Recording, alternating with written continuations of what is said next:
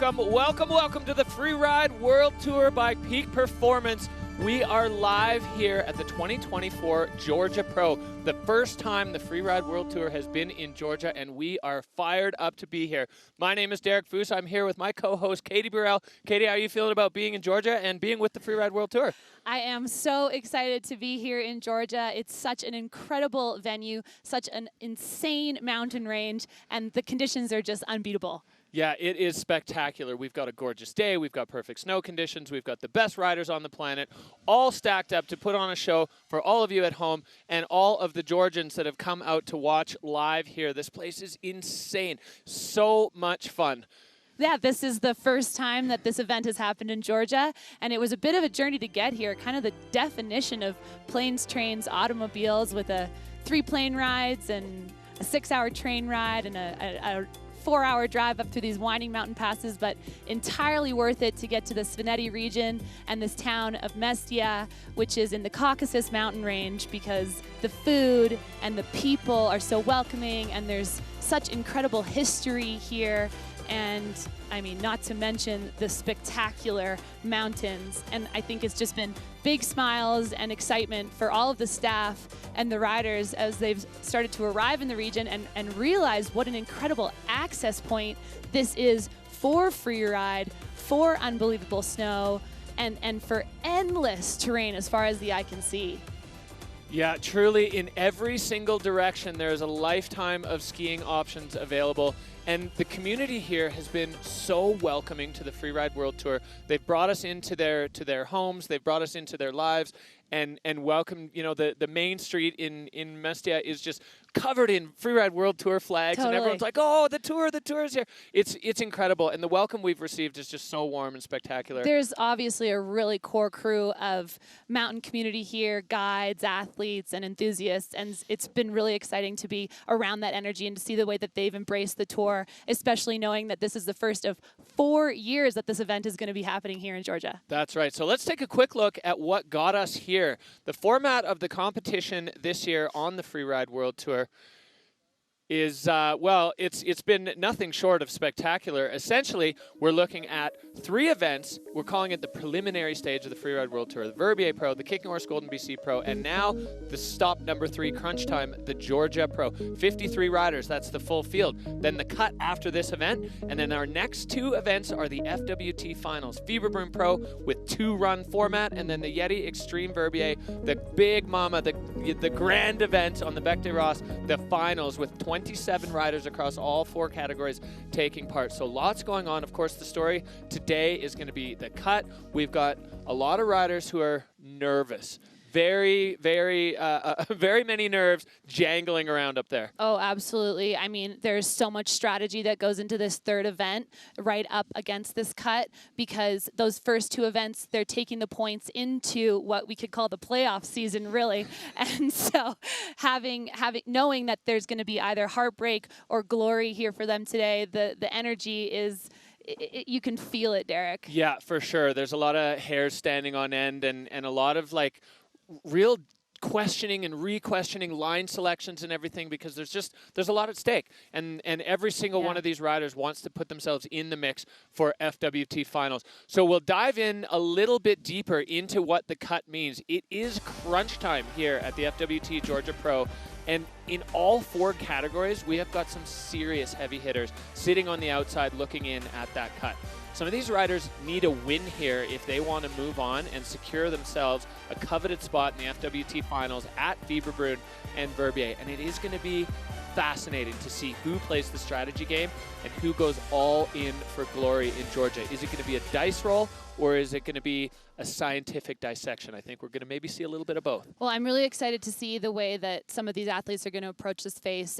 There's definitely choices you have to make up top, and there was a lot of sort of discovery in the face check yesterday, as well as what happened this morning with the forerunners and us starting to understand the way that the snow is performing under their feet. That was such a transformative moment when the forerunners, we had a skier and a snowboarder go, and both of them were shooting a spray of powder beautiful. Up into the air. The riders who were gathered around where we were standing, their moods just went whoop right through the roof, and they're like, oh, it is on. We knew it was going to be good. Yeah. And one thing that the organizing committee has done is they have had 0 forerunners on the face because they figured the tracks, if they were made, were going to set up. So they wanted to do the forerunners today to allow for basically soft tracks. Well, we're really high up, Derek. We're at 3150, and so it stays cold overnight, and so the snow quality has been really nicely preserved. But you're exactly right; those tracks would have gotten hard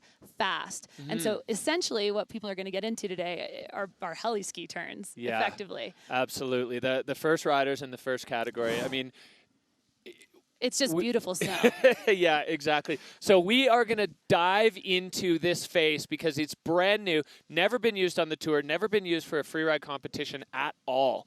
So it is the Krawczak face here in the Tenoldi Ski Resort, and it's going to be the proving ground for the FWT Georgia Pro today.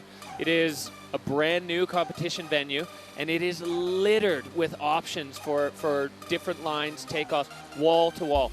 And this year, it is absolutely caked with snow, so the riders are fizzing to get after it. So 3150 meters elevation. Some of the sea level dwelling riders are gasping on the hike up yesterday.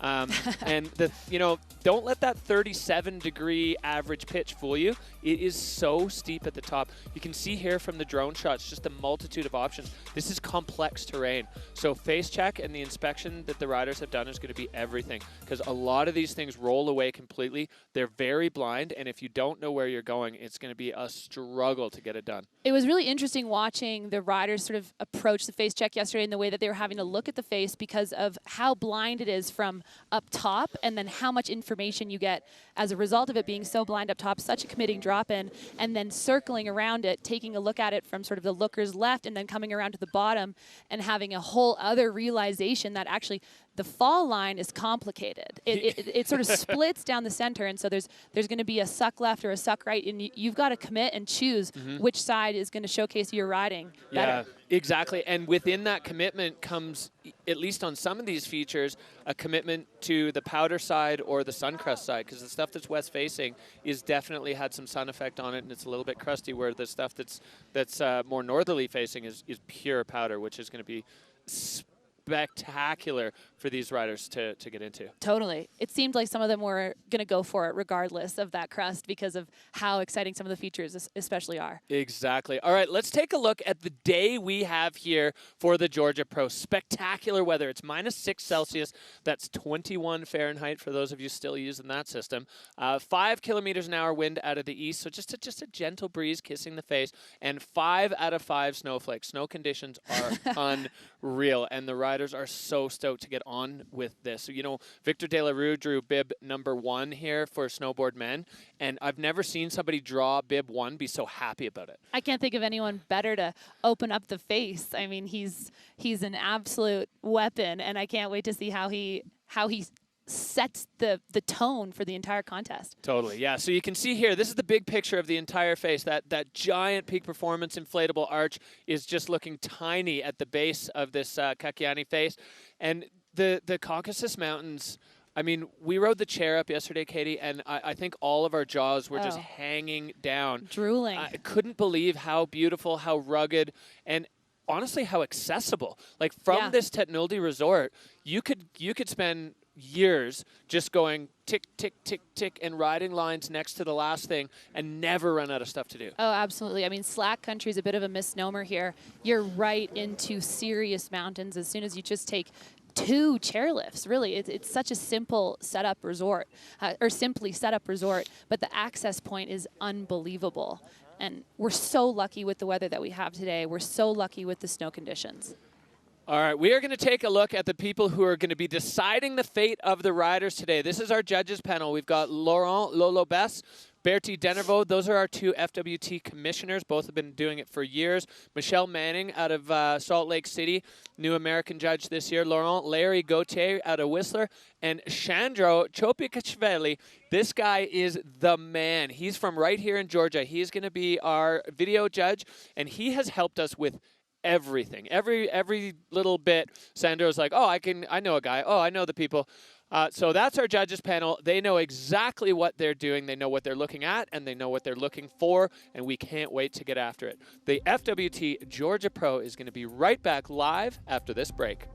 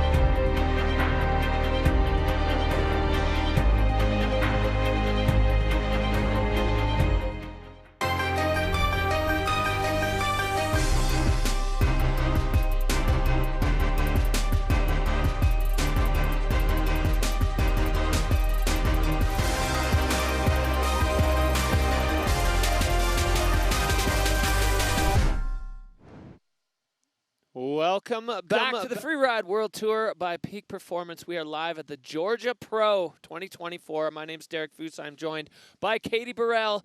And our next category, of course, our first category is snowboard men on this gigantic face in Georgia. The first time we've used it.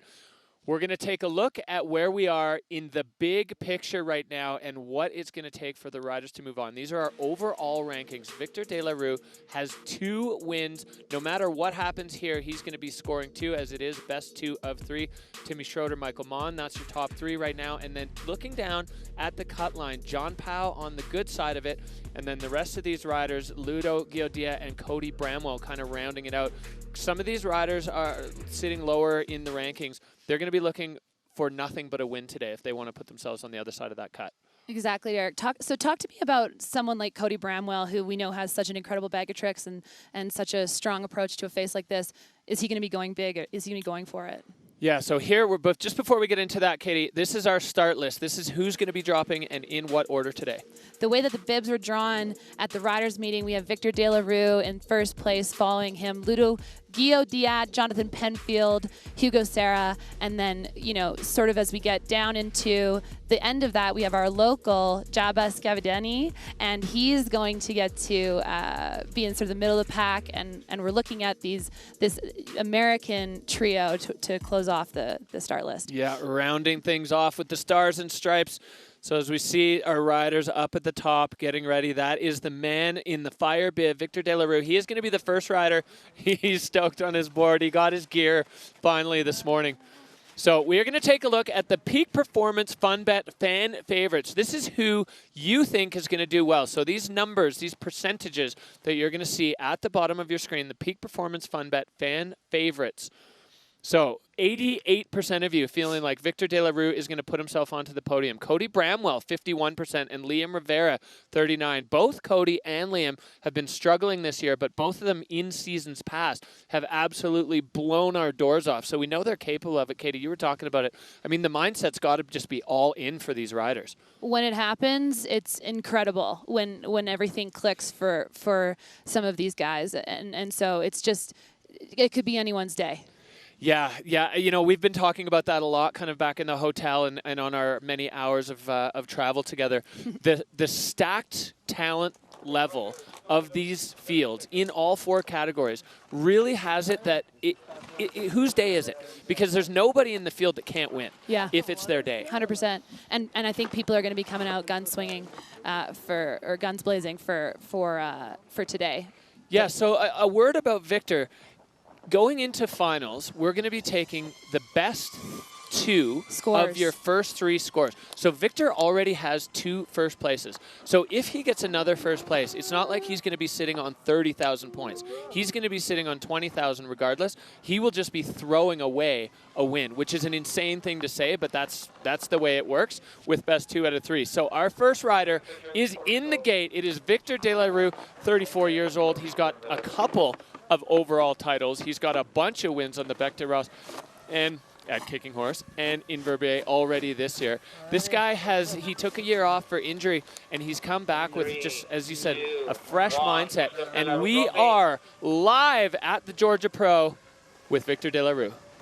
He seems unbelievably relaxed to open up the course today, making his way along the cornice and getting a push from a buddy before he finds exactly where he wants to drop into the face. Well, I love this. This is teamwork, and in the riders' meeting they said snowboarders can get a bit of a boost at the top. So Victor taking advantage of the human bungee cord there, and this drone shot gives you such a clear view of how steep that is. The cornice drops right away to rocks, and Victor de la Rue looking over the edge of the abyss here at the top of the venue. It is so blind, Derek, and he has got to be lining something up here because he's taking his time and making sure he's positioned exactly where he wants to be. I can't wait to see where he goes. My heart is pounding. I think I'm probably more nervous than he is. All right, well, hands go up, and Victor bomb dropping off the cornice and starting things off with a double.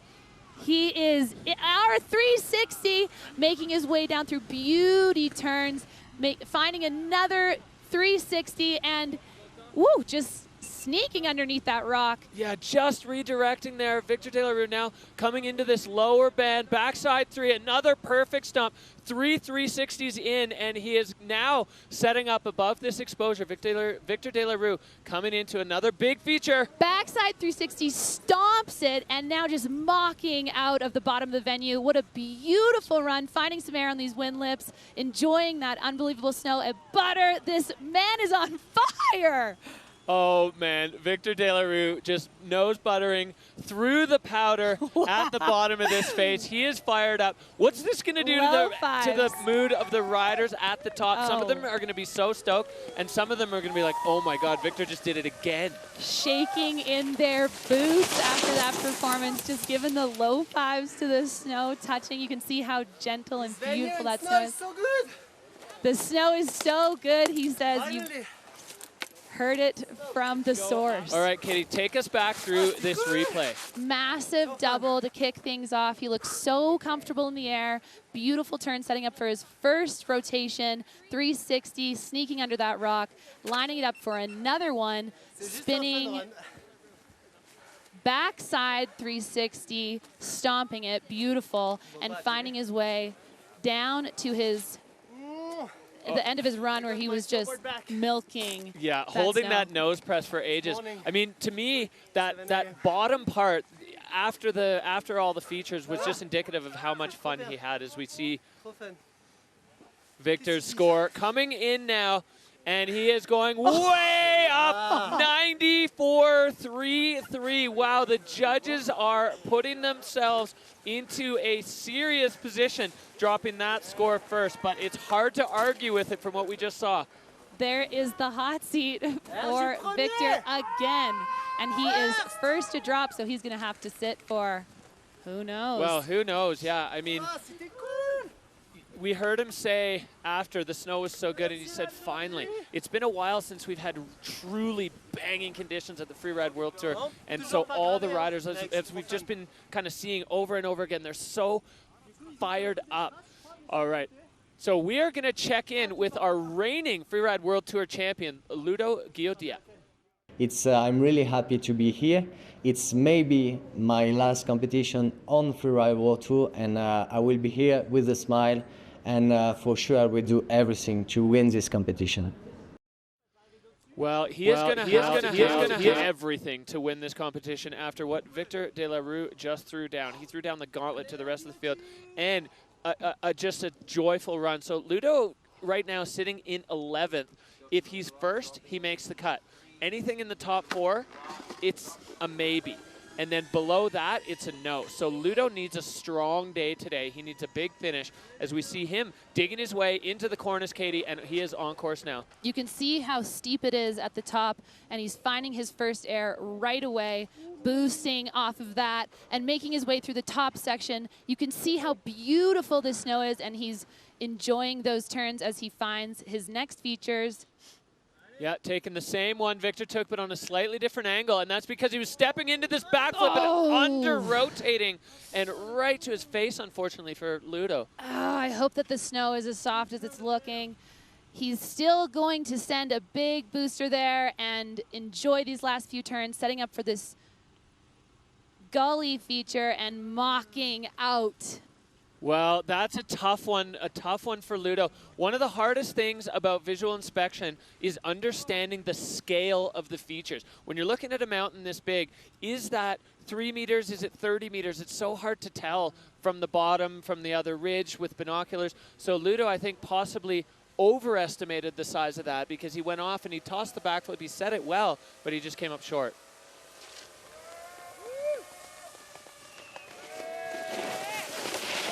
Cheers from his buddies in the finish corral there. You can see the snow in his beard from taking that unfortunate hit to the dome. Straight to the dome. So big hugs for the French compatriots here. And we'll take a look back, Katie, at what happened here in Ludo's round. So he sets up this first hit, and then he rolled into this sort of smaller feature to get into where he wanted to throw this backflip. And it looks almost like exactly what you're saying, Derek. It was not as big as he thought. Yeah, because he set it hard. It wasn't like he laid it out. He set it hard and he rotated quickly, but he just didn't have enough air to get it all the way around. I think lucky for Ludo there, the snow was pretty soft. He was able to drive his head in there with not too much consequence. He also had to put in the takeoff onto that feature. That's a very good point. So 32 points for Ludo Guillot-Diat. As I was saying before, he kind of needs to be above fifth today if he wants to make the cut. So he's put himself into a bit of a hole there. Obviously, we've got a bunch of really talented riders at the top still in the snowboard Ben's field. So Ludo Guillot-Diat now at the mercy of the other riders. As we see, again, the big picture of this Cache Valley face. It's so beautiful. It's so rugged and just caked. They've had a ton of snow this year. Yeah. And not even the most snow in Georgia. You know, there are other sections of Georgia that have even more, but the snow quality is absolutely spectacular. Beautiful sunny day. As we go back up to the top to Jonathan Penfield. He's sitting on a 4th and a 9th in 6th overall. John Pau has had an epic. He was in Munich last night with no equipment at all. He's in a bit of a cobbled together kit. He's got his own boots, he's got his own jacket, and everything else is pieced together from the rest of the crew. So John Pau on course now. Heading right into those blind rolls. If there's anyone that can just show up and make it count, it's Jonathan Penfield, boosting off that blind roller and a beautiful backside 360 to open it up. Smooth sailing here for Jonathan Penfield as he comes into this sun patch on top of this rollover. You can see just how blind it is. John airing off that section and onto his feet, so keeping it clean so far. Such a beautiful rider, nice shifty right into that sun pocket and making his way down through the guts of this gully, finding some more features and making them count. Yeah, now back over into the section where we saw Victor go with the first run. He's got Victor's track, so he knows it works. Big backside 3, connecting Jonathan Penfield. He got here at 2 o'clock in the morning last night. He's not even been in Georgia for 12 hours yet, and he has just laced this thing, and he's not done, Katie. Knowing what Jonathan has been up against and seeing the way that he is riding just further confirms this man as one of the most impressive snowboarders in the field. Wow, what an absolutely spectacular. I'm shaking. He's just white rooming himself at the end there. John Pau, truly like against all odds.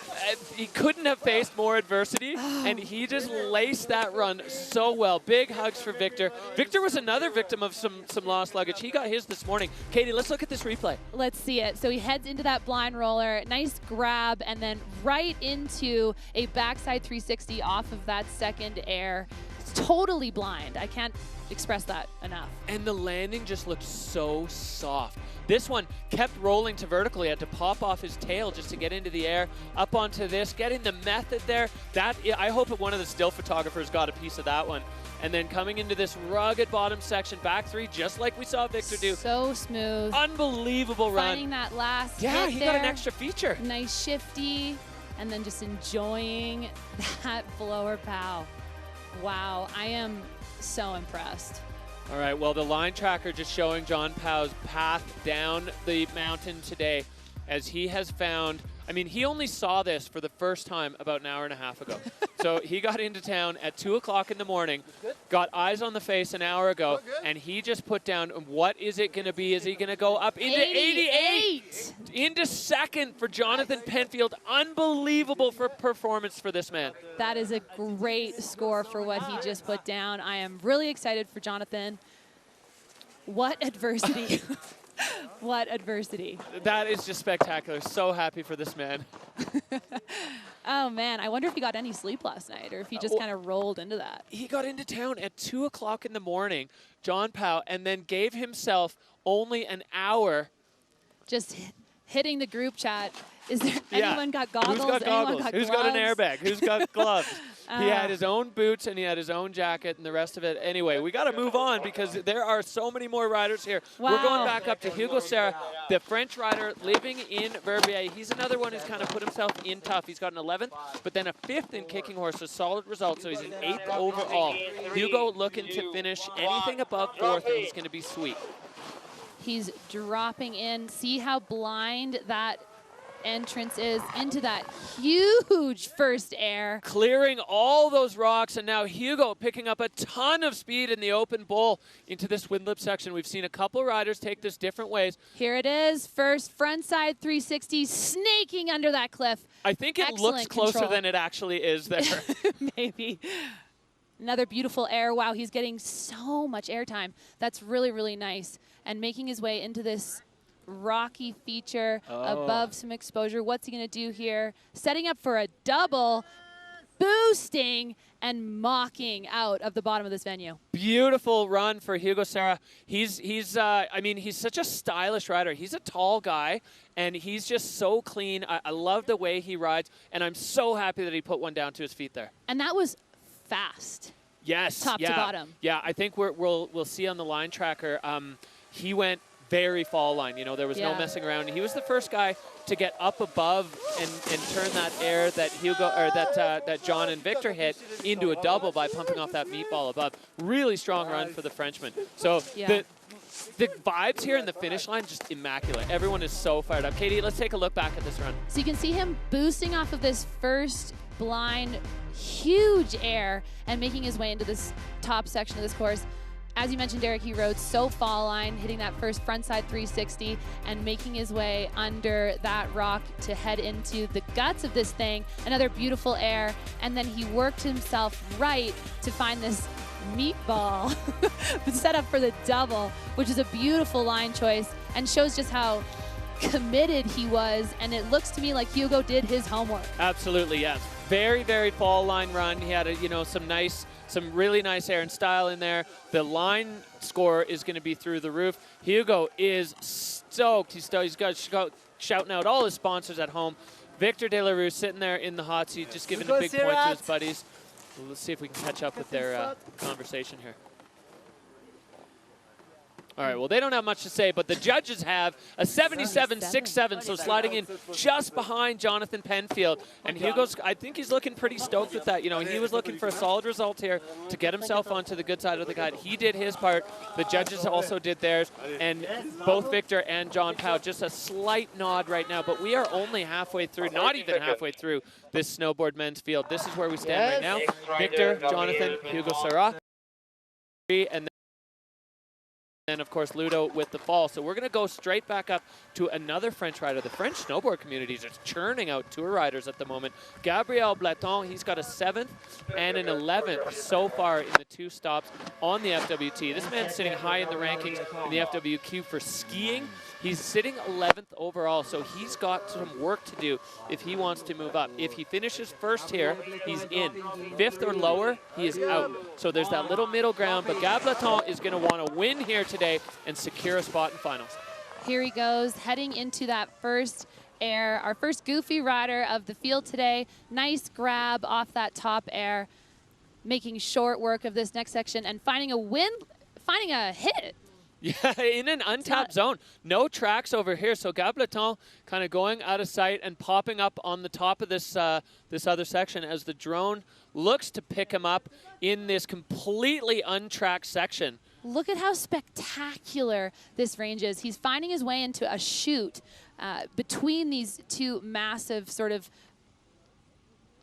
Like towers, the rock towers. Towers of terror. Towers as Gabriel Bletton now getting himself into an extremely technical zone, heel side, over all those rocks. Katie, that was huge. Massive. So much control in the air, so smooth, and setting up for a double with a big grab. Oh, yeah, Gab doing exactly what he needed to do, popping off that wind drift at the bottom. So this is what we talked about in the face preview. The diversity of line options on this face is wild, and the judges are going to have their work cut out for them because that was really different, but also really good. Really interesting. That was our first goofy rider of the field, and he actually did choose to trend left, and he found a lot of really playful stuff that really worked for him and the direction that he's riding. Yeah, exactly. Giving himself the benefit of riding in a direction that's going to go better for a goofy rider. So showing how savvy this guy is, knowing exactly kind of where he wants to be on the mountain to showcase his riding. How to work the face and really get the most out of it. Oh, all right, let's take a look back here at Gab's run as he was big right off the top. Beautiful first grab off that roller, making his way towards the left part of the face, finding a hit, and then directly into this wind lip, which the drone lost him for a moment, and he boosts off it. It's a 360. Oh, yeah, we didn't see that on the original, but the backside 3 there for Gab Bletton. Oh, it looks like he went down. He did, yeah. Oh, okay, so we didn't see that at all. So making up for it there with that huge air at the bottom. I know that if we saw it, the judges saw it too. They're watching through the high-powered binoculars from a perch way up on the other side of the valley. And then Gab getting the nose grab there. So unfortunate for Gab Bletton that he did go down there on that backside 3 on the windlet. The windlet must have thrown him, you know, it's hard to understand those things until you're really in the air. Well, and I think also there's a big factor of you're the one putting the track in. 100%. Off a cliff, it's kind of fine, but any of those wind features that you're looking to use as a jump, if there's no track and you're the one doing it, your board can bog down in the snow a little bit. Maybe you don't get as much air as you thought you were going to. So that's going to be a big benefit for the next person to go through there, but unfortunate for Gab Bletton to have to make that sacrifice. Yeah, it's going to act more like a rudder. And here comes the score, 51, putting him into 4th place. So Gab Bletton just ahead of Ludo there, but a 51. He's going to be in deep with the rest of this field. So big hugs. Yeah, the riders, the camaraderie from this group is so tight. They really are a family. As we are moving back up, we're making our way through this field, just about halfway through now. Next rider in the gate is going to be the Austrian Timm Schröder, and what a rookie season he has. 2 finishes, 2 third places. The man sitting in 2nd overall in his first year on the Freeride World Tour. He really battled some adversity to get onto the tour. He was badly injured, half man, half metal, as Anna Smoothie has called him. Anna, a good friend of Timmy's, and Timmy's just he's such a huge part of the community in the snowboard world, and now he is sitting so high in the rankings. Timm Schröder getting ready to knock one out of the park here in Georgia. Taking a moment before he drops in and lining it up for this first cliff. Huge grab. He's moving fast. Yeah, the snow looking like it's running fast. Hit as Gab, but it threw him off center in the air, and now he's making his way, also trending left, lookers right, Yeah, so Timmy just getting caught up in that lip, unfortunate. And he's down again on that same wind lip that took Gab down. For all you Timm Schröder fans, he is one of only 2 riders in this men's snowboard field that's guaranteed to make the cut. So this one is going to just be Kobe'd into the bin, and he's going to keep his 2 third places and be moving on to finals. So while it's unfortunate not to see Timmy get to play his whole line out for us here, but he's still sending, though. Back-to-back 360s down through that chute, showing us really what he's got, a beautiful butter. Yeah, I do need to correct myself. In the start gate, I called him Austrian. Timmy is German, but living in Austria. Copy. Well, we still got to see some of Timmy's spectacular riding, in particular those back-to-back 360s in that right-hand chute there, or sorry, left-hand chute there. But that wind lip took him down, as did that little hit. So a couple of wipeouts for Timmy, and he's front-rolling, somersaulting into the finish corral. Yeah, so as much as the conditions are spectacular, there are definitely some tricky bits, and we've seen a couple of riders struggling with some of those windlip features. We'll see if the later riders benefit from the track put in by these guys. Katie, you could take us through here as we look at the replay. Strong off the top for Timm Schröder. Yeah, really nice in the air, Derek, and he makes his way skiers left to this first hit that it looks like he was lining up for a spin, and it just looks like the tip of his board took him. Totally, it went right into it instead of going up and over it. And then Tim spinning into this chute. That was a heavy move because it's steep up there. And this is his second 360, getting lots of air time, making his way. And this is just like nose butter or tail.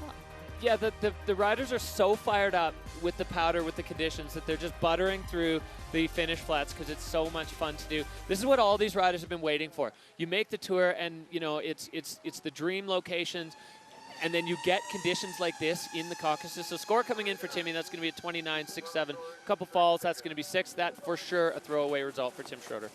But luckily, Tim does have those 2 awesome scores, 2 second place, or sorry, 2 third places. He's going to finals. In second, he's going to the playoffs, baby. All right, let's go back up to the top where we are going to have American rider riding out of Bozeman, Warren Doyle. This guy has been on fire. Another rookie who's been riding really, really well. He's got a 5th and a 4th, sitting in 4th overall.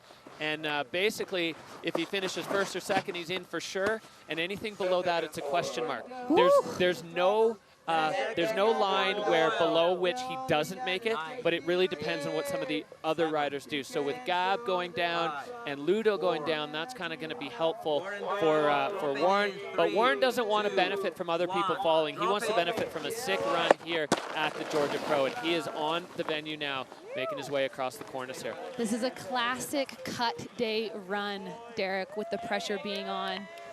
He's getting a push from his buddy to get out to that same drop-in that we saw Victor De La Rue take a little bit earlier, and he's in. Wow, right into a chute, airing huge off of that I thought he caught his toe side edge on the edge of the cornice, but I guess that was just him hopping in. Hopping in. So Warren Doyle is now making his way to it. Beautiful backside 360, so clean. Mocking down through the guts of this thing, finding a sun-kissed wind lip and getting such a nice air into that chute. Yeah, so we're seeing him come into the same zone that played so well for John Powell and Victor. Opting for a straight air there. Warren Doyle going just absolutely wide open throttle all the way down. For sure the fastest run we've seen so far. So clean edge to edge. This guy's a technician on his board. I love watching him ride, and especially love watching him ride powder. Brakes were off on that one. What a fast, smooth, clean run. It looks like maybe at the very top he might have caught something getting in, but otherwise spectacular. Yeah, and if he did, he handled it like the pro that he is. Truly. So you can just see, I love to see the riders catching up with each other at the bottom. So good. Yeah, so good. So good, they're saying. Reports here in Georgia are strong. Yeah, reports are in. So Warren Doyle just cleaning off the board. Katie, have a look at this replay as we see him hopping in. So it's just so steep, Derek, and so committing. And he puts a turn in before he lined up for that first big air, so he's nice and controlled. Making his way down to find his first feature, this wind lip, getting that nice grab, shifty in, and then heading over into this bottom zone where there's nice big airs. Yeah, 360 in there, we got a spin, we got big airs, we got grabs. He's got all the elements for sure, and then the playful part, just bouncing like the Energizer Bunny across the flats, enjoying the sparkly POW experience. Warren Doyle, so fall line. Fluidity going to be absolutely through the roof as he just pinned it down this face. So we see there. Hi guys, thank you for watching. Family, Kayla, Emma, Matt, Ben, Sam, the boys, the Stone, baby. All the folks at home. Middle of the night back in the US of A. All right, here we go. Score coming in for Warren Doyle as it moves across. It's a 75-3-3. So Warren sliding into fourth. A solid performance there for the young American rookie. And we are just seeing run after run of excellence here on this face. What a stacked field, Derek. These are incredible athletes, and it's just so exciting to watch. All right, well, we have an exciting addition to this stacked field. This is our local Georgian wildcard. It is Jaba Skhvediani, and Jaba absolutely no stranger to snowboarding. This guy, his good buddy Sandro described him as the guy you kind of love but sort of hate at the same time. He's awesome at everything he does. He's 27 years old. He's only been snowboarding since he was 20. He competed in Georgia last year at the World Championship of Slopestyle, and now he's out here at the Freeride World Tour as a wild card. Jaba on course. Home range, home zone, home turf, and home court advantage, as he has probably lapped this thing time and time again. Just getting caught up on that first air and going down. So Jaba clearing the snow out of his goggles, kind of going for those wind lips that we've seen again and again, taking a few riders down. Now Jaba, you can see no tracks in here. This is completely unridden zone, and launching behind into the couloir. Boosting again into the guts of the center of this face and finding a beautiful, beautiful patch of snow there. Another huge, nice air. And yeah, kind of taking that as a side hit almost, just a little bit off. And then he's riding in the shade. This is really smart. This is showing that local knowledge. That line of sun on the left side of it. And we do have another featured. But Jaba getting bogged on the in-run, unfortunately, there for the Georgian wildcard. It looked like he was picking up a ton of speed, looking for something big on that last feature. There's definitely a really nice air that he had lined up, Derek, for that final feature. But some sort of hiccup heading into it. You can hear the locals just chanting his name. This guy is beloved in this area, this part of the world. He's local Georgian. He's so good at snowboarding. Also, Sandro's saying he's just as good at skiing as he is at snowboarding. He's one of those freak athletes, it sounds like. I mean, to start snowboarding at 20 and to be able to have that kind of skill. Yeah, riding in the Slopestyle World Championships at 26 and then the Freeride World Tour at 27. Translating it to powder, apparently skateboarding, BMX, football, anything he does, he excels at. Well, high five there for our hot seat man, Victor De La Rue. Not going to be troubled by that one. We can kind of have a look back, Katie, at where he got caught up on this landing. Yeah, I think that there was not as much of a lip there as he thought, and so he didn't get quite that boost that these guys would be looking for off of a feature like that. However, this one served him well, and then heading into this massive air into the main chute. Yeah, I like the way he took that off the side, kind of using it as a bit of a hip and keeping himself over on the rider's left side in the shade, in the powder, and then that was just a heartbreaker. Absolute heartbreaker. All right, well, so stoked to see the Georgian wildcard riding the face out here. I don't know if you could hear it at home through our mics, but they were chanting his name as he came into the finish. So this guy, you know, he's out here having a good time, representing the freeride community of Georgia, and he is all smiles in the finish. All right, score dropping for Jaba. That's going to be an 8 so far with 25 points. Clearing the board off so everybody can see those sponsors. Got to make sure the sponsors are happy when you're on the Freeride World Tour like Jaba is, and he is at home. Big smiles at the Georgia Pro for the Georgian rider. All right. Having a good time. Yeah, we head back up. This is the big picture view of this face, an absolutely glorious venue for the Freeride World Tour. Victor De La Rue, Jonathan Penfield, Hugo Serra. That is your top 3 so far, but still plenty of talented riders still to have their say today. Our next man out of the gate, riding out of Verbier and doing it for Switzerland, Liam Rivera came onto the tour with a splash last year, and this year hasn't quite had the luck, but he's got a 10th and a 6th. He's sitting in 9th overall. If he wins here today, he is guaranteed to make the cut. Anything above 5th, it's a maybe. 6th or below, he's out. So Liam has his work cut out for him here as he pushes out of the start gate to get his campaign underway. We've seen what those top 4 runs look like, Derek. So for Liam, he knows what he has to put down. Dropping into the face and heading for this first cliff, lining it up. Cross court Backside with the 360. slow speed bomb drop 360. Beautiful landing. Yeah, that Absolutely was textbook. perfect. Now Liam going way out. He's following a couple of the tracks from the early riders. Finding another spin and making it look so easy, making his way down. A third hit, backflip. Yes, Boom! Liam Rivera. So clean. Perfect connection. Catching control now as he comes in below the Hugo Serra meatball. Massive. Launching side court off this one and turning it into a double. I wondered if anyone would get over there. Liam lacing that. That was a spectacular run from the young Swiss rider, and you can see the body language. He is fired up. Oh, just a little gentle claim, having his moment. That was a spectacular run, Derek. Yeah. He really put it down. He made every single feature count. He sure did. And a lot of the other riders on that wind feature in the middle had trouble getting maybe as much air as maybe they wanted to. Could be benefited from the track, but Liam putting a huge backflip in there. That was unreal. I'm so stoked for that. He's got to be stoked as well.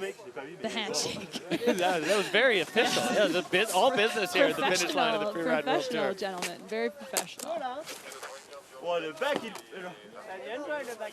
All right, Katie, this replay, what a great run from Liam Rivera. Now, we now know that he moved into that one a little slower so he could set up that backside 360 to start off his run and making his way to the second feature where he got another front side 360 in before making his way sort of cross court to find this other feature where he threw a backflip.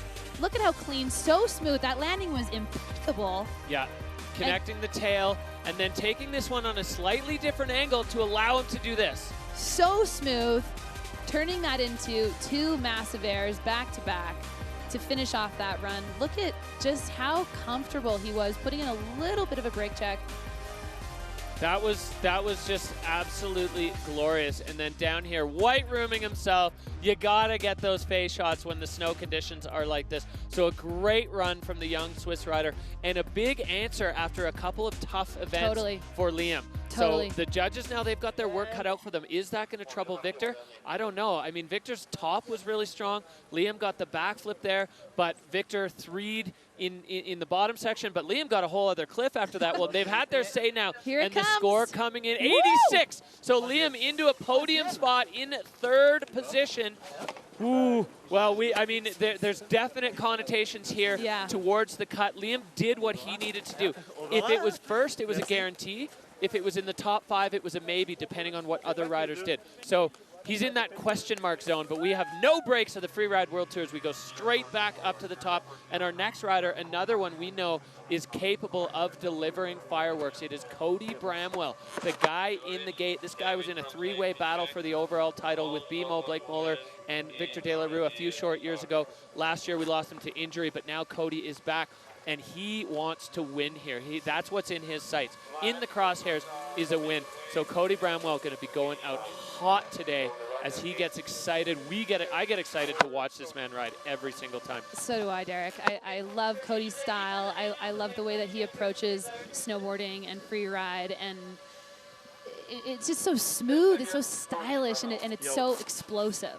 Him and Blake Marshall have been roaming around together, filming Krusty TV. That's their Freeride World Tour web series between the two of them, and I love watching these guys get after it. But Cody, yeah, he's an exciting rider to watch, and he hasn't really had the year that he expected, that we expected, with a 12th and an 8th so far, sitting down in 12th. So Cody, you know, he just wants to show, I think maybe more than a result, he just wants to show some real Cody Bramwell riding today.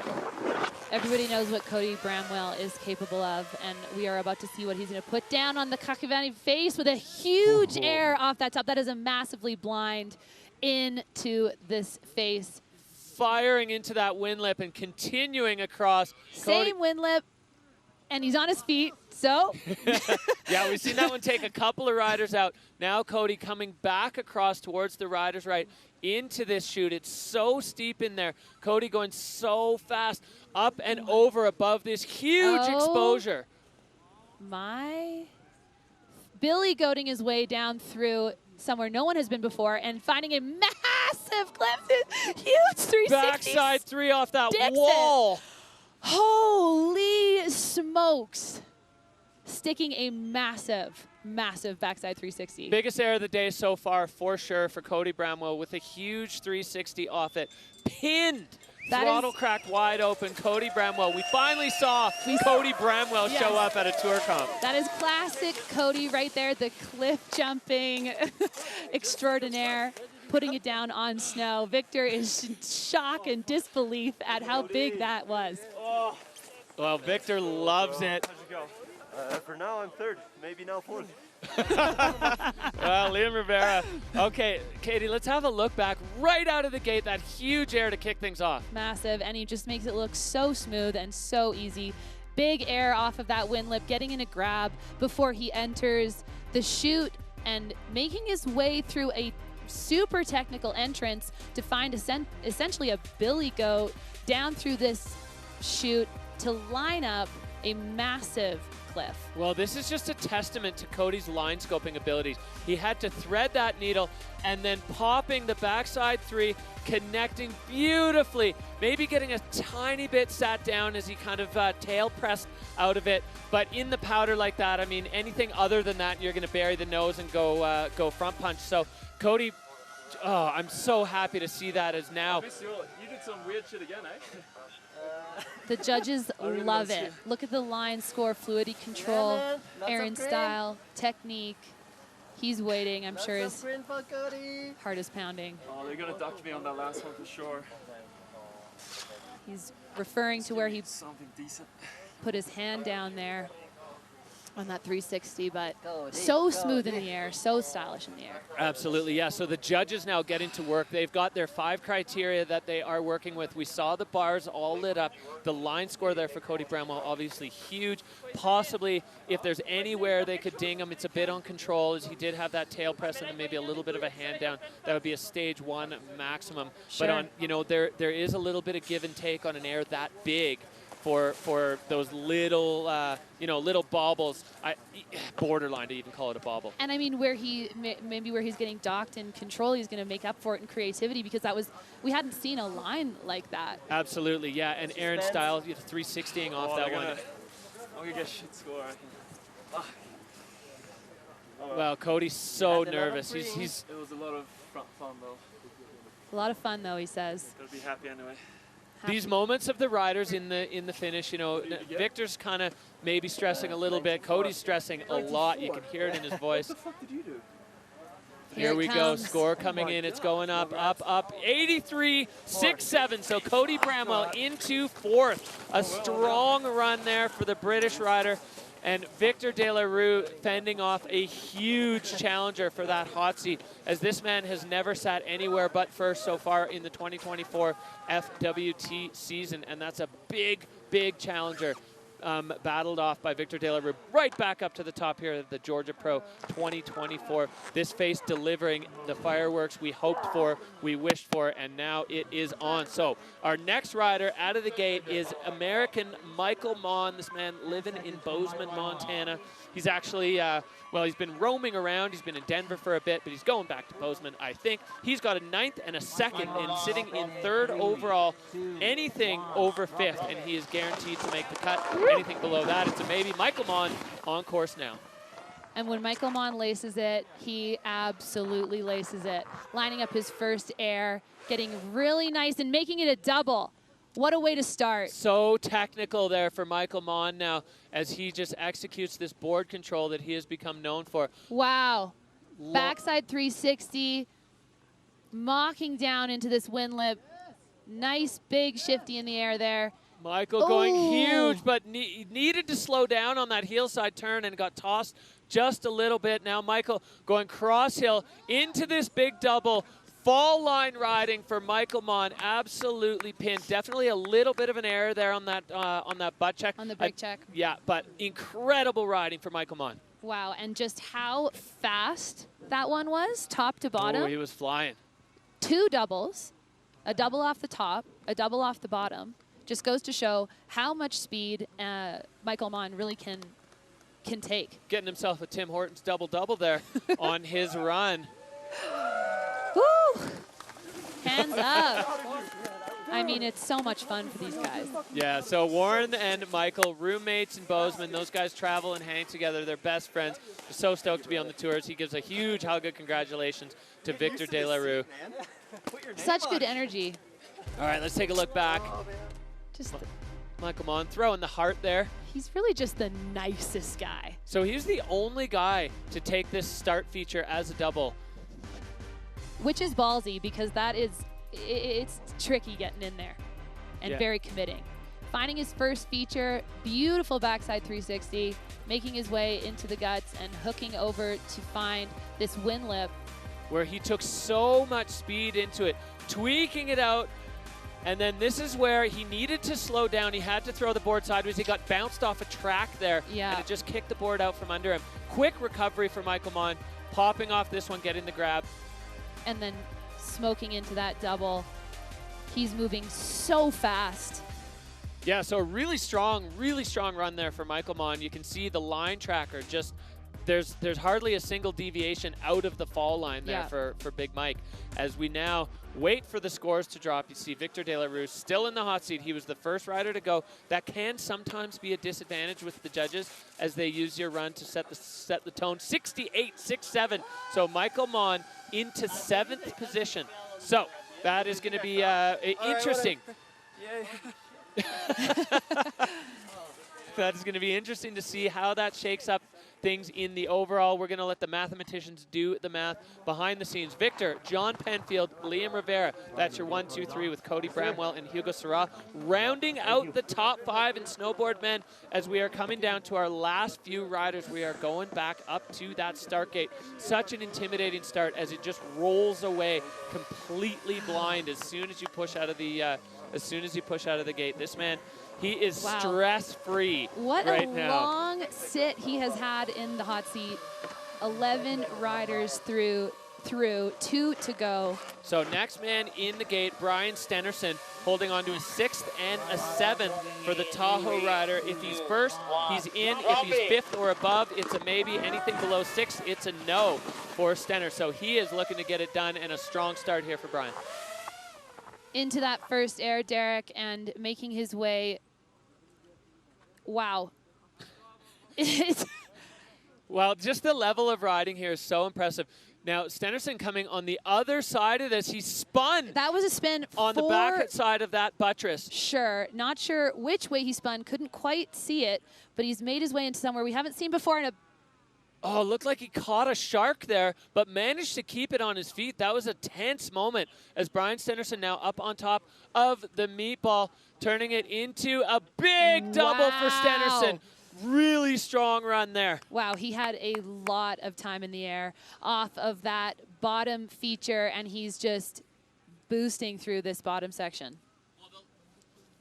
The level of riding that we are seeing from the snowboard men here across the board, nothing short of what we expected. These are some of the best riders on the planet, and out here in Georgia, way out in the Caucasus Mountains, and throwing it down in these magical conditions. These guys, this snowboards men's field has put on a show to kick this event in Georgia off. I think I have second-hand adrenaline. Like I'm having like an adrenaline rush, and I'm like downloading an adrenaline rush from these guys.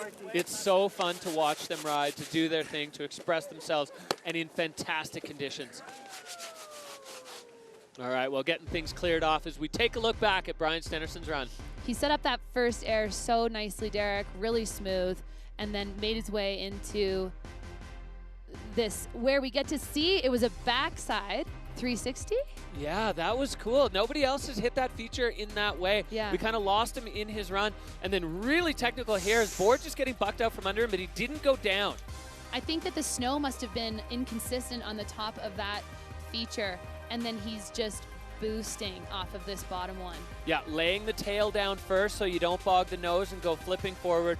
So solid veteran riding from Brian Stennerson. Brian winning the Challenger Tour last year to earn his way onto the Freeride World Tour this year, and he is all smiles. Shout out, Donger Party, Ashley, the dogs, everyone. The dogs. The Georgian dogs are... Shout out Victor, opening it up. Well, and his dogs. All the dogs. All the dogs. Stennerson, a big fan of the dogs as we wait for that score to drop. Another solid ride from the snowboard men's field. This has just been fireworks, electric performances top to bottom. As the judges now getting to work, they got to figure out what they want to do with that. You know, there's so much at stake here, and the judges just looking at every category and how the riders fulfilled the 5 categories. And, you know, each one of them matters, and it matters on its own, but of course collectively, as this is overall impression judging. So all those categories coming together to form the overall impression score. Victor De La Rue sitting in the hot seat, and Brian Stennerson sitting in that extremely nervous position as he waits for his score to drop. It is a 69.67, so that is 7th for Brian Stennerson. Wow, incredible moments here for all of these riders in the snowboard men's. Katie, this is our first category, and we're already just like getting so fired up. Well, Derek, this just goes to show what these athletes can put down when they have these kinds of conditions that we currently have here at Tetnildy Ski Resort in Georgia. Absolutely, and there is one man to go. Holden Samuels. Holden living in Salt Lake, growing up at Big Sky. We were talking about it, what a small town Big Sky was when he grew up there, only 80 kids in his high school. And Holden now living in the teeming metropolis of Salt Lake City. He's got a 2nd and a 12th, so he's checkers or wreckers for this guy. Holden Samuels now on the face. And he's opting for sort of that first blind into the course, or blind roll into the course. So really nice turns here for Holden. Yeah, smoking through that top section. Lining up this first hit, big backside 3, so clean. Back across to this wind lip that's seen some action. We saw the Liam Rivera backflip, tweaking out the method there. Holden Samuels back into the fall line. This area has seen a lot of action. It's so interesting. Oh, no, he's going a different direction. Holden Samuels going out into the sparkly powder. Oh, look at those turns, Derek. Yeah, now he's coming across. We saw Jaba get taken out on this approach to this cross-court feature. He's got the speed. Holden, no problem, just rolling through that like a BMX jump. And now he is free and clear, getting another beautiful natural feature, connecting with the transition perfectly for Holden Samuels. That was a really fun run to watch, Derek. He really made use of both the left and right side of that chute, or that gully, and showed us just that sort of comfortability he has in the air. Nice. Really good snow. Really good snow. Oh, the rider's just having a blast out here on this face as we look back at Holden Samuels' run, kick things off with a bang up top. So he nails this first air into the course, making his way to this feature. Beautiful backside 360. So smooth. And then go ahead. The heel side turn after that, just so impressive. Yeah. And then I love this, the method with the smoke cloud just lit up brilliantly by the sun. Oh yeah, that's gonna be a moment that we will not forget here from the Georgia Pro. And then Holden managing to make this work where others have not. He's smooth, Derek. I mean, this guy has a lot of style in the air. Yeah, the board handling skills, the style, the power and strength, all combining to put down that beautiful run there for Holden Samuels. So that was the last man. Wow. What a What an open. Yeah, such a strong way to kick off the Georgia Pro 2024 as Holden's score coming in now, going up into 71.33. So that's going to be 7th place for Holden Samuels, as now it starts to crystallize a little bit the picture of the event results. Holden Samuels going to lock down 7th. That means, of course, unofficially, Victor De La Rue taking another win. 3 for 3 for this guy, and he's going to be throwing away a first place, as we're going to take a look at what happened here with the event results at the Georgia Pro. And here they are, Derek. Cool, thank you. First place, Victor De La Rue. Jonathan Penfield sneaking into that 2nd spot. Liam Rivera with the 3rd. Strong, showing super close, you can see in that 2-3-4 for Cody Bramwell.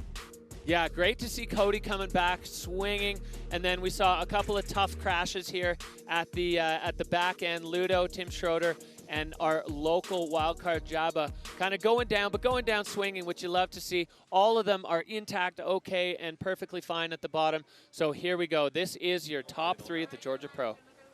Spectacular runs from these 3 gentlemen. So in 3rd place, Liam Rivera. 2nd place, John Penfield.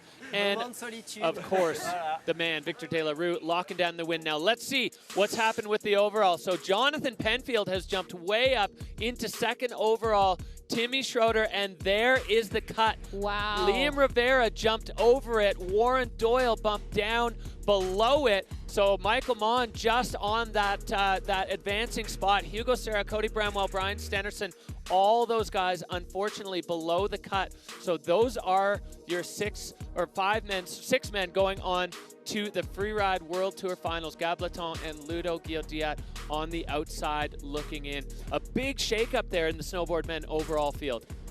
I mean, we can see that what Liam put down today, what Jonathan put down today, really was a game changer for both of them heading into the finals. Absolutely.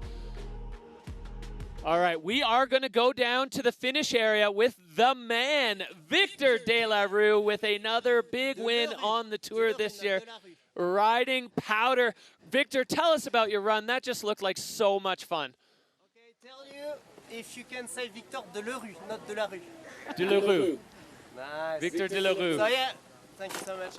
Honestly, super happy to be here in a place where it's so different from home. Everybody's super happy to be here. It was just a bit tough to get the gear.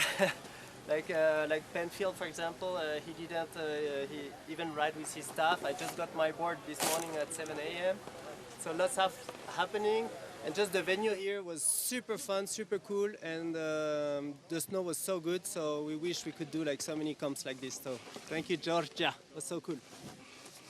Well, a huge congratulations to Victor. Incredible riding out there, and another win for this man at the Georgia Pro. Huge congratulations to Victor. Merci, mec.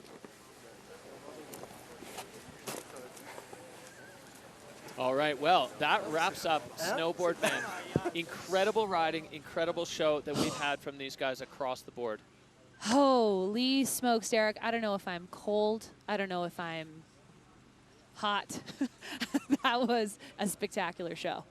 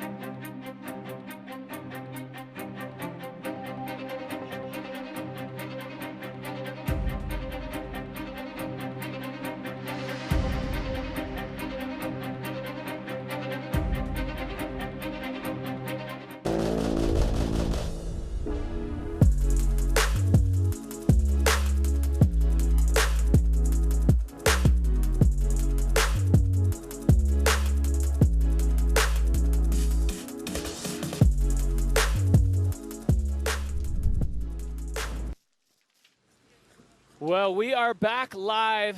It is the Freeride World Tour by Peak Performance. We're at the Georgia Pro 2024. My name is Derek Foose. I'm here with Katie Burrell, and we are bringing you all the action live. We've just wrapped up snowboard men, and now it is time for the snowboard women. This is the overall picture right now. Anna Martinez, the French rookie, sitting in first place overall on 18,000 points. Estelle Rizzolio, another French rider, close behind in second. Núria Castán and Erin Sauve rounding out the riders above the cut. Marissa Krawczak and Tiphanie Perrotin going to be looking for big performances today to put themselves up onto the good side of the cut. We saw the snowboard men shake things up with some banging performances today. No doubt we're going to see the same thing from the snowboard women. Absolutely, Derek. The women towards the bottom of that are going to know that they've got the pressure on. And here's our start list for today. Kicking things off, Tiphanie Perrotin. Middle of the pack, we've got our current leader Anna Martinez and Erin Sauve to bring up the... Yeah, she'll I don't want to say rear, but... she'll be wrapping up the category. Erin Sauve, Canadian rider, you know, she had a tough one in Verbier and then came back swinging at home at Kicking Horse, so she's kind of put herself onto the good side. A lot of potential permutations and combinations of how this can go with the cut looming. It's crunch time, so the riders basically they're going to be swinging for the fences here. There's a few riders that need a huge result, there's a few riders that need a safe result, and there's a few riders that are just, they're good, they're safe. Two French riders, namely Estelle Rizzolio and Anna Martinez. They're safe. They're making the cut. So Peak Performance, Fun Bet, fan favorites. 80% of you are loving the French rookie, Anna Martinez. 65% of you feeling that Estelle Rizzolio will find her way to the podium. And Núria Castán, the Spanish rider, with 62% of you voting that she will make her way onto the podium today. So that's what you think. The Peak Performance Fun Bet, it's your chance to get involved, to have a say. It's basically fantasy free ride. So you get to log in, you go to freerideworldtour.com, make your predictions, and then see if they come true. Make sure you put money on it with your friends, or at least bet beer, because it is a lot of fun to have a little bit of skin in the game here at the Freeride World Tour. The Georgia Pro delivering everything we knew it would from snowboard men, and now the snowboard women's second category on the face. We've got a few tracks here and there that the riders are going to be able to follow, a few wind lips that now have established takeoffs. Some of the men putting those takeoffs in, kind of sacrificing for it. Absolutely, Derek, and I will just also mention this is another field that is absolutely neck in neck. It could be anybody's day, and I'm really excited to see how they throw down. Well, the first rider out of the gate is going to be your 2022 Freeride World Champion, Tiphanie Perrotin. She's a French rider, but she is living in Verbier. If she wins today, she makes the cut. If she is fourth or better, she might make the cut, depending on what the other riders do. If she is fifth or below, she does not make it. So lots at stake here for Tiff Perrotin. She is a Freeride World Champion, so she is very comfortable in those high-pressure moments. She knows how to do it. She's a fantastic snowboarder. The edge-to-edge, the air game, all of it, but she is the first one in the category, so that always comes with a handful of nerves. But Tiphanie Perrotin is well equipped to deal with those nerves. Look at the spectacular background of the Caucasus Mountains just lining that skyline as Tiphanie kicks out of the gate and gets her campaign started, and the snowboard women. Here she goes, Derek. She's one of those riders that I would say thrives under this kind of pressure, opening up her field and heading into the drop-in. Well, look at the size of this cornice. You can see which way the prevailing wind blows here in this section of the Caucasus. This is the big drop-in. Looks like she's just going to kind of ramp into it, plop in, putting a little bit of a butt down, and now she's going to want to make her way into this first feature. So she's boosting, getting her grab off of that first feature and mocking down through this top section. Beautiful turns, just a beautiful snowboarder, really. Lining up a juicy Tiphanie. One here. Nice cross-court hit. Managing her speed at the bottom there. Yeah, so Tiff now, there's no tracks in this section. So Tiphanie opening up a new section of this face, as it looks a little bit sharky there. Oh, yeah, a lot sharky. She's just exposed an entire rock face there on her heel side edge and airing down into the pocket. Another big air, Derek. And another one out the bottom of that blind chute. Well, Tiphanie, she's going to line another one up. Oh, beautiful. Stacking up the line score there for Tiff Perrotin as she comes over into the shade. This is smart riding, staying in the powder. Now you can see the difference. The snow changes instantly once you get into the sun. It does. Getting a little bit cooked there and then freezing overnight. The consistency is absolutely different on that aspect. She's making her way into this bottom tower and rolling off of it. All right, so smart riding there from Tiff Perrotin, the 2022 world champ, as she comes down into the lower apron now and enjoying the run out of all the powder as she crosses under that peak performance arch. And we are officially underway now with snowboard women as Tiff Perrotin has wrapped up her run. Incroyable. The reviews keep coming in for Tet Noldi Ski Resort on the Kakavani face here in Georgia. Bit of a butt check getting into this face, but it's a very steep entrance. Finding her first air, super nice grab, Derek, and then just smoking down through this first section before she lined up this sort of tower hit, finding a cross-court landing. I like that feature a lot. And then here's where she got a little, oh, it was just behind that, a little bit tangled up in the rocks, uncovering a bunch, but then managing a double out of that couloir. So line score strong, definitely going to be a bit of a docking control for Tiff as we saw her put her butt down. And then I like this little roll in, popping off and then transitioning down into that beautiful heel side carve through the powder at the bottom. Super smooth, really strong and stylish, Derek. And I will just throw props to her for regaining herself after having that shark come out of nowhere, really. Yeah, it's so hard when you're scoping. You just see powder. You don't know that that's only 5 centimeters of powder on top of nothing but rock. So Tiphanie, a little come-see, come-saw on that one as the score coming in at a 65 to set the bar for the snowboard women. So Tiff will take a spot in the hot seat. We'll see how long it holds on with the rest of these talented women still stacked up at the top. But Tiphanie Perrotin having her say now, is it going to be enough to get her across the cut? We will see what the rest of the riders do that are going to determine or have a big stay in determining Tiffany's fate here. Well, I would say the heat is on, Derek. She was really strong through that section, and we're heading back up to the top for Marissa Krawczak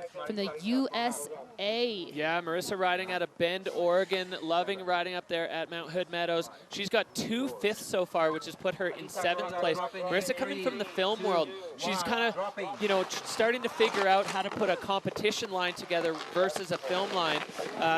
And I kind of feel like as soon as Marissa understands that, she's going to be lethal here because her riding, her technique is so solid, and she is making her way out over this teetering cornice. Once you're in, you are in, Derek. You can see how fast she's moving through that top section and staying on her feet, controlling that speed. Heading over into the sun, same sort of area that Tiphanie went. Yeah, it looked like Marissa got shot out of a cannon in that cornice drop in. And now into some of these features that really, and a 360 for Marissa. Clean. So really bringing the air and style game that we knew she had. We just haven't seen it yet, but now cards on the table for Marissa Krawczak. Look at that beautiful snow. She's making her way to her second feature here, lining it up and airing off of that really strong landing.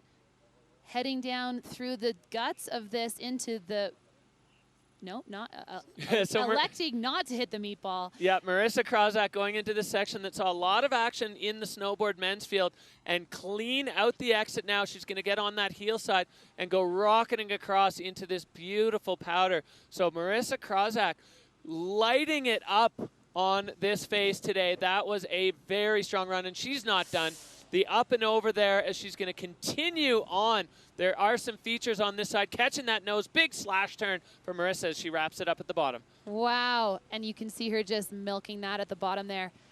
A 360, super smooth, so clean. I can't wait to see what the judges think of that. She must be so pumped. I think they're going to like it. I think they're going to like it, Katie, as she comes in. Yeah, it's safe to say. Well, Marissa just catching her breath here as we look back at what she got started out just firing into this face. Such a committing entrance, Derek. I know I've said it before, but she managed her speed really well there before she set up her first feature, which was a frontside 360, sticking it clean and then look at that. Oh yeah, through the white room too. She kind of barreled herself and then popped 360 out of it. So clean there for Marissa Krawczak, and this slash turn on the nose right at the bottom. It may have looked like you might think she should have popped off to that, but it's parking lot flat underneath it. That was definitely a solid choice not to just boost herself to doom at the very bottom of her great run. I mean, after sticking a spin, I would hate to have seen her go down on something like a feature at the bottom. Okay, here we go. The score coming in for Marissa, 71-3-3. So Marissa Krawczak going to be taking over the hot seat from Tiff Perrotin with that solid run. What a start. 2 super strong runs from the snowboard women's field. Love to see it. Marissa snaking into that hot seat, and Tiphanie making her way out. All right, well. Get comfortable. Who knows? The Dina Star hot seat, it hasn't seen a lot of changeover yet today, as we saw Victor sit there from start to finish. Woo. But Marissa, that pretty much summing it up right there with that very succinct statement. As we head back up to the top, our next rider, Spanish shredder, Núria Castán. She's got a first and a seventh, basically a win and a crash so far here on the Freeride World Tour. She is locked in. Anything above fourth, she's guaranteed to be in. Fifth and below, it's a bit of a question mark, but Núria sitting pretty with a win. If that seventh becomes a throwaway, then Núria's going to be golden as she kicks things off here. Looking to take 2 really strong scores into the finals, Derek. She is starting her campaign with an air that she went big on, finding a second air right off the top. Strong start. Yeah, love this from Núria as she's coming down now into this section that saw a bit of action from the snowboard men, checking up her speed, getting control, and into the gully. Nice and clean so far for Núria. And it looks like she got that grab as well. Little bit of a shifty. Beauty turns out through the guts here. Heading into a zone we haven't seen anyone get down through, and she found some air into this gully, doubling it up. Yeah, popping out the bottom. So Núria making the most of that terrain as she just plays with the sunshade line and picking up speed here on her toe side edge. Núria, the goofy rider, having, I think, a bit of an advantage going toe side across there and pulling back in the same little exit gully we saw Tiff popping through. Solid, solid riding for Núria Castán as she now makes her way through this sunny powder at the bottom. Little slash there. They can't resist. It's so fun. Why the would snow they? is so good. Yeah, they shouldn't resist. Heel side under the arch, and that is Núria's run wrapped up and complete. She really made the most of that, Derek. It was fun. So I love to see the smiles. All right, Katie, as we look back, she started things off really strong, airing right out of the start. She went big on that first one, Derek, and then sort of controlled her speed before lining up for that second one. So 2 hits right on that top section before she worked her way down through the gully sort of fall line here, getting that grab. Yeah, and then turning it into a little bit of a double there as she popped off, and then this lower section now rolling up and over and finishing the run off strong, carving toe side there for the goofy foot rider. So there's the line tracker for Núria Castán. As we said, she won in Verbier, so a really strong start to the season. Screaming at the top. Woo. Well, Núria catching her breath. This is physical, and we are high here, 3,100 meters. So score coming in for Núria as it goes into the 80s, 85, 3-3. So Núria moving into first place, taking the hot seat away from Marissa, from Tiphanie before that. What a super strong run. She was fast, she was fluid, and she really worked that face. Yeah, only 3 riders in, and we've already seen 3 hot seat transitions. I'm so like, yeah. I'm super stoked that you tried, honestly. Thank you. I don't know what to say more, but how was the rest of the run? It was all right. I did another air, and then I couldn't line up my bottom air. I just like. All right, well, Marissa there and Núria just catching up on the storytelling from their runs, as both of them just having a blast out here. The Georgia Pro 2024, the first time this face has seen competition in earnest, and it is delivering everything we hoped and dreamed about. Our next rider, she is a young Chamonix French rookie. This young lady, she's a previous junior freeride world champion, and she is just backing that up now on the tour. Anna Martinez, well, we're looking here at Núria Castán in the hot seat before we go back up to the start. Núria making sure the sponsor's well represented there on the Dina Star hot seat as she gets comfortable. But how long will she be able to be comfortable with such a field of talented women stacked up top? Here we go. We're heading back up to that precarious start gate at the very top of the peak here. Anna Martinez, our best rider. She's got a second and a first, and she is on course. Kicking things off, Derek, with an air into this face. Finding some nice turns and looking for that windlet, but unfortunately not getting enough speed, I think. So playfully sort of heading the other direction with it, getting a big beauty turn, making your way to the top of this feature here, sort of a spine air. Oh, yeah, and into that perfect powder reception. So Anna Martinez finding the best snow on the face as she just makes her way right down this central gully, popping over this bit of pepper. Anna Martinez now coming onto the far rider's right side. We saw a lot of action here earlier, and Anna Martinez now, it's steep there as she's going to pop over this final feature. Here it goes.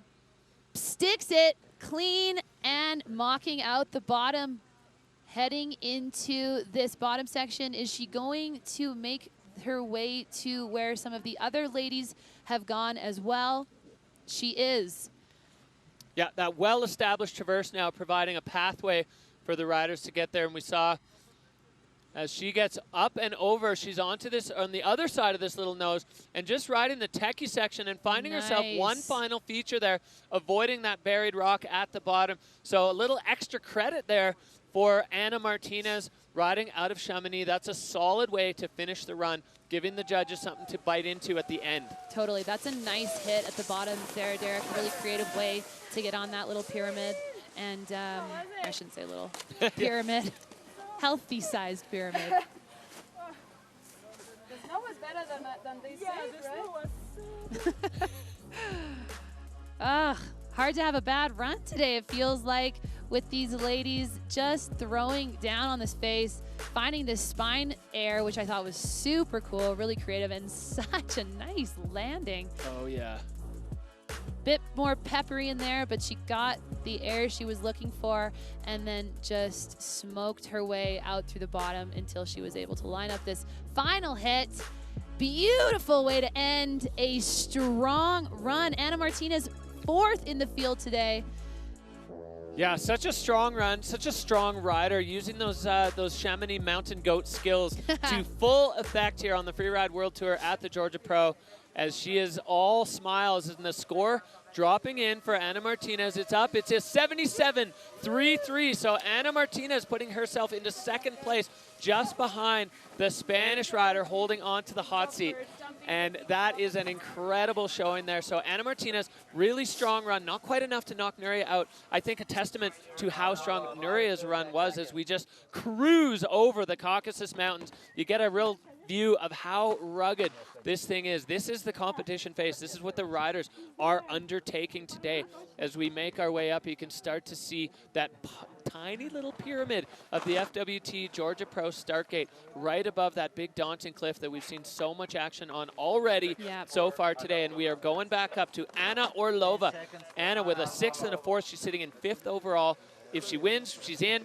4th and above, it's a maybe. Anything below 5th, it's going to be a back to the Challenger Tour for Anna Orlova. Riding out of Courmayeur, the Italian side of Mont Blanc. Anna Orlova loves powder. She's going to be right at home today. She's on course, Derek, opting for that looker's right zone, which some of our goofy riders have made that same choice. finding a really cool air off the top there. That was big.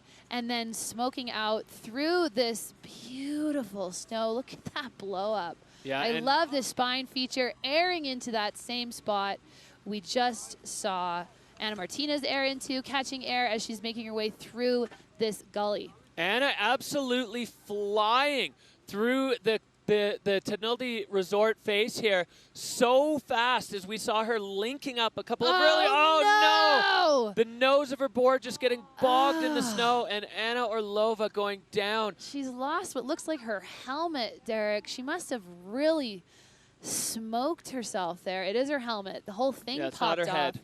Thank God. Oh, oh man, that's brutal. So she just got caught up because she was absolutely flying. Oh yeah, that was such good riding, and Anna was through the difficult part of her run. The two big airs, no problem. That side hill feature, absolutely flying, no worries. And unfortunately, just bogging the nose of her board under that powder. It's tricky. I mean, pow riding, you know, you got to keep a little bit of weight on the back foot to keep the nose up and out of the snow. And that's a really heartbreaking way for that run to end for Anna Orlova. That is, Derek. There must have been some sort of crust or something that caught her right there. Frustration, understandably so. Are you okay? Yes. Oh, well, you could just see the heartbreak there for Anna Orlova as we saw where she needed to be to get onto the good side of the cut. So Anna Orlova, this air, so big, so perfect, right off the toe side edge, clicking, all cylinders firing there. And then she went into the spine air that we saw Anna Martinez, but she went pinned so fast. She I really love did. that approach. Absolutely no hesitation into that spot, taking advantage of that track that was already set in there. Big, beautiful soul turns before lining that up. Look at the confidence in the way that she took that spine air, as we've been calling it. It's doubly heartbreaking. The adrenaline is so high. The emotions are so intense for her to be having such a strong run, really setting such a blistering pace, and then just absolute devastation with that toe, or with her nose getting caught. Well, that is just the heartbreak of the Freeride World Tour when you have a run like that going and just have it ripped away from you in the blink of an eye. Anna Orlova being consoled there by Núria Castán. As much as these riders are competitors and riding against each other, they are a family. They support each other. So Anna Orlova with a 39.67, that is a tough, tough pill to swallow. Yeah, no kidding, Derek. I think that someone like Núria in the finish corral with her can understand how hard that really must feel. Big time, yeah. Núria has been in that same exact position and finds herself sitting in the hot seat right now, so she's comfortable there. Anna Orlova, unfortunately not having her day here. However, at the Georgia top Pro section was... Yeah, spectacular. But we are going right back up. It is Estelle Rizzolio. Estelle, she's been having a spectacular season. She was a rookie last year. She's a DJ, she's a coder. She is a spectacular snowboarder. She's got a third and a second. She is guaranteed to make the cut. So whatever Estelle does today doesn't matter because she is going to FWT Finals. But of course, she's going to want to lay one down here. Getting into this first cliff, Derek, she's taking her time, but then boosting off of it and heading into what looks like a bit of a chunderfield at this point, but she's stayed on her feet, finds this first wind lip, unfortunately not having enough air, sort of rotating off of that. Yeah, like a butter 3 there. That feature has gobbled up a few riders. It really saw has. A couple people go up onto it and not really quite be able to make it work the way they were hoping. And now Estelle Rizzolio up onto this spine. We saw Anna Orlova put a clinic on this thing, but Estelle going on the other side where it's so steep and just popping off the bottom. Cool. Taking it off the center of it, off the nose, and then finding her way into this gully pow field, making her way towards the meatball to line up another air. Yeah, Estelle up, over, and off. and clean down through this section as she does have another hefty air below her. Estelle getting onto the heel side, just controlling the speed as you see the slough rocketing off. Oh, and just getting pushed over there to the rider's right. The slough management there was really difficult, Derek, and having been in that position, you know that if the slough is coming, you got to be moving ahead of it. Yeah, and kind of moving cross hill there. So Estelle Rizzolio, she is up and out. As we said at the top of her run, she's guaranteed a spot in FWT Finals. Oh, and Estelle just dumping it right meters from the finish area.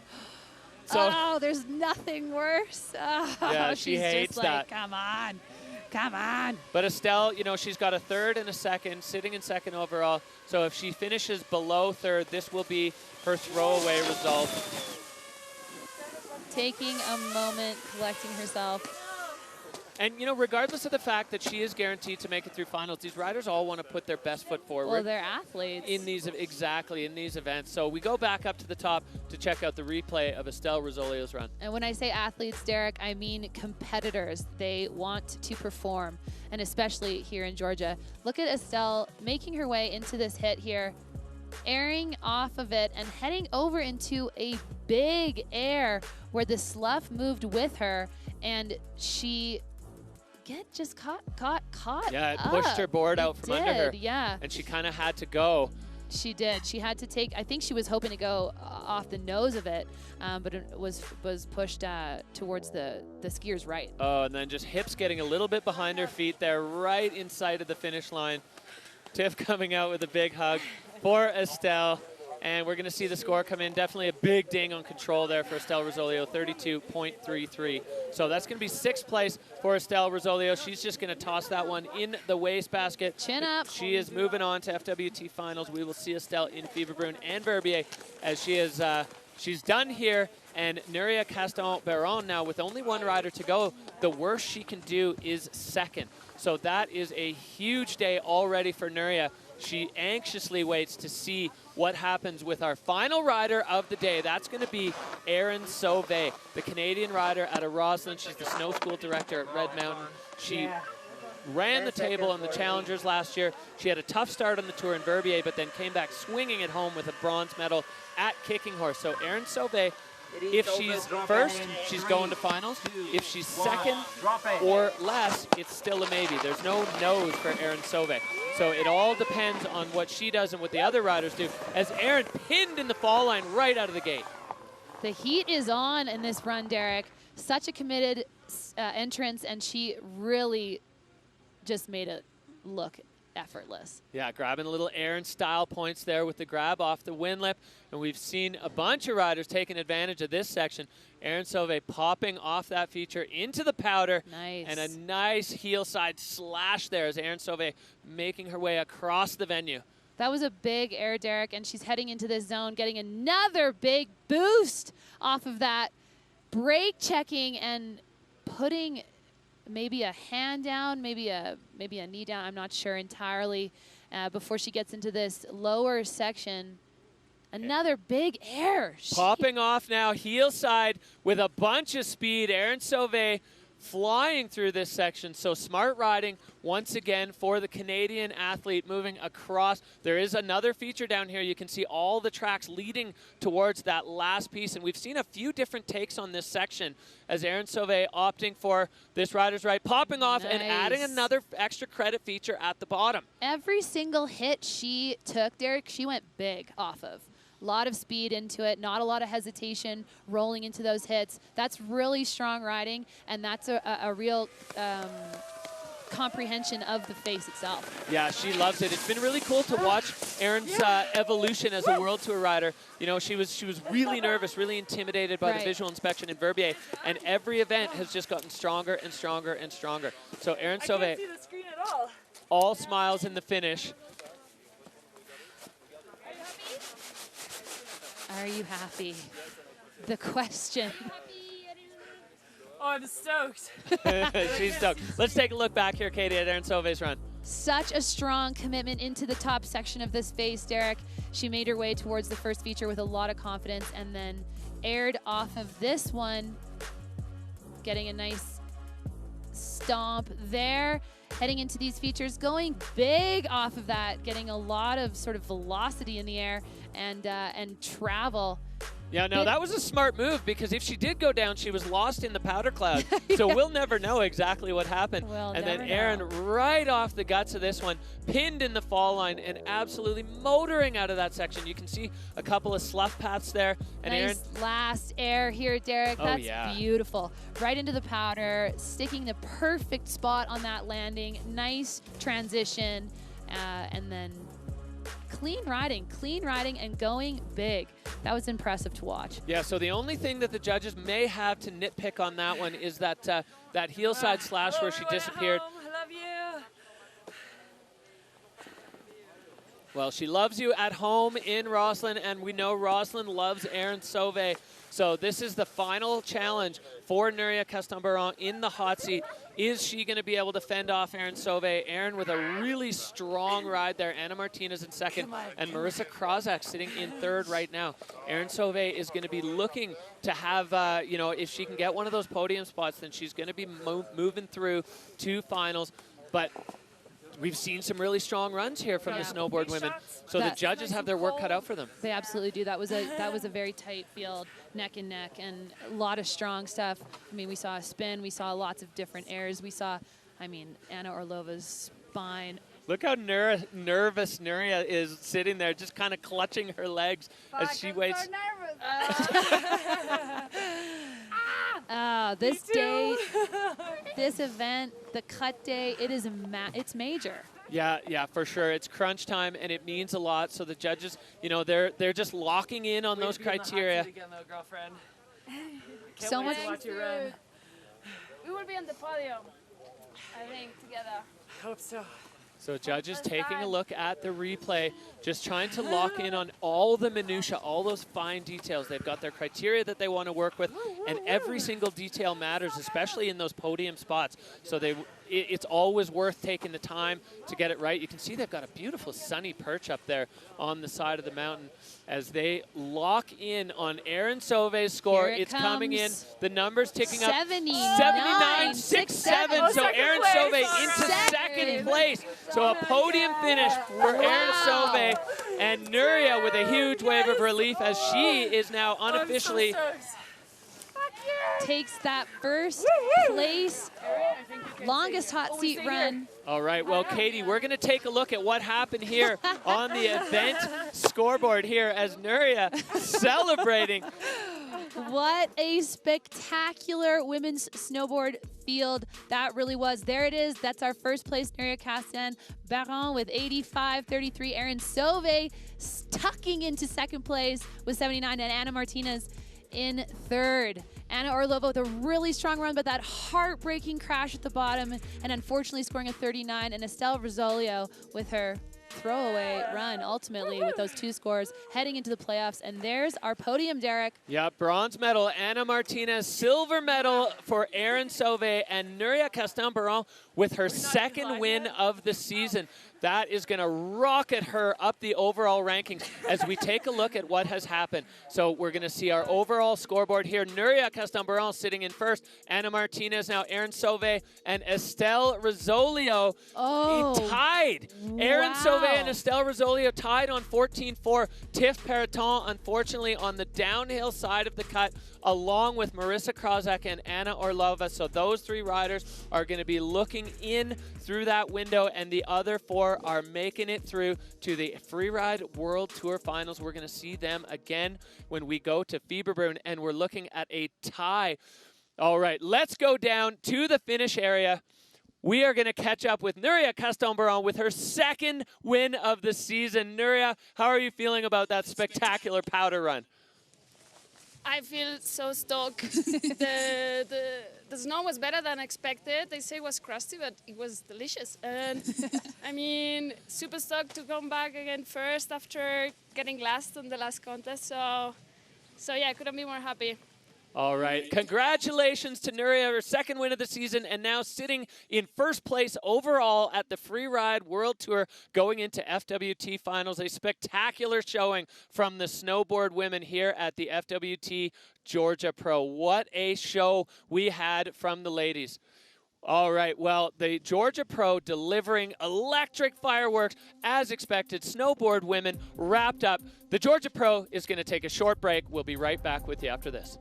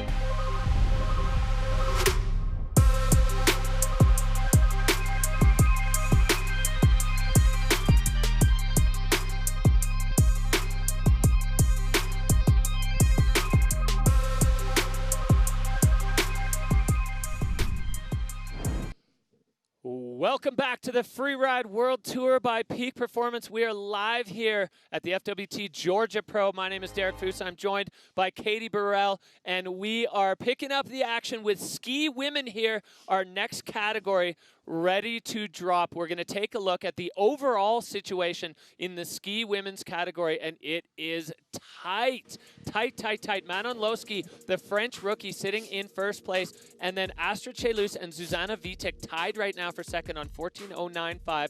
Hedvig Wessel, Molly Armanino, Lily Bradley, all sitting on the good side of the cut, and then we've got a few riders on the outside looking in, and then unfortunately here we see Justine Dufour-Lapointe and Taylor Dobbins, both unfortunately not able to join us here at the Georgia Pro. We miss you guys and cannot wait to see you back here at the FWT when you are ready to rejoin us. We're going to take a look, Katie, at the order the ladies are going to be dropping in today. This is going to be a heater, Derek. Hedvig Wessel dropping first, followed up by Lydia Nelsen, Sybille Blanjean, Manon, and Astrid in 4 and 5, and the Lily Bradley, Zuzanna Witych towards the end of it. So the way that this could go, it's a potential shakeup. The whole thing is going to just be absolutely fiery. Well, I cannot wait. I can't wait. I mean, we've seen already two categories, both sets of snowboarders, the men and the women, just blowing it up on this venue. Now we're into the skiers. We know they're going to want to do the same thing. They've just seen their snowboard buddies throw down, so they're going to be inspired. They're going to be fired up. Here's what you thought was going to happen with the Peak Performance FunBet fan favorites. Hedvig Wessel has 78% of you voting for her to be on the podium, and then the two French ladies, Manon Loschi with 76% and Astrid Cheylus with 48%. These two young ladies, rookies on the tour, have just been blowing up this year. You know, we saw Manon with the first time any female skier has done 2 rotational tricks in one round, a 360 and a backflip at Kicking Horse.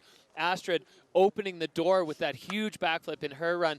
These women are really bringing the thunder. Reminiscent of Hedvig Wessel's rookie year on the Freeride World Tour, where she came in throwing the biggest beast of a backflip we had seen in the women's field. Let's catch up with Hedvig Wessel on her thoughts.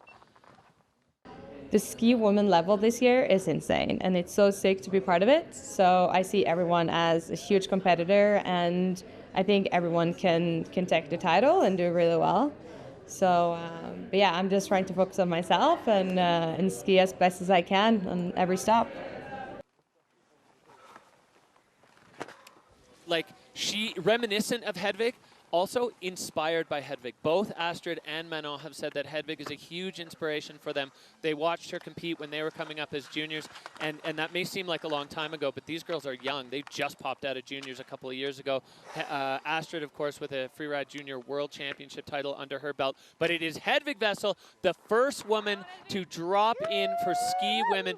This woman, her pedigree in freeride knows no boundaries. There's only one thing missing from her trophy case, and that is as an overall title. She wants it this year. But she said coming back this year, she wants to focus more on the experience. She wants to be open more to taking it all in rather than being quite so tunnel visioned on the results. And it is a brand new Hedvig and a new focus. Hedvig is dangerous for the rest of the ski women. Well, she's on course, Derek, and when she's focused, she is a competitor, and that was a huge air to kick things off. Oh my God, absolutely Hedvig mocking. lighting it up right out of the start gate. That's going to grab the judges by the throat as she comes in now onto this huge tower, pumping into the couloir, and Hedvig holding all that speed. She is flying, Derek, getting that grab off that last air and heading into this one, another big air. Absolutely short work of this face coming down through the guts of it. Full speed for Hedvig Wessel, sliding under the meatball now, going to catch the nose of this one as she puts her skis into the fall line. Cross hill enough to get the double.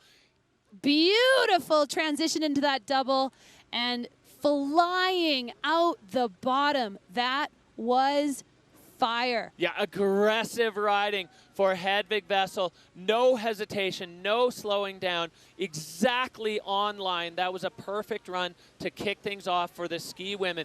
And Hedvig Wessel now just enjoying this bottom section as it feels so good to ski the low angle pow after a banging run from Hedvig Wessel, the Norwegian rider, really making a statement at the start of this category. Absolute sparks on the tires there, Derek. So much speed.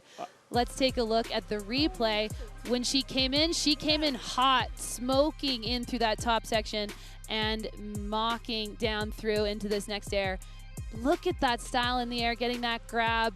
Big, big vertical. Well, the judges' categories just lit up like a Christmas tree there for Hedvig Wessel, ticking all the boxes, every single landing dead clean as she got feature after feature, the line score through the roof. She had to release that one maybe a little more crosshill than she wanted, but it allowed her to do that, which was huge for Hedvig Wessel to be able to link those two together. That Scandinavian take on the cross hill to the air, getting that beautiful slough off the air and flying through it. She must be happy.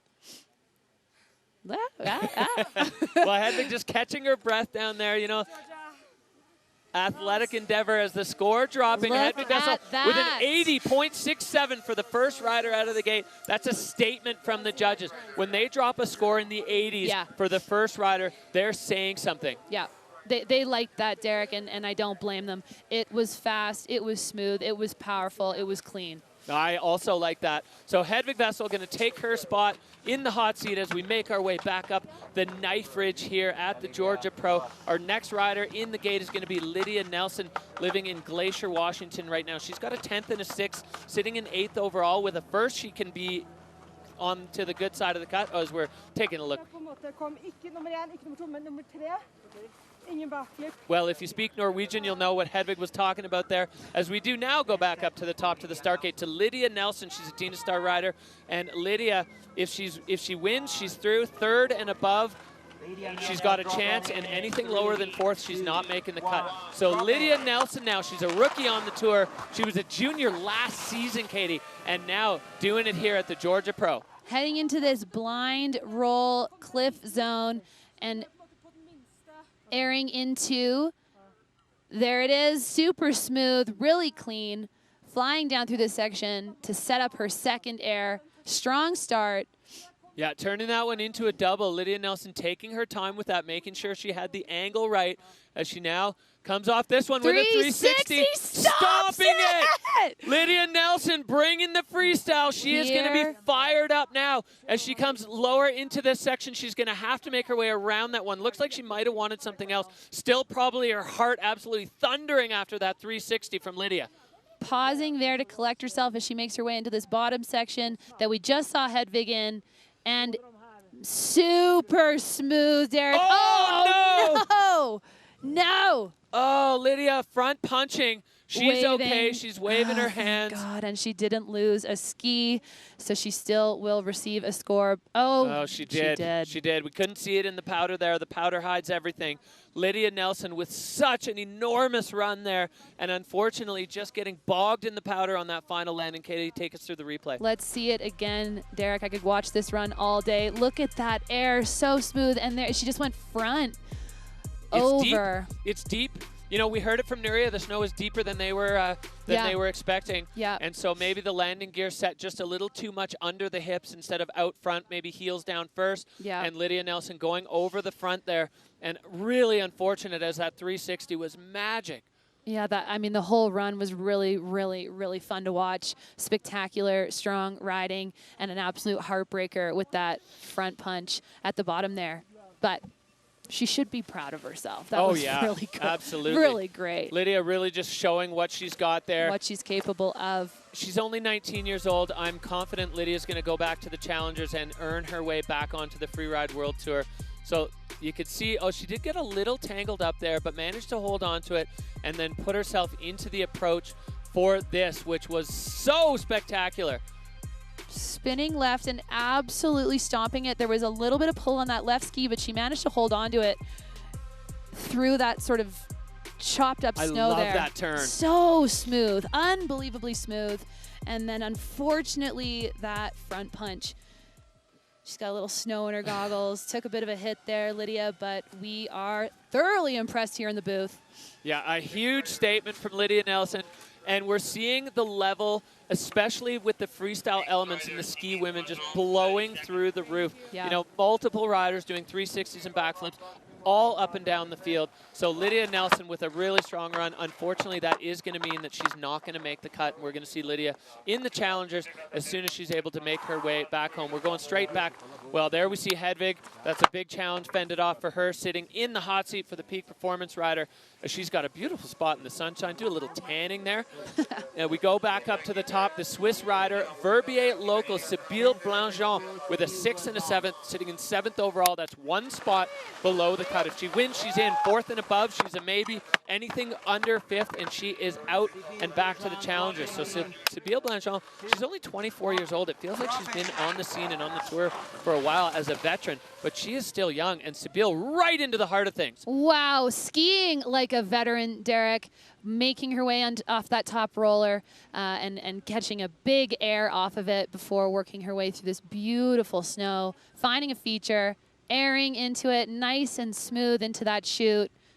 Yeah, really aggressive approach, as Sybille has been kind of come to be known for, popping off this air now into the couloir. She's going to get her setup turn out there in the sunny powder and now working away. There's lots of ways that you can take this section.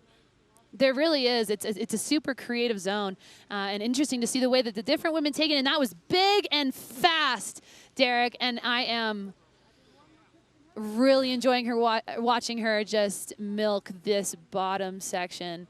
Look at that, just.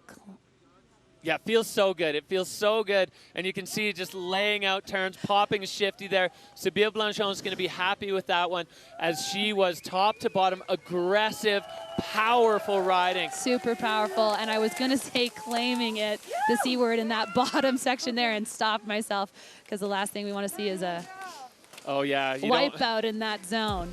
After such an impressive run, look at how just confident and strong she took off that top hit. The strength in the legs to hold on to that, and then making her way to this next feature where she got another really nice air into the chute there. Nice, smooth, fast approach. The judges' fluidity bar just through the roof for that run from Sybille, as all the way from top to bottom, she was in the fall line the entire time. You know, we didn't see her point cross hill on that bottom one to pick up the double, but I think it enabled her to go way bigger off the air that she hit, and that's her style. That's how Sybille does it. She's aggressive, fall line. That's the Verbier way. She almost had this like sort of smooth sort of transition in the air. Oh yeah, she's a smooth operator. The judges have had their say. Score coming in for Sybille. She is into first with an 85-6-7. The judges loving it. It was almost like she took Hedvig's run and just dialed it up a notch. Yeah. All the, a lot of the same features, but just a little extra juice to it. And the judges loved it, and Sybille loves it. She is fired up. She was one spot below the cut. She has done her part now to get herself into the FWT Finals. And there's nothing more she wants than to be performing in front of the home crowd in Verbier at the end of the season. She's got to win at the extreme in her trophy case. So she's going to want to go and back that up. Well, she's done her part now. But the other women have still their opportunity to have their say. As you see the start gate, and this young lady is leading the Freeride World Tour in her rookie season. Manon Loschi, only 22 years old, peak performance rider. With a big smile there, she just exudes joy whenever she starts skiing, and I love to see her approach to this. And it's a joy to watch her ski, Derek. So stylish off that top cliff. Super smooth out into that top section. Yeah, love to see the patience, just holding onto the fall line, not trying to slow down too quickly as she's coming now into this section where we saw Lydia spinning a 360. Manon lining it up, 360, stops holding it. on. Wow, Derek, she is on fire through here. Finding Manon this with the backflip. Oh, Manon Loschi now just trying to hold on as she flies off. No, she's down. Manon Loschi goes down. She could not hold on as she picked up so much speed into the approach to that bottom air. 100 miles an hour off that bottom cliff. That was just getting wilder and wilder and wilder as things ramped up for Manon, and not quite able to hold on. Another run with a 3 and a backflip in it. She's looking for her GoPro. I think the drone might be able to see it. That was rowdy, Derek. I was losing my mind as she smoked absolute flames into that backflip and was was holding on to it until that bottom air. Look at this technique for that beautiful backflip, 2 bolts. That is textbook brake checking right there before losing a well, bit now of she's control. stuck in the fall line. And so she pins it off that one, lands in a bomb hole. Yeah. That might have been where we saw Lydia go down as well. And so there's a bit of a crater there from Lydia's front punch. And Manon landing right in that bomb hole, her feet stopping. And she is not stoked with that. We're stoked with the good parts. But you know, these women are such fierce competitors. Well, yeah, they want perfection, Derek. And I mean, if you look at the meat of that run, it was close to it. I mean, what we're seeing in the ski women's field right now is rapid evolution. I mean, a run like that in a couple of years ago, well, we've just not seen anything like that. And Manon has just taken it and amped it up to another level. Ski ninja-ing. You can see the plates there on the surface. Yeah. That's kind of the crustier side of the face.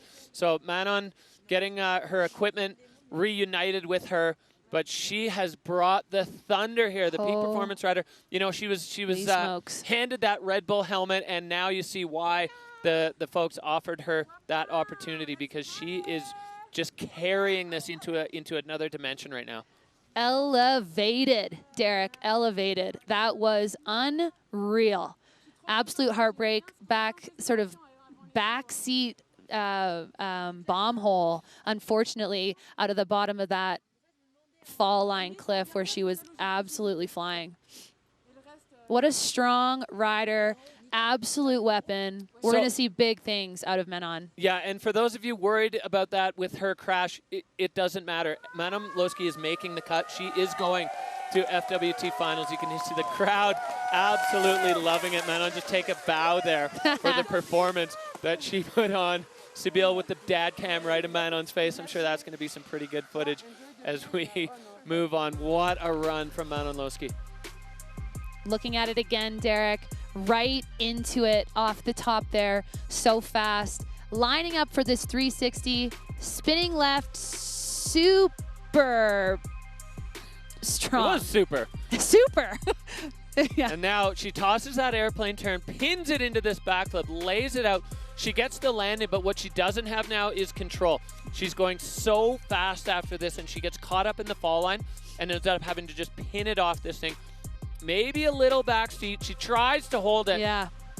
She had it at the top of the cliff. She really did as she started that air, and it was unfortunately the snow at the bottom there that I think participated in the crash. Yeah, so Manon Loschi, though, I mean, that is a run to be proud of, as we're going to see the score come in there. It's going to be a 45, which is actually still a pretty high score when you have, like, a yeah, with a wipeout. All right, so she's stoked. Hugs from all the friends there. That's the Peak Performance team manager, Nicholas Lundgren. All right, we are going to head up to the top with another member of this new generation, Astrid Cheylus. I think our generation, we are trying to push the level with maybe more freestyle or more tricks. I really want to try to do 360. I never try in competition. Maybe a 360 or... These women are not messing around today. Derek, you heard it from Astrid herself. They are looking to push the sport. They have the tricks. They've got the freestyle. They've got the strong technical skiing, and they're linking it together. So Astrid right now in the overall is sitting tied with Zuzanna Witych for second. So just behind Manon Loschi, and she is underway now. Airing into this top section, so stylish. I love Astrid's style. Oh, a huge send there, but going down, not quite able to hold on, as I think she overshot the transition. These gully systems do belly out, and Astrid flew over the wall, probably wanting to land a little higher on that, but took it right down into the flats and absolutely pancaking herself. And that's what we were saying, Derek, about this face, the Skhvediani face. It is complex. It's undulating. It's not necessarily fall line everywhere you're approaching it, or exactly how you're approaching it. And so the way that the boost you get off of some of this stuff, here we can see it again. Super smooth off of this first air, heading into the second one, getting... Well, I love that airplane turn. Yeah, she went too far. She just went too far. She needed to land on the wall, and she landed after it bottomed out. Right. So Astrid Cheylus just splatting in the bottom of that gully. So it looks like she's okay. She just needs to get reunited with her pole there for the French rider. So again, for those of you at home, Astrid Cheylus guaranteed to make FWT Finals, sitting with Zuzanna Witych in that tie for second. So this is going to be her throwaway result, and she definitely went huge on that one. So exciting riding. These two French rookies just bringing the thunder to the ski women's field. And even though it didn't quite work out today, that's a big statement made. 100%. It's guns blazing with both Astrid and Manon, and I love the fire with which they're approaching their skiing. They're not leaving anything on the court.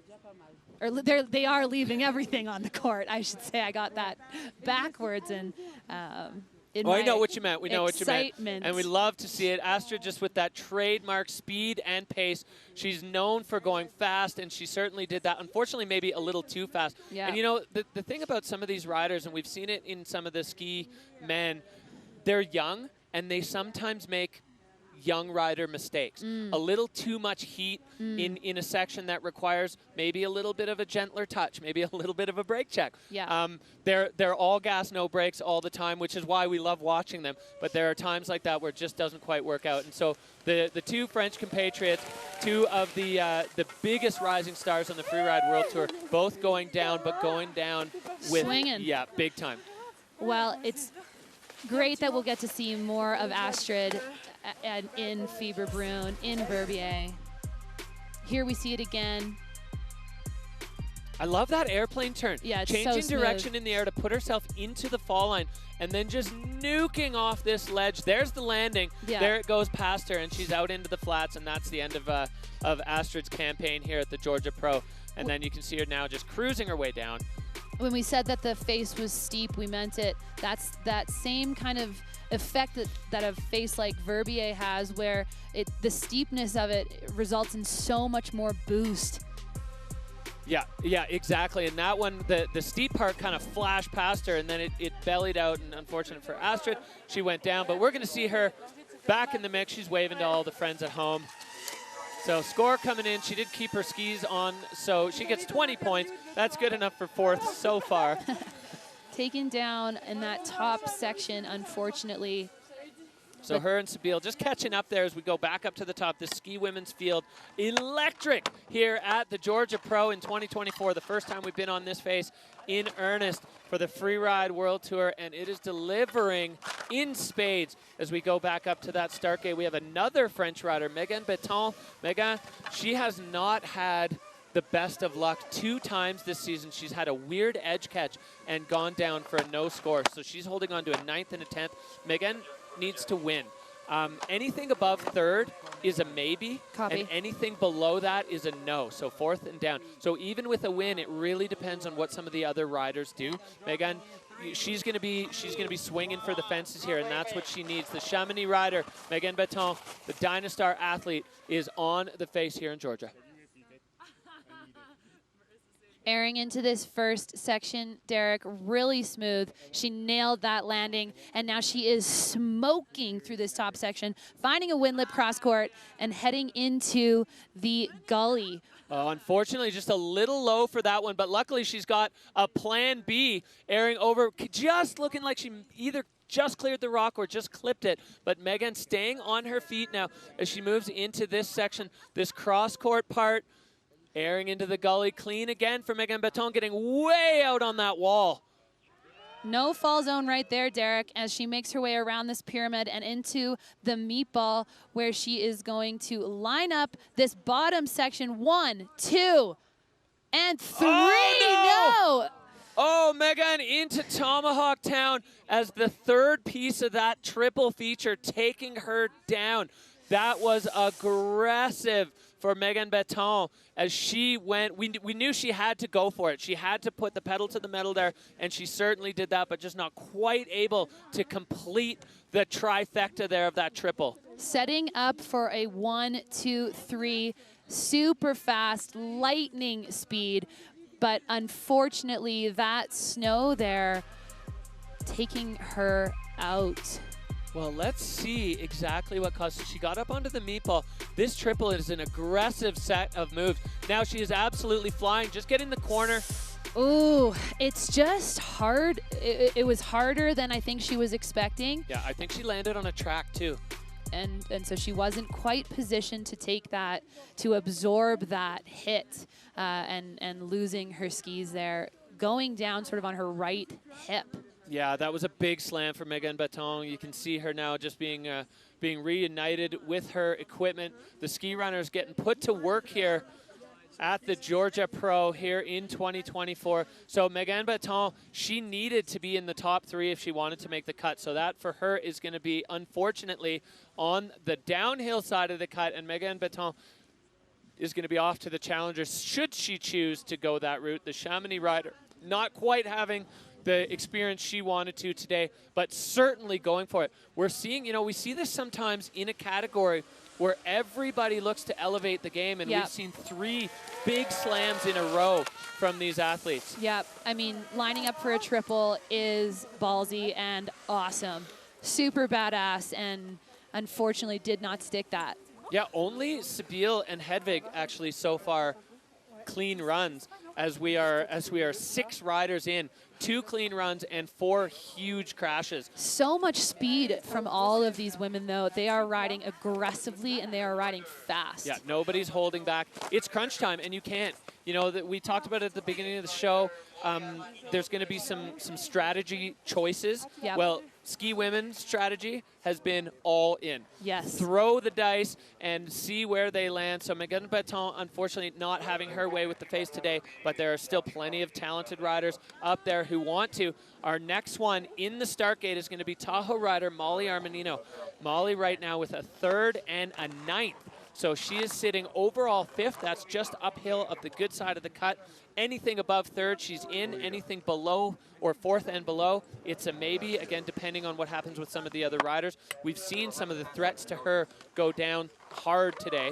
So Molly Armanino, always one for a spectacular show on the Freeride World Tour. She's a really technical skier, Derek. She could give us anything today. She's got spins, she's got freestyle tricks, she's got that billy goat ability, she's got the big airs. She really can do anything. It just is a decision-making process with this strategy approach on the cut day. And here she goes, heading skiers right out on this cornice. The Free Ride family cheering her on as she approaches this, call it Victor de la Rue cornice that he opened this entire face up with huge air into it. So smooth and stylish while in the air. absolutely flying through the top section here. Yeah, now Molly getting out into a section we haven't seen any other skiers in. Popping up and over now. This is Billy Goat Town for Molly Armanino as she comes into the sunny side. She said she was a little worried about being in this sunny section of the face because it is a little crusty, but it's just to find her way over. And now this section has not seen much action, any action, in fact, as Molly putting the first track in over here. So steep, so creative. Look at that slough. Look at how she is working with it, finding her way down through this spine in the center of this massive face.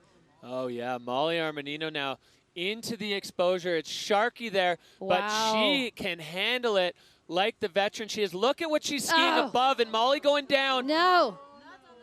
Oh my God. No. Molly getting carried over all of those cliffs. I'm hoping that the slough She's moving, she's waving, she's protected okay. her. She did go over that with a cascade of slough. She's still got both skis on. Wow. So Molly Armanino taking an absolutely horrendous fall over multiple stages of cliffs. Happy to see her up after that. That was, I mean, she put herself right into the Nar. Looking back up almost as if to say, what just happened? That was a super badass line, Cool. Derek. So She's bold. So, like, that is confidence. You really got to back yourself to put yourself into that situation. Totally. And Molly Armanino, she is probably in the ski women's field one of the most technically proficient riders. The crowd loving it. Sybille Blanjean on her feet out of the hot seat for the Scott rider. Hedvig checking in that she's okay. Molly bounced off a bunch of rocks there. She really did. She managed to get up pretty quickly after what was a very gnarly crash. My heart was in my throat as she was going down over that massive cliff band. Yeah, kind of looking there like she's just more heartbroken. I love this approach. You can see all the ski men are up there watching Molly pump off the cornice there. And then all of this speed, and look at that technique, legs way out to the side, putting herself into the absolute heart of the Nar on this face. And Molly Armanino billy goating through, and we're going to see where things fell apart for Molly. This is an absolutely unforgettable run from the ski women's field, Derek. This slough is where it got her, forcing her to sort of hip check, and then, 1, 2, 3, it looks like she's hitting rocks all the way down.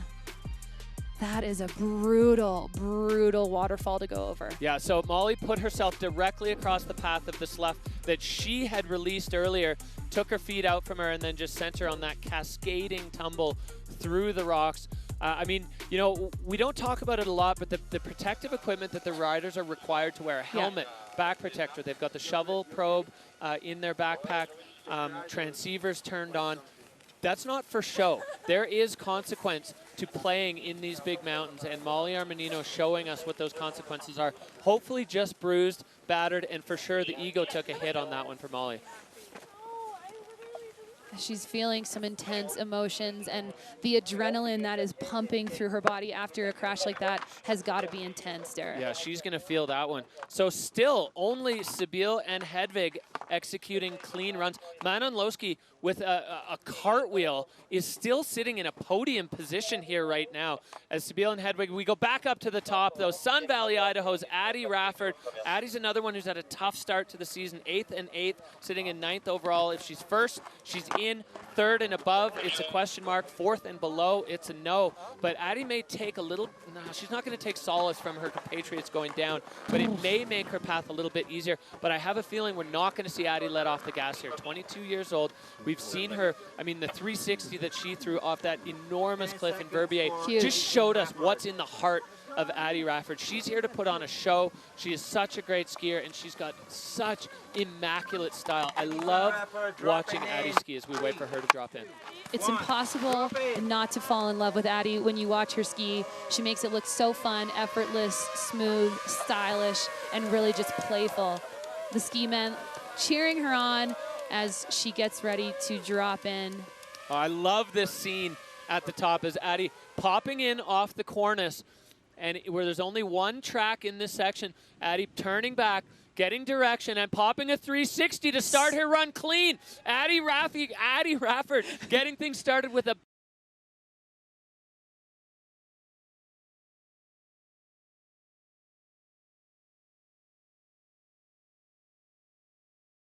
such a strong skier.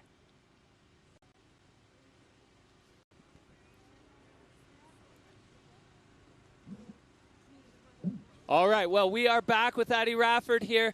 Lost the middle section, but Addie Rafford with that 360 at the top. Now coming in this section with a lot of tracks in it, and you can see it starting to bump the riders around. Addie getting straight off the nose, collecting perfect transition there.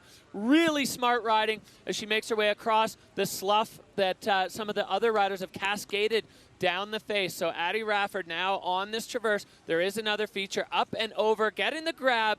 Always stylish from the Sun Valley athlete here. What a beautiful run, Derek. She's so fun to watch. Yeah, just adding that playful element. She does everything with style, and the crowd at the bottom loving it. That 360 at the top. I mean, this is a judge sport, and getting the judges' attention at the beginning is so important, and Addie did exactly that. And our third clean run from the ski women's field. Maybe. We did lose a section of her run there, so. But she's not snowy, so that's a good sign. That she's is not a really, we'll take a look at the replay here. Here it is, Derek, the 360, so smooth, 2 bolts. What a stylish move. Looking at it again, you can just see how confident in the air she is. And it's the high awareness. risk. It is high risk. Doing that at the top of your run. You're absolutely right. And she committed. This is the part we didn't see of Addie's run. In that gully, you can see the slough just pouring down as she gets across right off the nose, and then that connection back with the snow. Such a perfect transition, bumping over the tracks. You can see as we move through the day and the sun starts to pick up a little bit of power, the tracks are starting to set up a little bit. So line tracker for Addie, very direct, very fall line. Is it going to be enough to kick Sybille Blanjean out of that hot seat? I don't know. That's going to be up to the judges.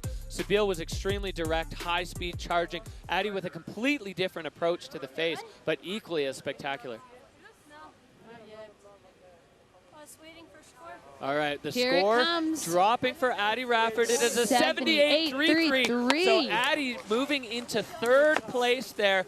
Addie Rafford now sitting in that podium spot, the go-ahead position, and Addie needed to be above, like third or above to get in. So she's kind of in that go-ahead spot, but it's going to be anxious for her as we still have 2 really strong athletes at the top who are going to want to do everything they can, not to knock Addie out, but to put themselves on the top of the box today at the FWT Georgia Pro. As we see all the ski men are stacking up there, it's been just a pleasure to watch them cheer the ladies on who have been making their way out. Sybille Blanjean been in the hot seat for a while, watched a few of her friends go down as we get ready for our next rider, which is going to be Lily Bradley. And that free ride World Tour pyramid giving us an idea of the scale of this face here at Tetnoldi Ski Resort in the Caucasus Mountain Range in northern Georgia, 5-10 kilometers really away from the Russian border. Such incredible mountains out here, Derek. Oh yeah, so the ski men anxiously waiting for their turn here at the Tetnoldi Mountain Resort. They're using the snowboard men as ski ninjas as they figured they would be best suited. Lily Bradley, they are fired up. This athlete has returned from a knee injury. Kicking Horse showed that they are back and firing at full strength, and Lily Bradley is on the face here in Georgia and pinned already. Tahoe local, absolute personality, mocking into the top section of this run. They're heading towards this wind lip and catching some air off of it, managing to stick that. That wind lip proving really difficult for some of our snowboard athletes, as Lily Bradley now catching that wind lip as a hip, and they are making their way through this section. It is a little bit crusty here in the full sun affected. You can see Lily getting pushed a little bit, but now she's back into the shade and the good snow.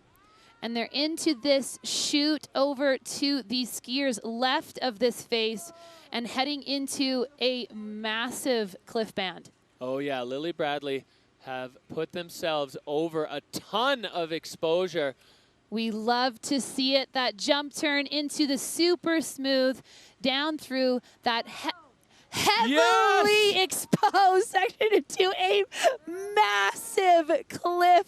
Derek, that is a spectacular run from Tahoe local Lily Bradley. Well, and you can see the joy in their body language there as Lily just doing the wiggle dance. That was awesome. We love to see it. What a technical run. Well, and a huge air there for Lily Bradley. We've only seen one other rider take that one on. That was Cody Bramwell. Dude, that snow is fucking whacking my son.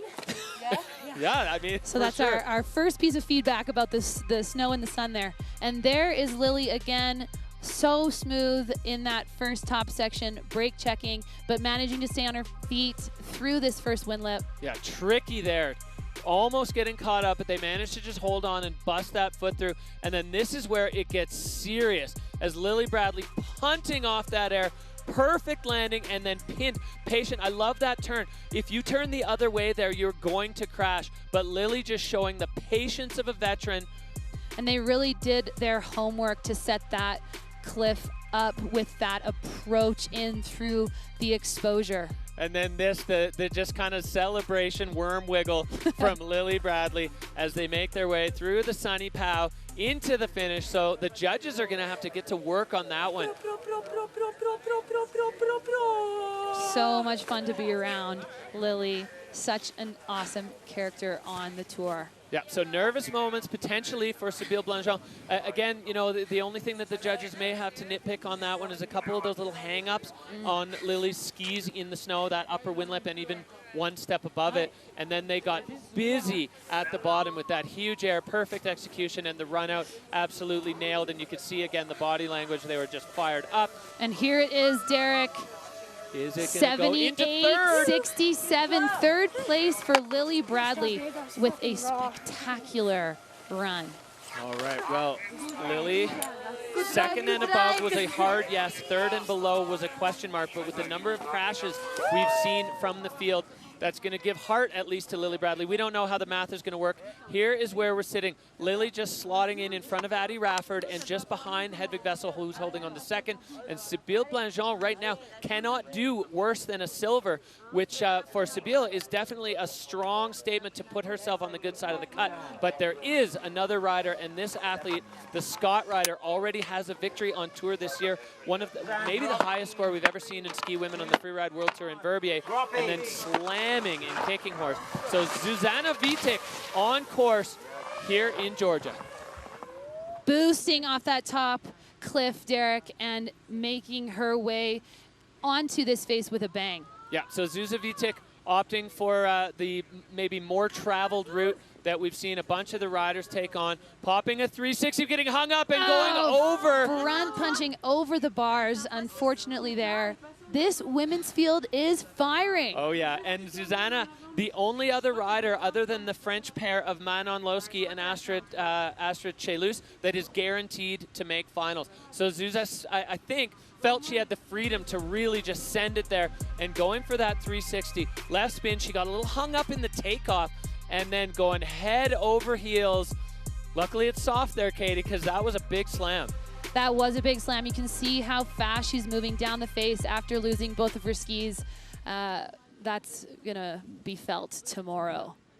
But I mean, you just got, I'm just so unbelievably impressed with the show that we're getting from the ski women's field. It's elevating like crazy, and there is Sybille celebrating. She knows she's taken that first place. And first place has more than just first place for Sybille Blanjean. That means that she does make it through the cut and will be heading to FWT Finals. First was the only way she could guarantee it. Anything below that was a maybe, depending on how the other riders kind of fared on the face today. So Sybille Blanjean with a huge relief as we see the ski runner coming down. I think Zuza's got all her bits and pieces. Maybe she's missing a pole. I think there's maybe a pole still MIA. No, she's got them both. Oh, okay. Susan's got all her parts.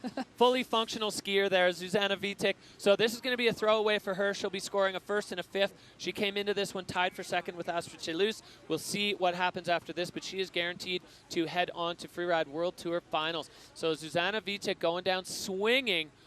I mean, an absolutely unforgettable run Zuza had in Verbier to kick off the season. Derek, people I heard just this weekend still talking about it here in Georgia. No one can get that run off of their minds. And then a fifth place in Kicking Horse. That's not the end of Zuza on the Freeride World Tour today. Nope, she's going to be moving on. We'll see her at Fieberbrunn for that 2-run format. And I think the 2-run format potentially going to deliver a lot more fireworks from the ski women, especially with what we've seen today with the freestyle element. I mean, the number of 360s from different riders across the field, some stomped, some not so much, but everybody going for it. It was big sends and big crashes today in the women's field, and Sybille is celebrating justifiably so. What a power move to need a first place and to get it. That's huge, huge from the Verbier rider. So that's going to be a no score for Zuzanna Witych, but she can shake that one off as she knows she's going on to finals.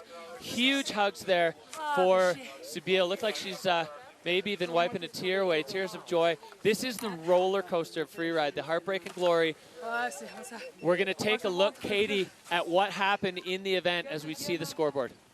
Here it is, Derek, the women's ski field with a first place for Sybille Blanjean, second place Hedvig Wessel with that firecracker opening run, and Lily Bradley securing the third spot on the podium. Just behind her, Addison Rafford with really just like a .30 Yeah, just point outside. difference. And then all crashes. From fifth down is just wreckers. Everybody going down swimming. Manon Loschi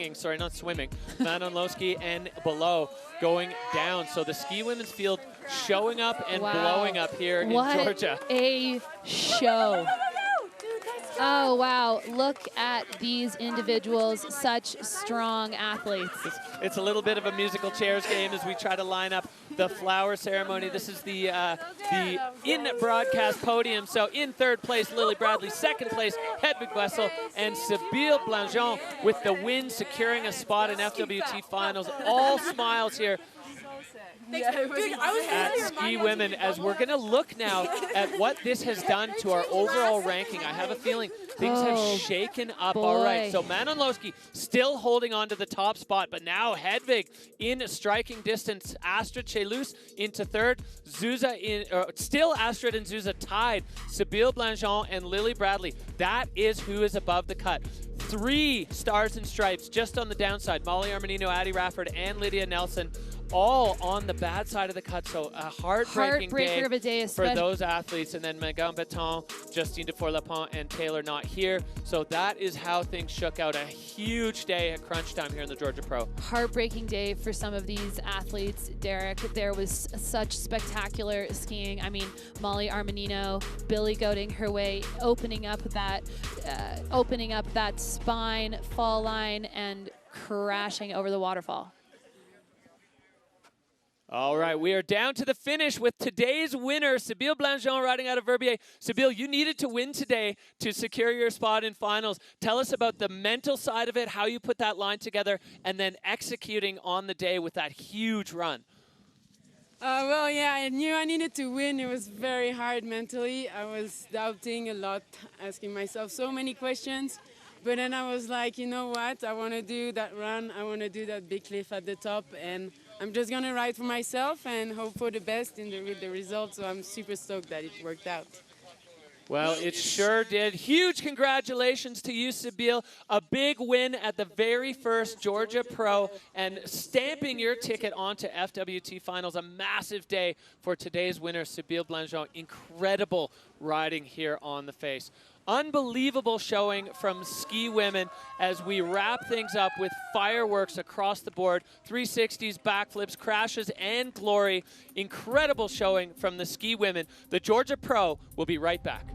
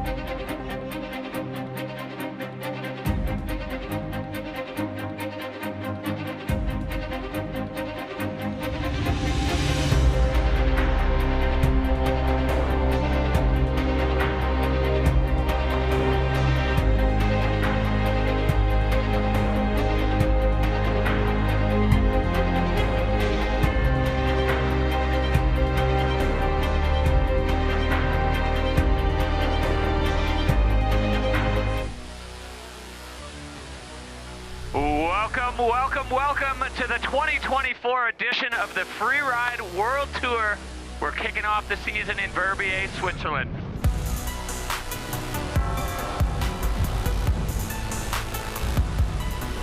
Blake Marshall now stuck in the fall line as he flies off this bottom feature. And he can't hold it. That was spicy.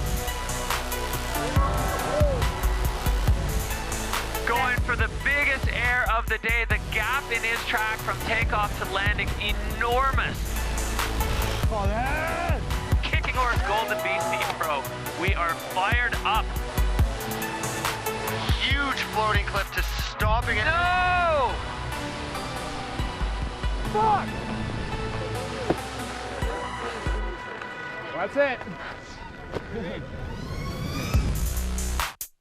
I've been trying to push my skiing as much as I can, and sometimes it goes, sometimes it doesn't. And this year it hasn't really been on my side so far. Lacking a bit of confidence in the first competition. And oh my God! I am where I am right now. However, I do need a really good result if I want to still fight for overall championship.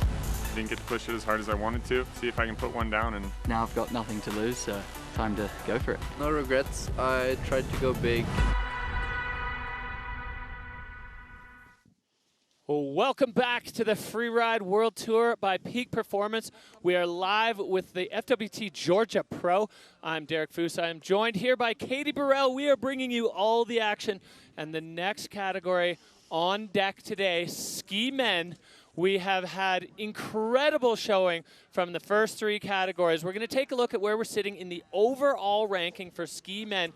It is tight. Max Hitzig with a commanding lead. He's got 2 wins under his belt already. He's going to want to back that up with another one. Turdell coming back from, he was a wild card last year. He got 6, sitting in 2nd overall, and the rookie Ben Richards in 3rd. And then it's just a who's who of action. And then right down there at the cut, we've got Maxime Chabloz on the good side, Wei Tian Ho on the outside looking in, but the points difference between the 2 riders is nothing. And then all the way down, Kendall, Dylan, Paul, and Colton all in the 7,000, so all of them can have their day. And then as we get down into this lower section, these guys need to win if they want to move on. And wow, well, I'm sure we're going to see. We've seen it happen already today, yeah, Derek. Exactly. We're going to see even more out of the ski men's field. Always a spectacular show.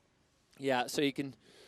Let's take a look at how this field is going to roll out with our start list. Oscar Magnin taking that first bib draw. Jackson Bathgate following it up. Marcus Gogan, an absolute tank in the 3rd spot. Maxime Chabloz. And then Max Hitzig down at the 14, sort of middle of the pack, our current leader. Abel Moga, Kendall Goodman. Abel arriving late last night as well. Carl Regner Eriksson, the Swedes, 21.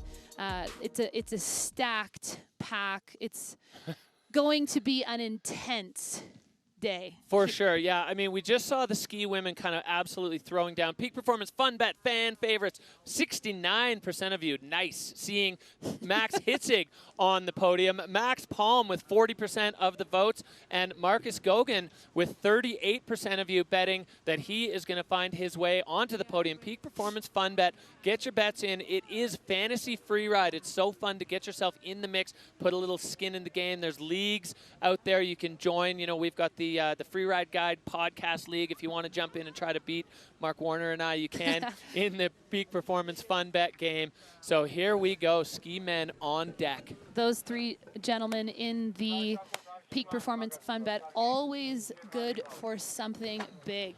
Yeah, roller coaster runs for sure.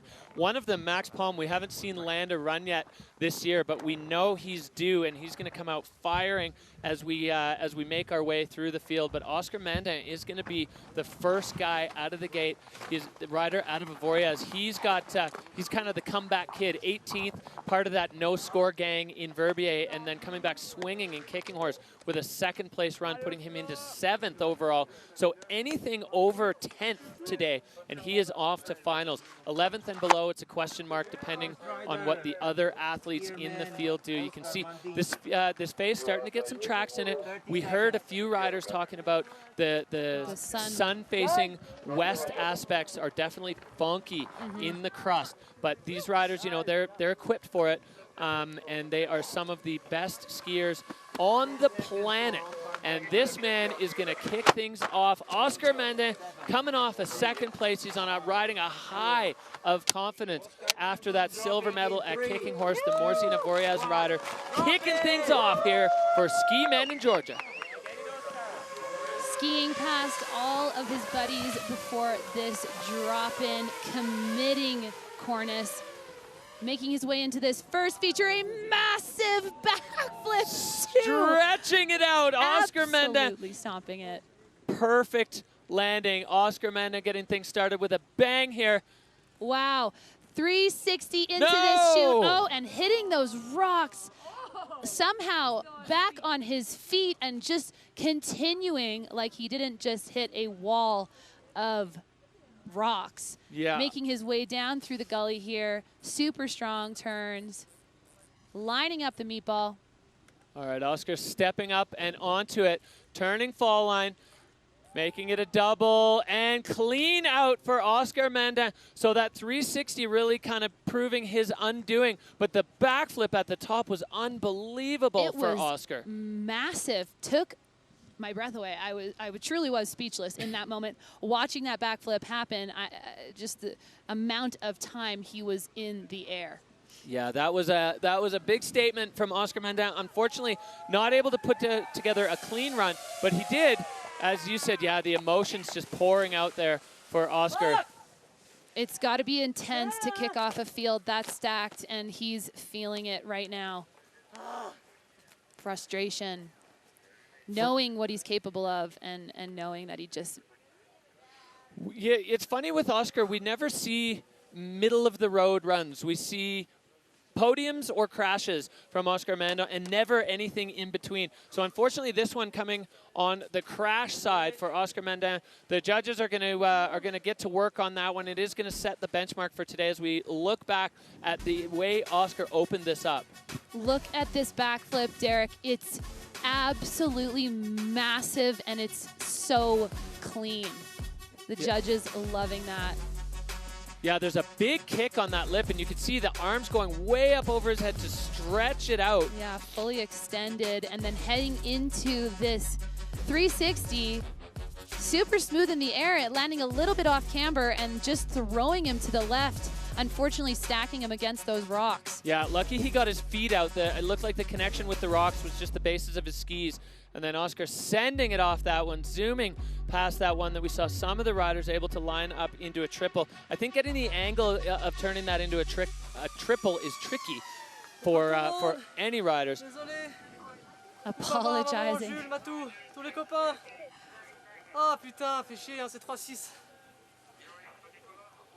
Yeah, unfortunately down on the 360. Oscar taking a moment to catch his breath while he waits for his score, visibly frustrated.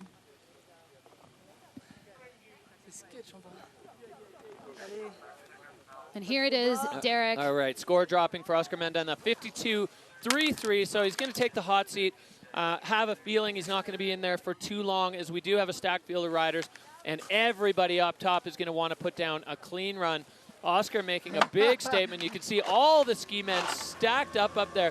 Everybody ready to put one down. The who's who of the Freeride World Tour. It's great. You can see a lot from the top as we go back to the start gate for Whistler Freeride Club. Jackson Bathgate, the second man out of the gate today.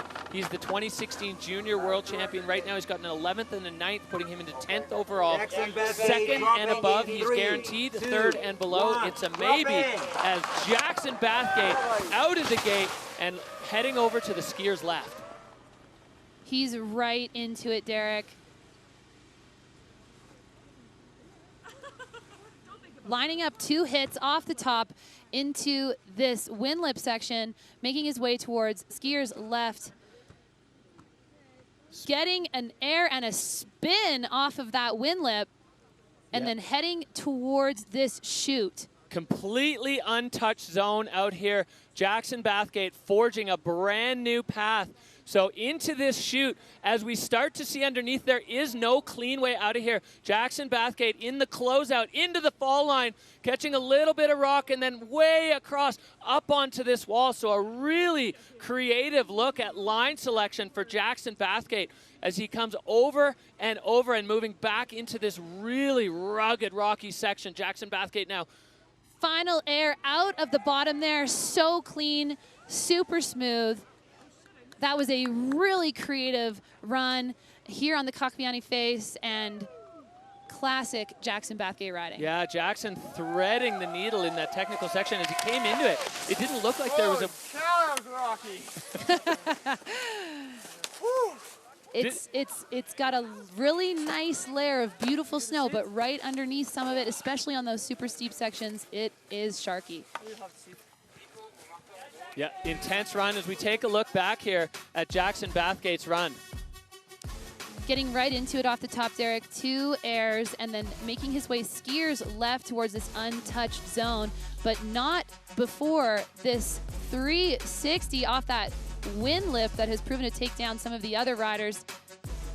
Yeah, and he had to redirect right away or he was going to shoot off another cliff. And then getting into this closeout section, you heard him say, holy cow, that was rocky. You can see him leaving rocks in his tracks as he comes into this crusty section. And then this, a little bit, I think he might have been not quite in the spot he wanted for that one. And then this technical double at the bottom.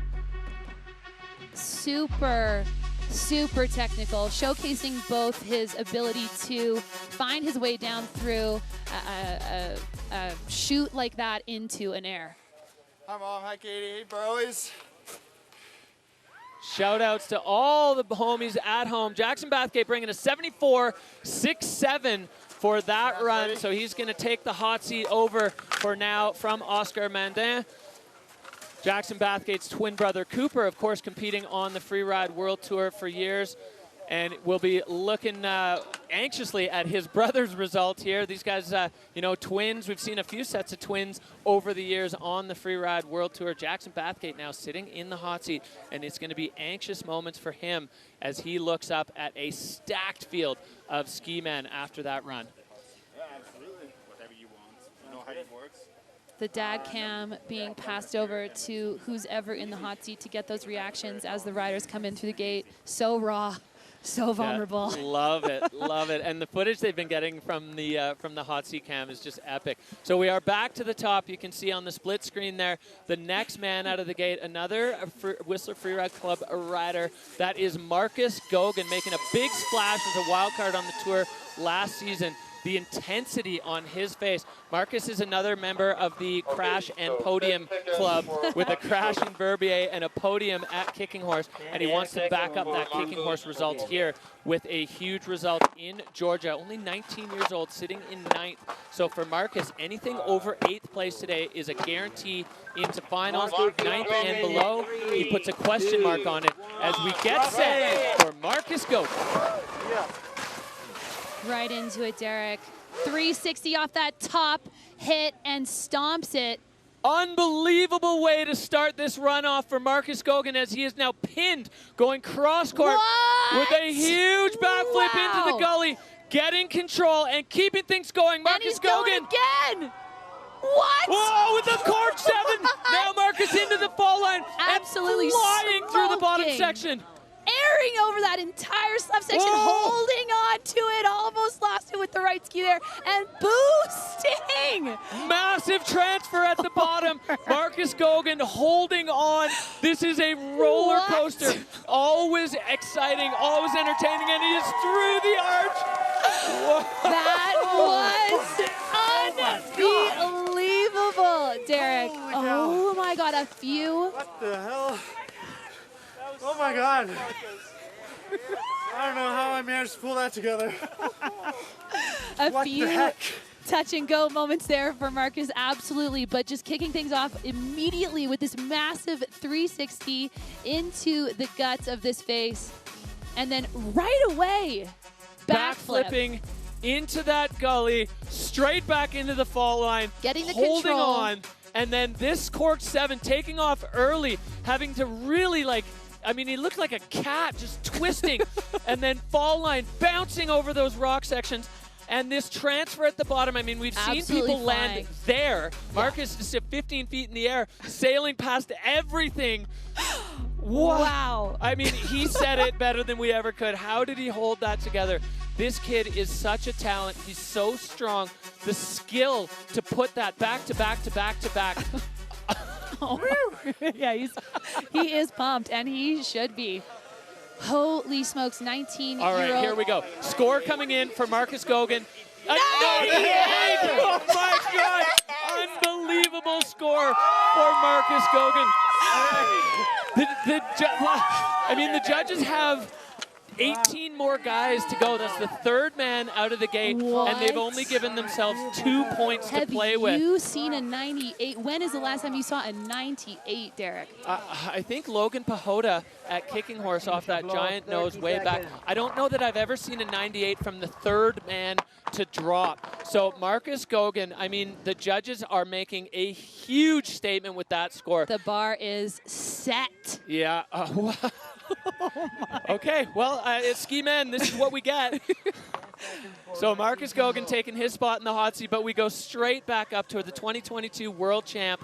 He's 22 years old. He's sitting in 11th right now, just one spot above the cut. It is Switzerland's Maxime Chabloz, and he wants it bad. He's in 11th overall. Maxime Chabloz knows now what the bar is.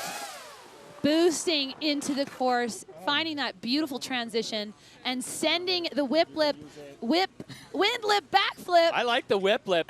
Maxime Chabloz getting now up onto this. We haven't seen anybody. Another huge backflip. Perfectly stomped. Wow, Maxime Chabloz now making another huge statement, going for the 360, clean again, as he is motoring into this lower section where we saw the snowboard men go up onto the meat ball, but fall line, cross court now, double. Is it going to be a triple? Triple, so fast, 2 bolts flying out of that bottom section. What is this field? Wow, well, Maxime Chabloz opening up a brand new section up at the top, and he is pumped. You can see the body language, that big fist pump. He's stoked, bunny rabbiting his way through the powder as he passes through the giant peak performance in Georgia arc. He is fired up. Oh, yeah! Nice one, brother. He laced his run, everything. Fucking insane, man. I'm gonna cry. Yes, sir, bro. Wow. So much emotion, absolutely laced everything he wanted to. Really feeling it. Let's see it again, Derek. This was a spectacular run. Right away, the backflip on the whip lip, backflip, right into this sort of tower of a feature. I love that flip. He's got to redirect right away to make his way around that, or he shoots off another cliff.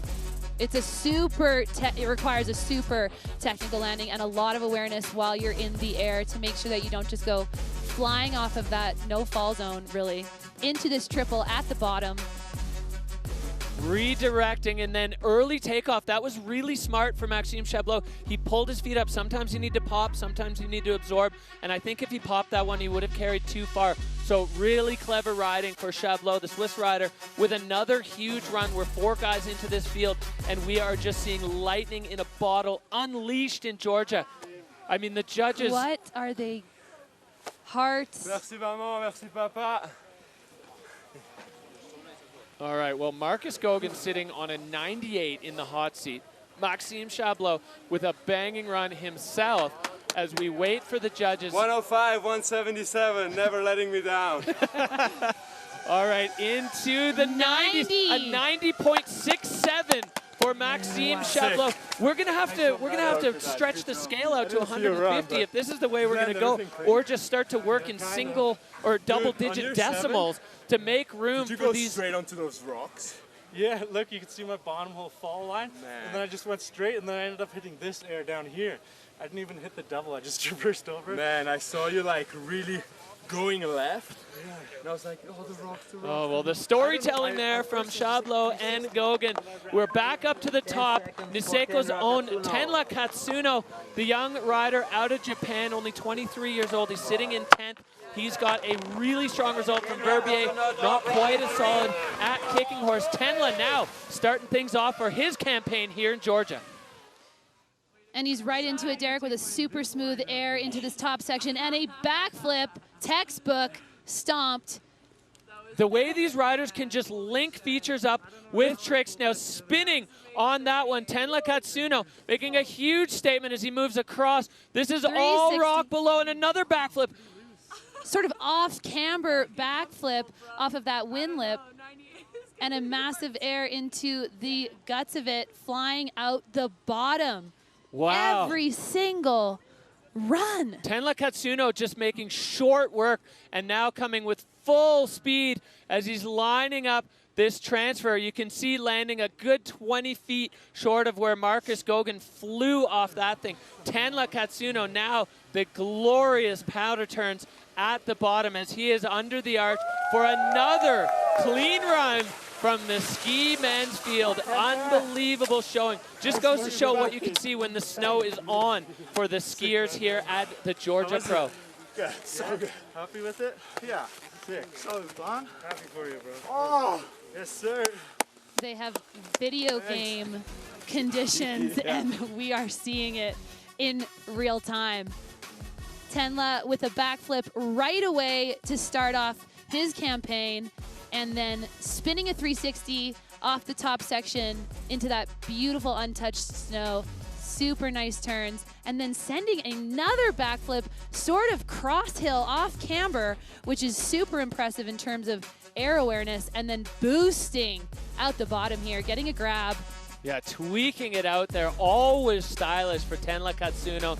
You can see the line tracker there, getting across and just stacking feature after feature after feature for the young Japanese rider. So anxious moments again as the judges get to work. The sun is out in Georgia, and these riders are having their way with the 360. And then I just wrapped it around D-spin. That was It was, I don't know. D-spin, that's what it's called. And then after that, you went so fast. Yeah, I just I love hearing them catch up with each other. Tenra, 91.67. Holy, so eclipsing Maxime Chabloz there with that run. Tenra Katsuno moving into second place with a 91.67. Enormous scores here drop in. And he's got to be happy about that after Kicking Horse.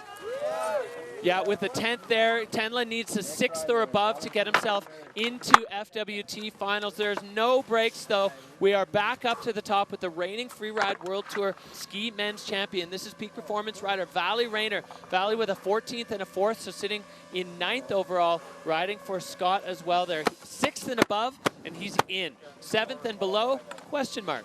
Now, a couple of riders already had their say on this face, and you cannot count Valentin Rainer out. He's such a strong rider. He's the champ.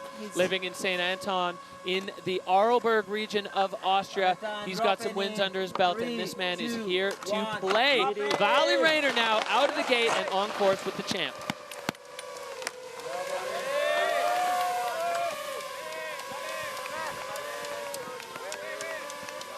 So much hype as he enters the course.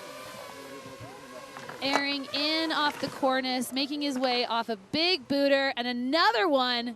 Turning that into a triple drop right out of the gate. So getting things started with a bang. Valley now coming into this feature. We've seen a ton of people freestyling off it. Valentin Rainer opting for the straight air, now pinned into this wind lip.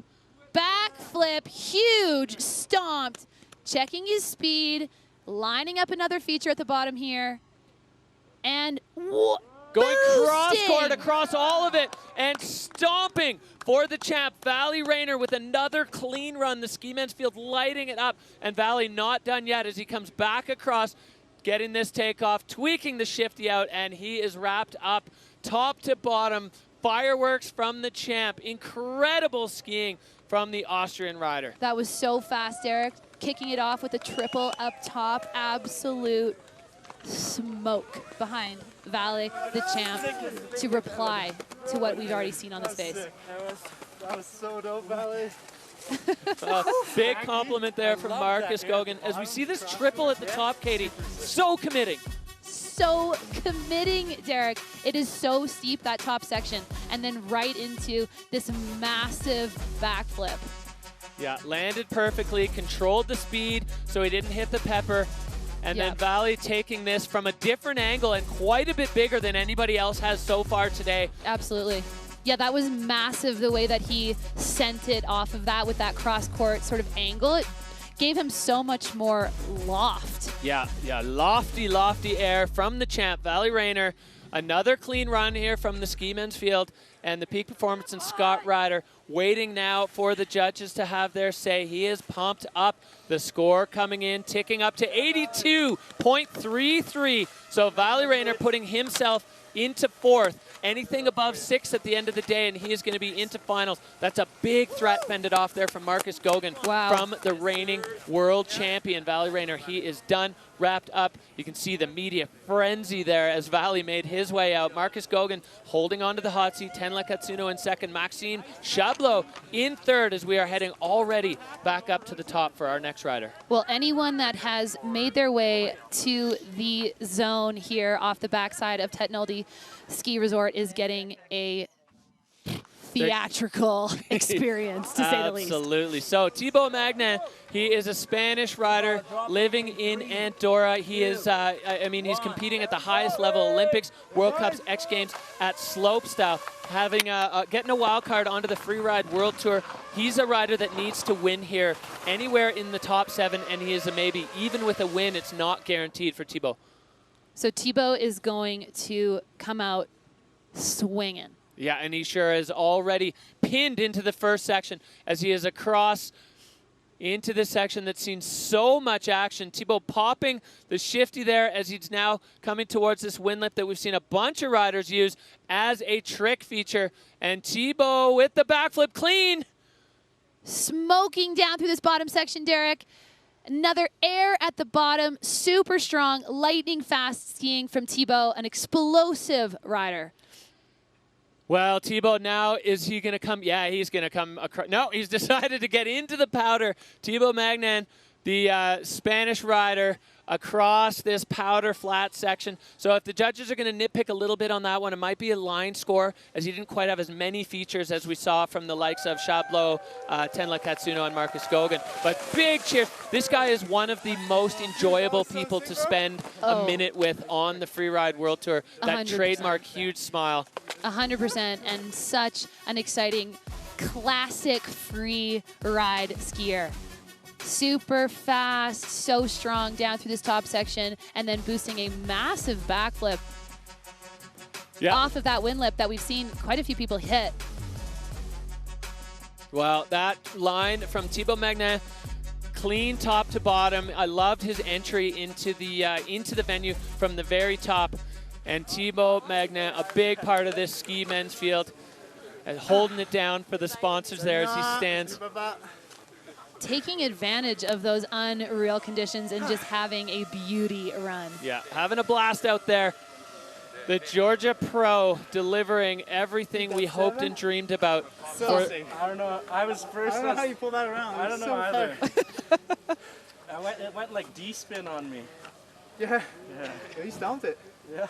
Yeah, well, the riders, I mean, everybody coming down just saying to Marcus, like, what? What? The level is truly insane. All right, so the judges now getting to work on Thibault Magnin's run as they're going to line it up against the 5 categories and line it up against the runs that have come before, as they're going to see where that's going to slot in. Score now dropping for Thibault Magnin with a 73. So he puts himself into 6th place as we are making our way through the ski men's field. Marcus Goguen comfortable in the hot seat as he is, well, he would love to secure his first Freeride World Tour victory here.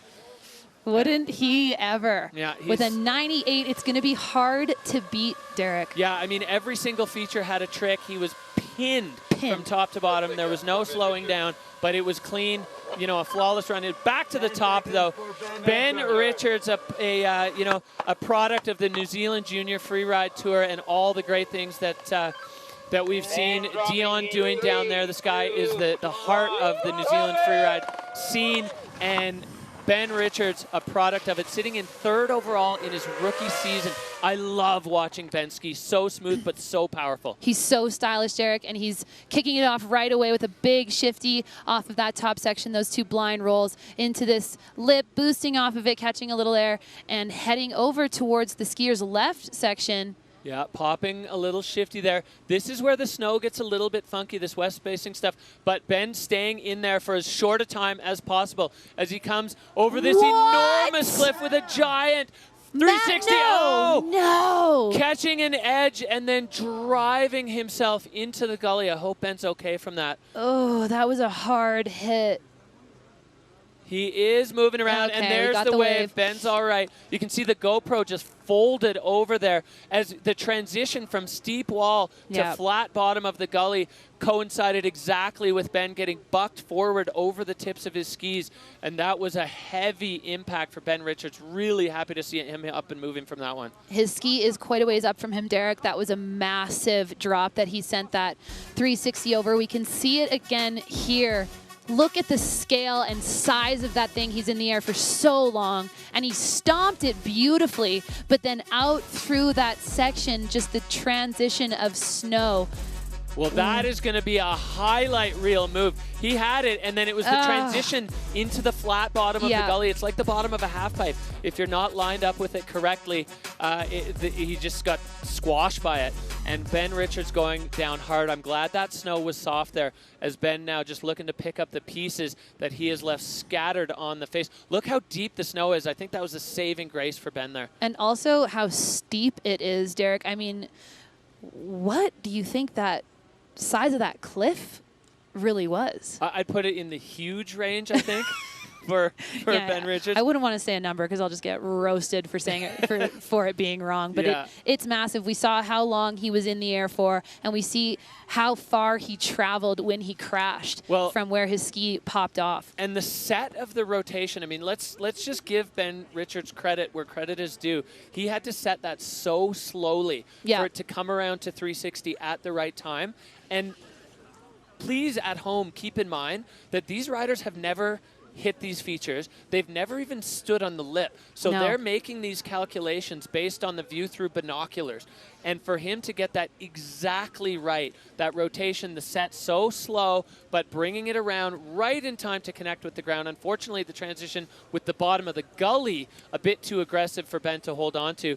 As we see, it looks like Holden Samuels. So the snowboard men are the ski runners for the ski men's field. So Holden coming down to bring Ben back the pieces of his life that he left scattered on the face here. The Georgia Pro delivering some serious ups and downs here, Katie. Absolutely roller coaster of skiing here today, Derek, and he's just cruising out the bottom here. I mean, Ben Richards, such an incredible skier, such a smooth, stylish skier.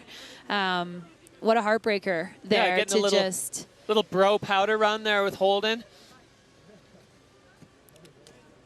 That may have been Brian Stennerson. I might have got that wrong. They both have orange suits. It was Holden Samuels, and it's nice to have a fellow comrade there to bring your skis to you, understand what you're going through in that kind of a moment. Dude, worked out great. Yeah, I was kind of surprised in the run. And then I got so good. Yeah, you got going pretty quick there. Yeah, it was huge though.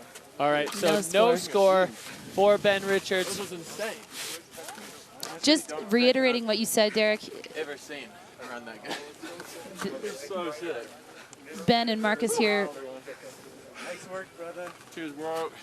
Yeah, just trading stories. Talking about that split decision making that they are having to do in the air as they're surprised as to what's happening. Yeah, exactly. He said he was surprised to stick that. So incredible here. Marcus Gauguin, Tenra Katsuno, Maxime Chabloz. That is the top 3 so far in the ski men's field, but we are only 8 guys in, and we have many more stacked up at the top who are looking to blast their way onto the good side of the cut, including this one, Dillon Flinders. Dillon suffering a bit of an injury coming into the event here, dislocating his shoulder, but not letting that hold him back. The Dynastar rider sitting right now in 14th place overall. So he's looking for first for a guarantee. 10th or better is a maybe, and anything under 11th is going to be a no-go for the Snowbird Utah rider, Dillon Flinders, looking to get it done here. And those trademark techie turns, a 360 right off the top for Flinders. And going down, heartbreak there for Dillon Flinders as he couldn't quite hold on. So aggressive in that approach. A strong start up there, Derek, and then heading down through these guts, airing off of the side of that tower feature there and coming around into this air. Nice, smooth, straight air. Getting a little caught up in some of the old tracks there. One of the things to keep in mind as you're watching Dillon still continue this run is you can salvage some points. You know, yeah, sure, he went down on a big move at the top, but you can put a few points on the board still. And for Dillon, it's going to be possible. Whoa! Firing off that, the closest we've seen anybody come to Marcus Gogan's bomb hole on that bottom feature. So Dillon still bringing the heat at the bottom and looking to put a few points on the board to see if he can maybe salvage a result that'll put him on the good side of the cut, but he is devastated. Well, it's safe to say that he came out guns blazing, shoulder injury or not. He was looking for a win there. Yeah, just showing the emotion. The riders wearing their hearts on their sleeve here. Dillon Flinders starting things off with a bang. The hand drag 360, bringing it around perfectly, getting a little squashed, and then across the fall line. Yeah. The pressure builds exponentially when you put your skis across the hill like that. Super nice airs, getting that grab out the bottom here, Derek, and almost getting caught up there, sending a really beautiful air off of that. Tracks in there getting a little chundery and then boosting off of this bottom transfer. To the moon there for Flinders as he wraps up his run, but you could see it on his face as he came through the finish line and shared a hug with Marcus. He is just completely gutted by that. Really unfortunate to see Flinders go down, as I love watching this guy ski. So his score coming in into 45, so that's going to be 8th spot for Flinders. Pretty soft, just getting cooked up there. Yeah. I felt that. Well, you can see it on his face, you can hear it in his voice, but still cheers from the rest of the squad as we get a look at just how rugged these Caucasus Mountains are. We are out here, Derek. I mean, it was 6 hours via train and 4 hours via car to get out to Mestia in the Svaneti region, and it has been worth it because the snow and these mountains are unreal. All right, back to the start gate with Blake Marshall, another rider out in New Zealand. New Zealand just churning out world-class freeride World Tour athletes. Blake Marshall with a 19th and a 12th. He needs to win here if he wants to get himself onto the good side of the cut. So we're going to see fireworks from Blake Marshall. Blake Marshall with a big 360 out the gates and then smoking down through this top section. A big shifty tweaked out off of that wind lip. Yeah, Blake Marshall staying on the good side of this, and another wind feature as he is into the powder paradise. We try to catch up with Blake. Another a huge 360 where we saw Ben go. So Blake Marshall roasting now across. There's only a couple features left. He is going to go double, trying to get control. Blake Marshall cross-court, lands it. Wow! Another member of the Crash or Podium Club, Blake Marshall, when he puts it down, he absolutely puts it down, and we just saw it there with 1, 2, 3 360s and the flexing. Oh yeah, Blake Marshall is happy with that one. He needed to deliver, and he did. A huge performance. Wow, what an So gangster, Thank you, brother. That was sick. So much fun to watch Blake ski. Oh, that's good. Oh, he is fired up. As he should be. The Kiwi rider earning his way back through the challenges as we start off with a bang here from Blake Marshall. Love to see it again. Look at how big that 360 was, Derek, to start it off, and then sending this wind lip, tweaking it out, heading into this pepper zone and keeping it together for 1, 2, with a bit of a course correction in the middle there to get so much speed and land exactly where he wanted to. Yeah, all the way over that traverse track that cuts underneath that cliff face, which is kind of, it sets up a little bit of a mini transition, and Blake landing perfectly on the downhill side of that. A huge statement from the Kiwi. I was wondering if you could get enough speed to make it over the wind curl on that first one. Yeah. Yeah. I was wondering too. Watching from the top, boys. Yeah, I bet. So casual. Hey, everyone back in New Zealand. Thanks for staying up and watching. Oh, yeah.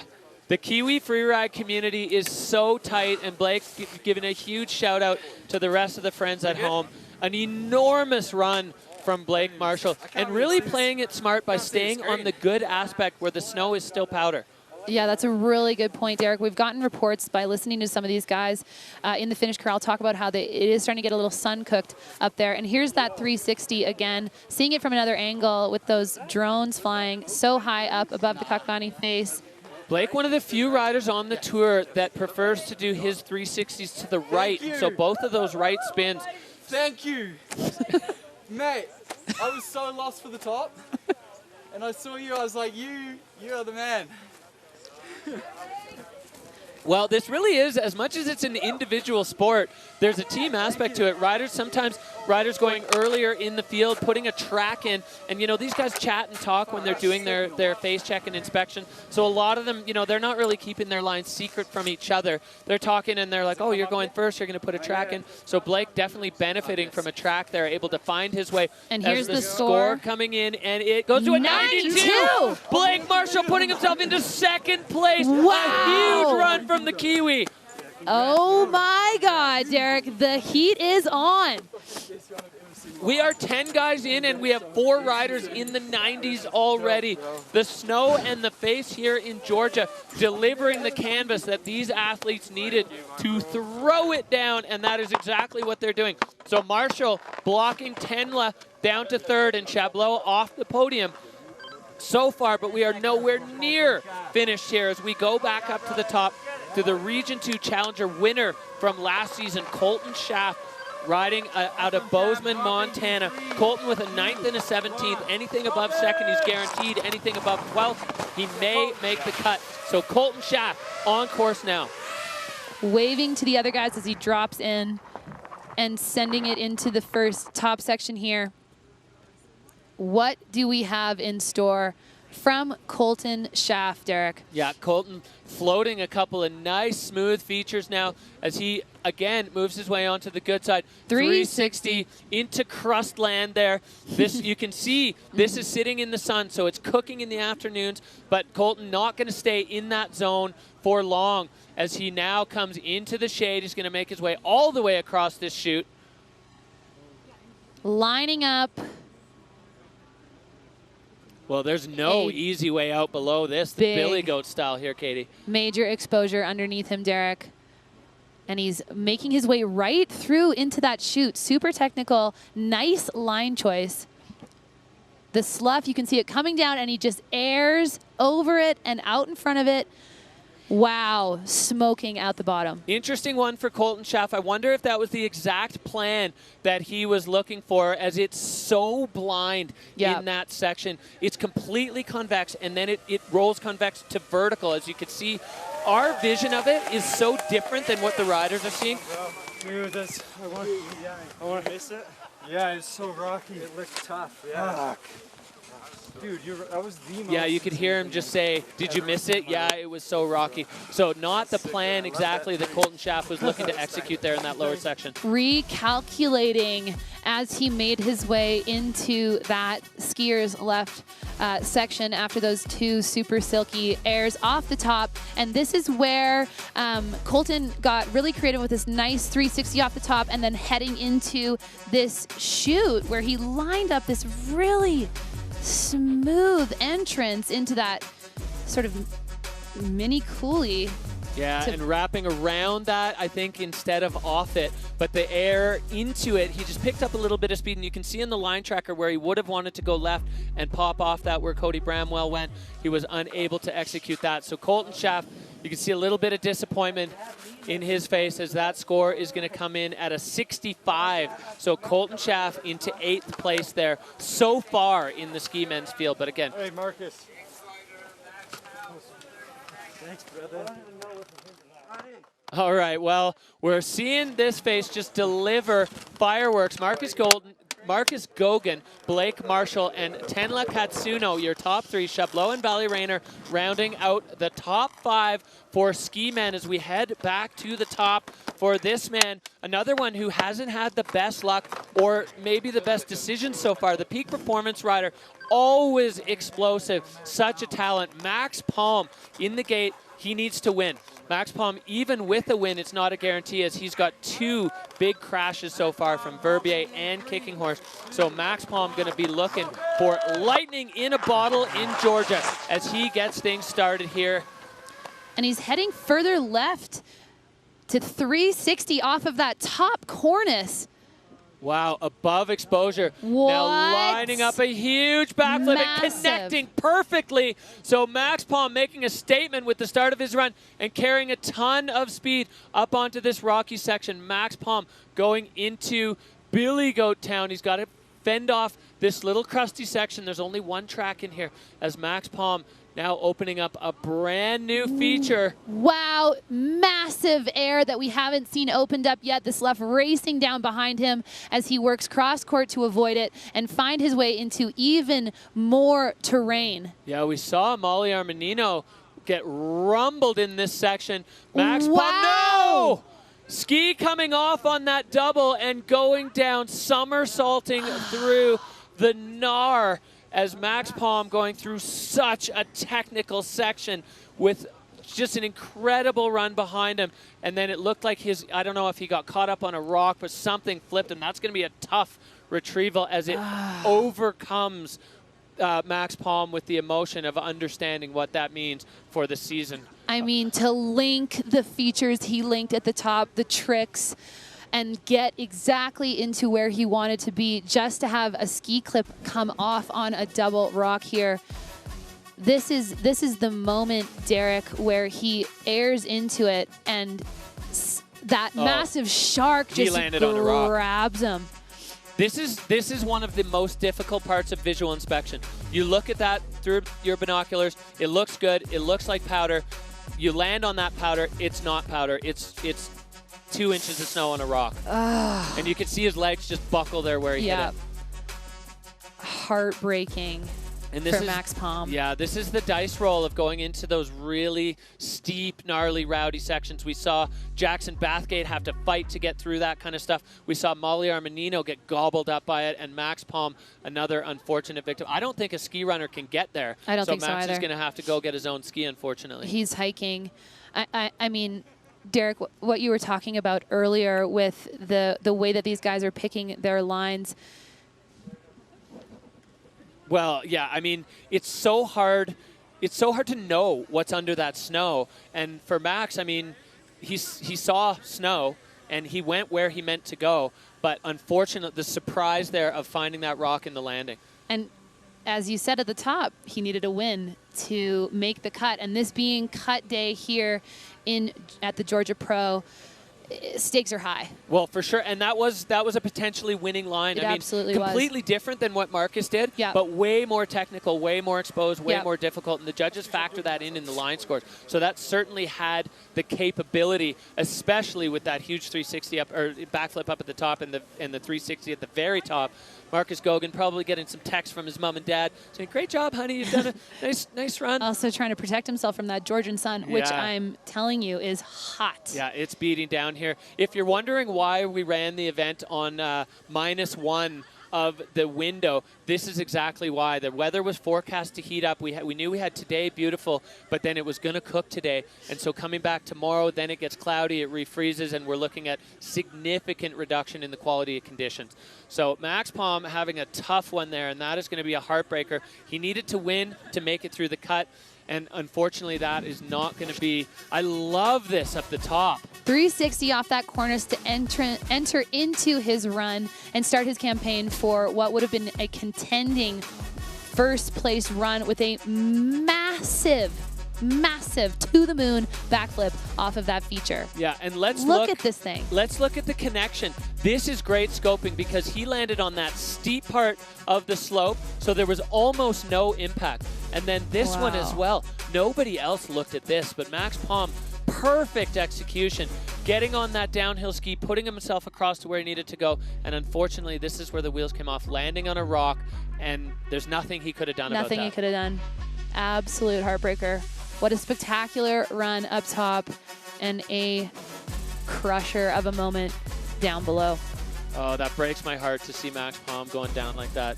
As he is up, he's got his skis back on. What a spectacular skier, Derek, and a talent to watch. Oh yeah, for sure. Huge talent. Max Palm's going to be bummed, but we will see him back in the mix. Him and Marcus, great friends. They've been traveling together. Marcus gone and spent a bunch of time at Max's house in Chamonix. You're looking dope. Thank you. Super dope. That's it. All right, so that's a no score for Max Palm. Heartbreaking outcome for the Swedish rider as he just wants to get out of there now. Yeah. Collect himself as we head back up to the top, taking a look at this stunning face. Well, we've seen a bit of everything from the face today in all categories. We saw snowboard men and women deliver fireworks. We saw ski women get pretty rumbled by this face, throwing down though. And now ski men have been a mixed bag. We back up to the top. The Verbier rider, part of Les Gorilles crew out of the freeride squad at Verbier. Martin Bender, 2022 junior world champion. Now he is on the freeride world tour. And this is another explosive young talent who needs a win or a very, very good result to get himself on the good side of the cut. Bender sitting in 18th right now. We're only taking 11 into final, so he needs a bang and run. Only 19 years old though, Katie. Incredible how young these riders are and how good they are. So much air awareness, Derek. He goes so big when he goes, and here he is back flipping off of that wind lip, stomping it, and making his way down through this next section to line up this feature. 360. Stomped. Perfect landing there for Martin Bender. Now coming with a bundle of speed with the cork 7 and stomping it. Getting on that left foot across. So he's still going to be able to get that final feature. Martin Bender giving himself an absolute heater of a run, pumping down this bottom section now. Boosting this transfer. Yes. What a run. Hands in the air, fist bump. You. Well, Bender he's had a tough start to his World Tour career. This is his first stomped run, a 13th and a 21st. Wow. And now a huge one. When he stomps, he stomps. Oh, yeah. Really similar line to Marcus Gauguin. Fuck, you're a legend, bro. That's fair. Nice work, man. Nice work. Finally, I land a run. So Finally, good. I land a run. So good. He is stoked. Yeah, Martin. Man. So happy for Martin to be able to put a run down there. Absolutely love it. Wow, let's take a look at it again, Derek. Right off the top, a huge air off that blind cliff out of the start gate, and then into this massive backflip. Textbook. Oh, perfect connection with the snow. Then the 360 here. Right away into 360, and then sending towards this big lip that we saw Marcus Gauguin 720 off, and another 720 here from Martin Bender. That was a huge move. And look at this, the technique to lay on that downhill ski and then boosting across, gets high in the air, shifting out and rallying into the finish. And you can see right here the body language, just explosive as he finally put down. We knew this kid had it in him, and so to finally see him put one down when it counts, Martin Bender, an enormous performance here in the Georgia Pro. Margie, les gorilles. The boys back home, Lego, we saw them come out to support him in the gorilla suit in the Verbier comp. So here we go. Score dropping for Martin Bender. Another into the 90s into second. Yes. The young Swiss rider doing what he needed to do. Martin Bender into second with a 94-point run. The judges gobbling that up.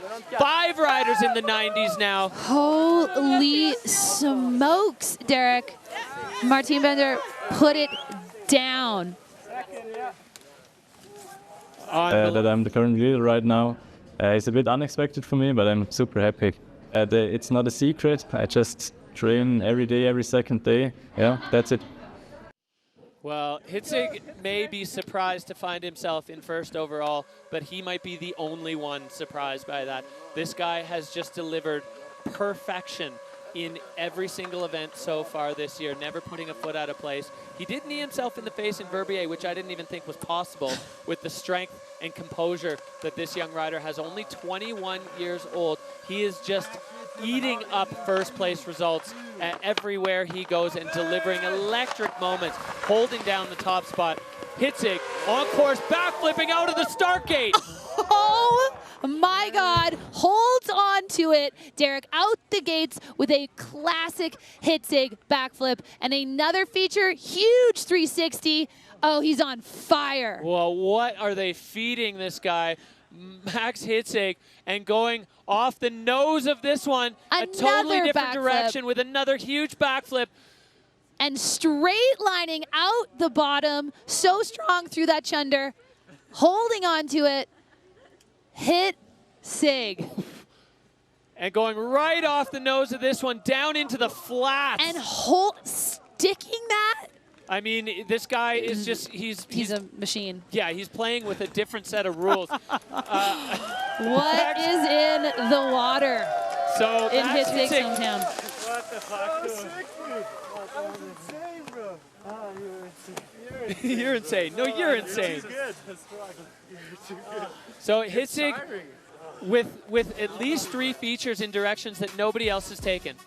Just coming out of the gate so hot with that massive backflip and holding onto it, showing so much strength in his legs and technique to recover that there. Boosting boosting a 360 off of that feature. Yeah, the technicality of that side hill takeoff. And look, right off the point of this one, nobody else looked at that direction. Max, again, on both of the backflips, uncharacteristically getting kind of sat down. And then this bottom feature, you cannot overestimate how flat that is. Yeah. Max getting sat down. So 3 big moves, but none of them exactly Hitzig perfect, if we want to call it that. Definitely the judges are going to have a little bit of fodder there in the control category. He got squashed, you know, maybe stage 1 on all 3 of those. But well, when you're that good, it's hard. Yeah. Just trying to be like you, Max. Marcus just saying, I want to ski like you to Max Hitzig. So these guys, you know, they're just fearless. They're stepping it up event after event after event. So this is probably the worst seat in the house right now in the judges pit, as they have a lot to get busy with. Marcus Gogan with a 98, Max Hitzig. I mean, it is entirely in the realm of possibility that knocks Marcus out of the hot seat, as all of Hitzig's airs were so big and taken right off the points, dead fall line. It's certainly possible. The landings weren't perfect, where Marcus's were all really clean. Stomped his 7-2. I mean, I haven't seen his run. So sick. And there's so many other good runs too. The way Hitzig looks at... Martin? Yeah. He's second, 94.33. The way Hitzig seems to look at a face when he's doing his inspection is, it's not, how can I make that feature work for me by, you know, cross-cording it or hitting it to the side. It's just, let me just go dead off the nose of everything. Off the nose of every single thing, fall line with a trick. Backflip, preferably, but maybe a 360. That 360. Oh, Marcus is even talking about it right now. Cool. That looked like such a tough takeoff. I hit it straight, but then I saw all of you guys. And I thought, no. It was sick. I missed the last feature. To do after the back the same than Wally did. Yeah, I missed it too. You just get going so fast. Yeah. Just jumped over it. Yeah. I think they're talking about that bottom sort of pepper section under the meatball. Yeah, exactly, that Valentin Rainer was able to pick up. I hurt my shoulder a little bit. Yeah? The first one, yeah. On the first one? You went deep, bro. So deep. Yeah, so Max Hitzig definitely showing a little bit worse for wear as he slammed. He said his shoulder sore from that first one. So he definitely hit the ground hard on that one as he maybe passed the transition. I think what happened, Derek, maybe is he got his pole kind of pulled back. This replay showing us that when he landed, it's that right arm kind of pulling back. This 360 was so technical and perfectly executed. I think that might have been the move of Hitzig's run, in a run packed with moves. And then, as you said, Katie, right off the nose. Now, he's a bit cross-court there and against the fall line, so really difficult to hold on to that. And then this huge one at the bottom, just into the flats. So Hitzig now, the judges really taking their time with this. You know, they've got so much to compare it to, as we're going to see the score come in at 93 for Max Hitzig. So he puts himself into third, the first time we've seen him out of first place. And for Hitzig, because they're taking the best two out of these three first events, this third place is going to be a throwaway, and he's still going to be scoring two first places for Max Hitzig. Imagine a 93 as your throwaway run, Derek. Wow, this is just unbelievable showing as we head back up to the top to another heavy hitter who is looking to put himself in the mix. So Hitzig into third, Bender in second, Marcus Gogan holding off all challengers so far in this ski men's field. Blake Marshall and Tenla rounding out, I should say, the top three.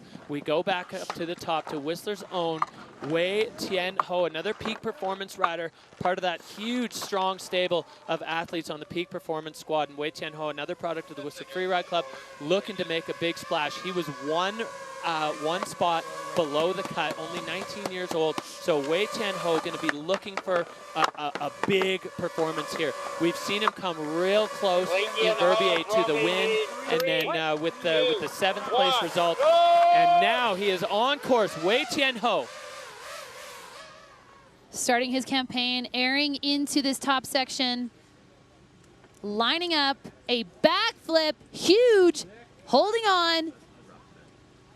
All right, Wei Tian Ho now cross court, across the gully, getting way over here as he wants to get into this technical gnar, but he's got to get across this real tricky crust. You can see barely even leaving a track. It's crusty, it's difficult, and now into the dark where the snow's good, but we've seen Max Palm struggling here as it is sharky. Hooking into that section and managing to air out of. Oh, that was huge for Wei Tian Ho. That is so creative, so technical. Heading into this massive exposure. Jump turning and airing down through there. And Wei Tian Ho with the approach, floating the 360, stopping it. Wei Tian Ho lacing that 360 and then flying over the bottom section. A fire run for the young Whistler rookie, and he loves it. That was completely different than the runs that we've seen with the high scores, but so technical. The line score will be through the roof on that one. So much going on in that run, Derek. Big tricks, big airs, technical lines, really creative way, making his way through stuff.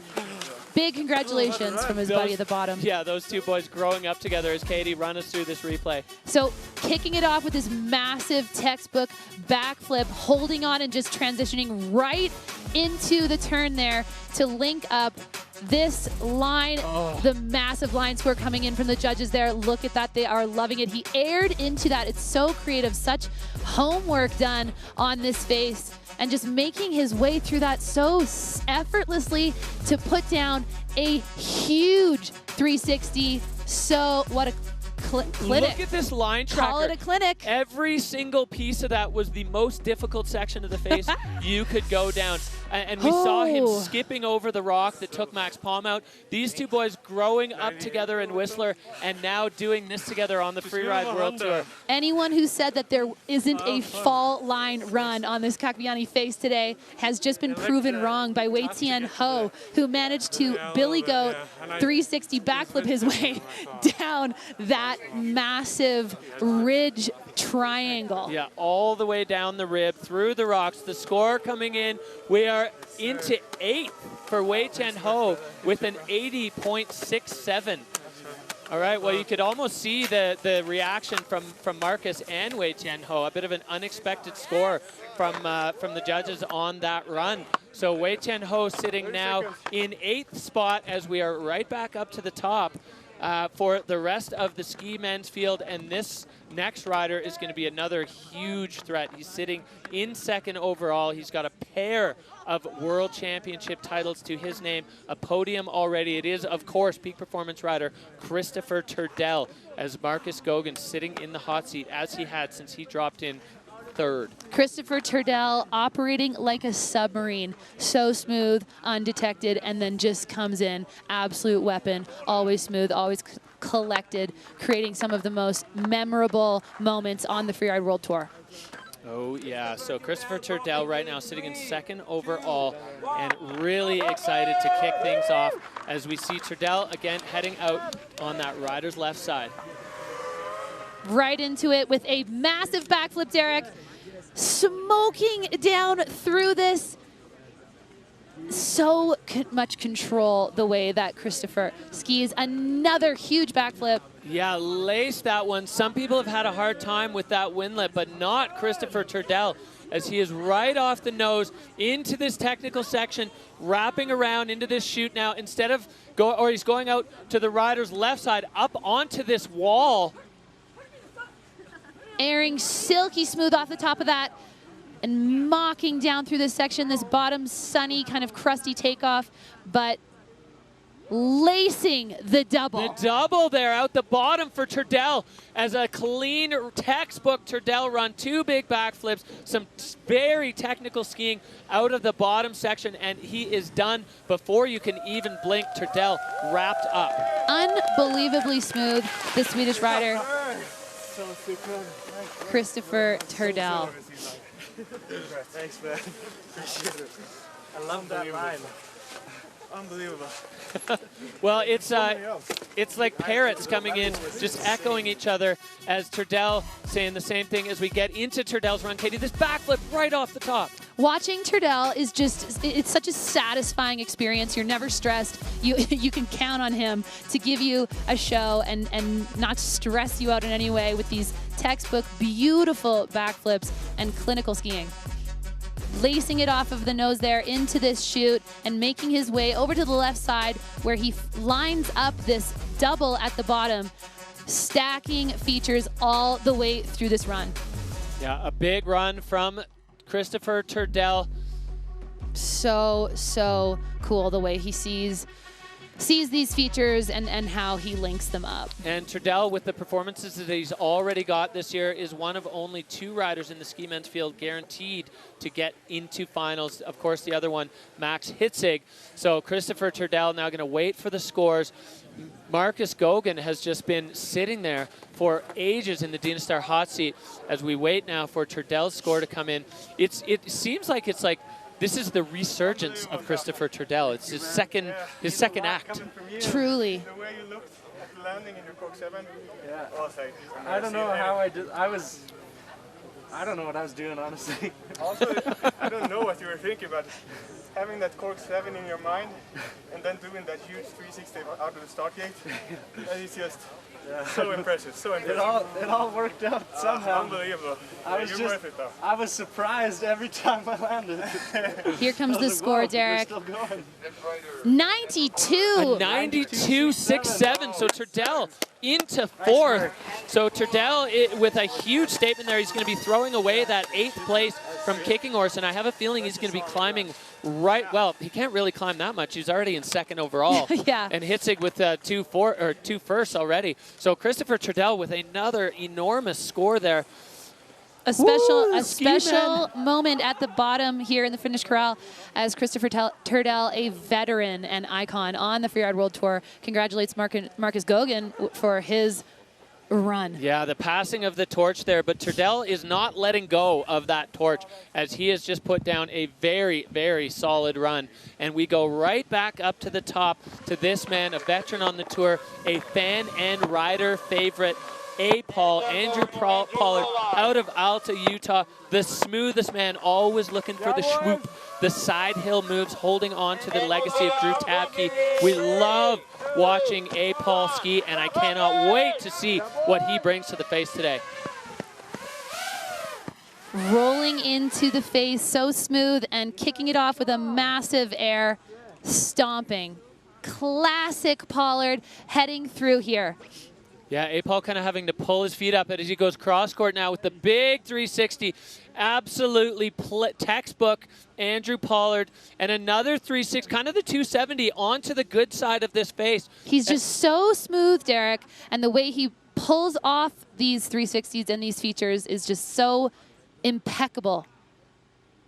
Up onto the meatball, stepping off it. 1, 2. Makes it a double, and across the traverse line into a triple. Andrew Pollard, another clean run here delivered from Ski Men, and back to regular programming from Paul after a very uncharacteristic fall at Kicking Horse.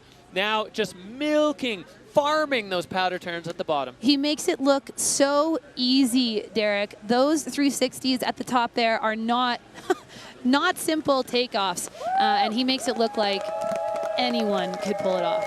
Well, he makes skiing look fun. He really does. Classic style. Sick line. Classic Pollard. It looks fun for sure. Yeah, you even heard it from Marcus These guys are crazy. They are.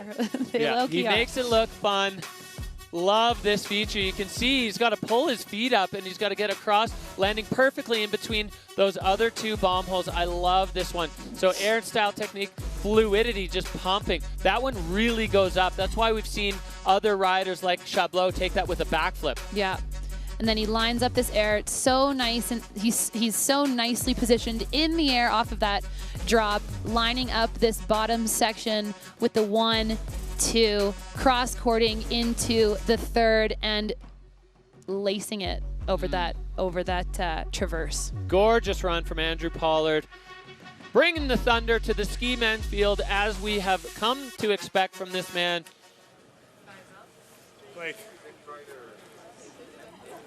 He's almost speechless. A rare occurrence for Andrew Pollard as the score dropping into 10th, a 79.5. Been so dope, he says. So you guys are the future. Nice work, brother. So Paul, he 11 and up, or 11 and better, is a maybe for him to make the cut.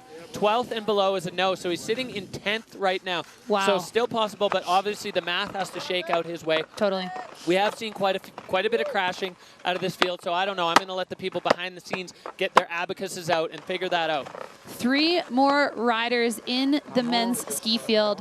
Abel Moga in the start gate. Well, this guy is electric, and he's another one in that camp who needs to win. Anything above 5th is a maybe. If he puts himself at the top, it's not even a guarantee that he will make it. So we are going to see Abel swinging for the fences here. The Spanish freerider kicking things off at the top. Right into it, Derek. Off of that cliff into this top section, lining up a 360. So smooth. Yeah, aggressive and fast here for Abel Moga. Front flipping into the couloir. Well, that has become his trademark, and he executed that perfectly. 360 stomp. That's massive. Holy no, he's down. No. Oh, God. Oh. Abel Moga getting rumbled there, bouncing through the rocks. Hit his head on that rock on the bottom, maybe. Oh. All right, Abel Moga looking like he's in a bit of pain there after a tough fall.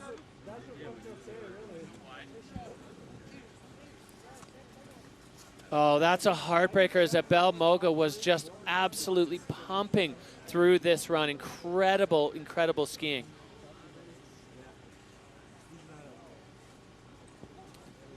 So Abel Moga now just taking stock of things as we've got our emergency team, we've got guides, we've got patrollers, we've got doctors all over the face strategically. So you can see the first ski patroller already on site with Abel Moga, and they're going to do an assessment and see exactly how Abel is feeling and what's going on with him, as that was a hard fall for the Spanish rider. It was a hard hit, Derek. He fell for a while, and this pepper section here, I think, is where the majority of the impact was where he felt. He is on his feet now. Yeah, happy to see Abel Moga standing up there as the patrol or doctor make their way over to do an assessment. Abel is up and moving around, so really glad to see that. Marcus Goguen watching on. Never like to see a fellow competitor go down like that. No, absolutely. All these riders want everybody to clean their runs and then leave it in the judges' hands. And Abel Moga was definitely making a statement. I mean, we said when he was in the start gate, he knew what he had to do. He needed to win here today to give himself a shot at making the Freeride World Tour Finals, and he was certainly on track. As getting some mobility in that left shoulder. Taking the goggles up. 2 thumbs up. Wow. All right, so we are getting word from the patroller on the mountain that Abel is going to make his way to the finish on his own skis, and then he will have a full assessment by the medical team at the bottom. So really happy to hear that Abel is going to be able to ski himself off the face. I think he's just missing a pole up there somewhere, so we may have to send a ski runner resource to collect the equipment from Abel, but really happy to hear that he's going to make his way off the face under his own power. Well, he lifted his right foot up there, Derek, his right ski boot, and it didn't look like there was a ski attached, but I can't see a ski anywhere on the face. One of our ski ninjas from the snowboard men's field coming down now and trying to locate that ski that Abel has lost, and it's up high, so it popped off, you know, 80 feet above him. Yeah, way up there. And then Abel, unfortunately, tumbling through the rocks. Such a great run. The 360 into the pocket here. And that's where it clips off. And then he went for a ride, hitting that rock on the bottom. That's a hard hit. Such a smooth 360. And the way he landed. Yeah, he just got sat down. Yep. And the ski just couldn't take it. Yeah, he was doing everything he could to slow himself down, but unfortunately gravity having his way. You can see there. I can't believe the hands going out for Abel Moga. You know, it's going to be that combination. He's going to be very sore, but he's also going to be very sad as he was looking for a huge performance here as Abel making his way off the face under his own power. These guys are so tough, Derek. I mean, mocking down through that run with a front flip into the couloir and a massive 360. You know, he's sort of cradling that left shoulder. Looks like he might have taken the impact to that, but he's just so tough. That front flip? What the heck? It worked out great, too. Oh, yeah, it's the only thing I can do, bro. I would disagree with that being the only thing that you can do, Abel. Stick way. You had an absolute heater going. Oh, dude. All right, well, good to hear those riders catch up. Marcus, you know, just bowing at the feet of Abel for the front flip, and Abel always humble. The only thing I can do as if. So Abel, it looks like a sore left shoulder there. Hopefully he's going to be all right. We got the medical team down there that's going to check him out. So Marcus Goguen, Martin Bender, and Max Hitzig, that is your top 3 right now. But we still have a couple big, heavy hitters to go, and this guy is one of them. Kendall Goodman with an 8th and a 16th. Anything above 3rd, he's golden. Anything above 13th, it's a maybe. This guy just oozing style, always with the nose butters. He's so strong on his skis too. You know, Kendall's a big guy, but he doesn't ski like a tall guy. I mean, I'm a pretty tall guy, and I'm wobbly and all over the place when I ski, but Kendall's so solid, so strong as he gets ready to kick things off. The Salt Lake City rider getting ready to light it up and hopefully put himself on the good side of the cut. Opting for the skiers right of the start gate.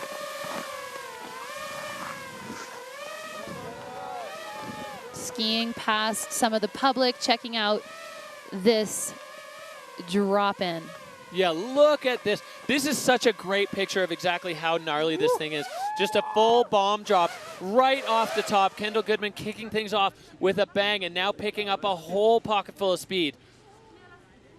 Flying down through this top section, Derek, hitting this wind lip, throwing a massive 360, stomping it. That is one of the boostier 360s we've seen off of that wind lip today, and then sending a flat spin through that section into this beautiful snow, making it look just so silky. Such a great landing there for Kendall as he is doing everything he can, and another huge three across the powder face here. So floaty, so smooth, so much style.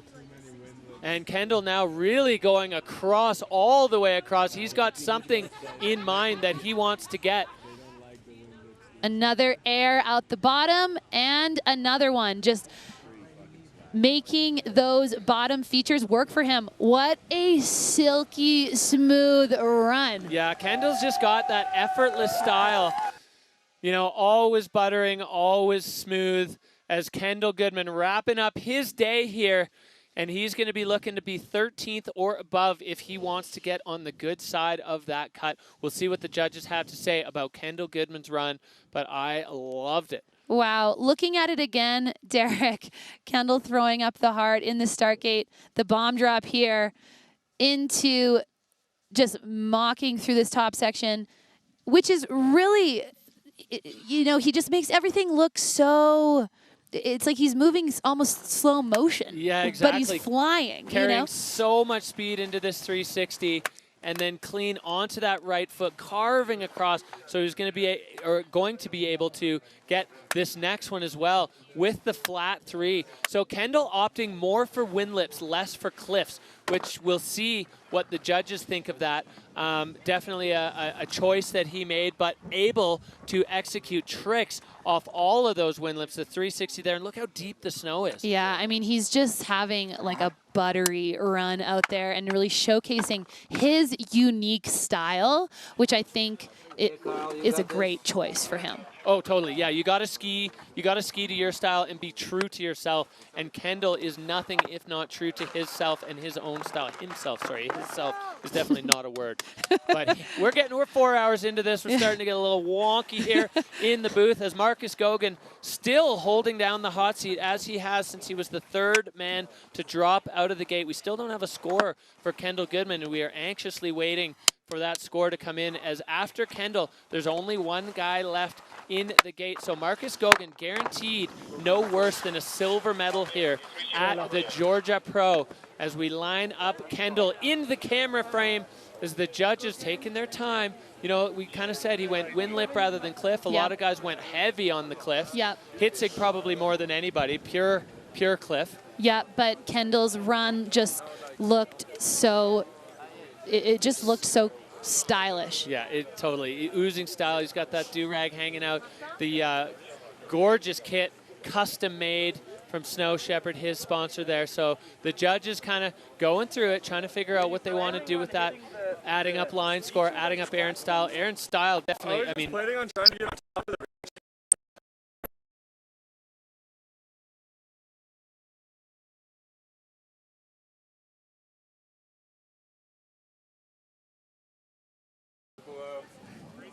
That's it. Yeah, so Kendall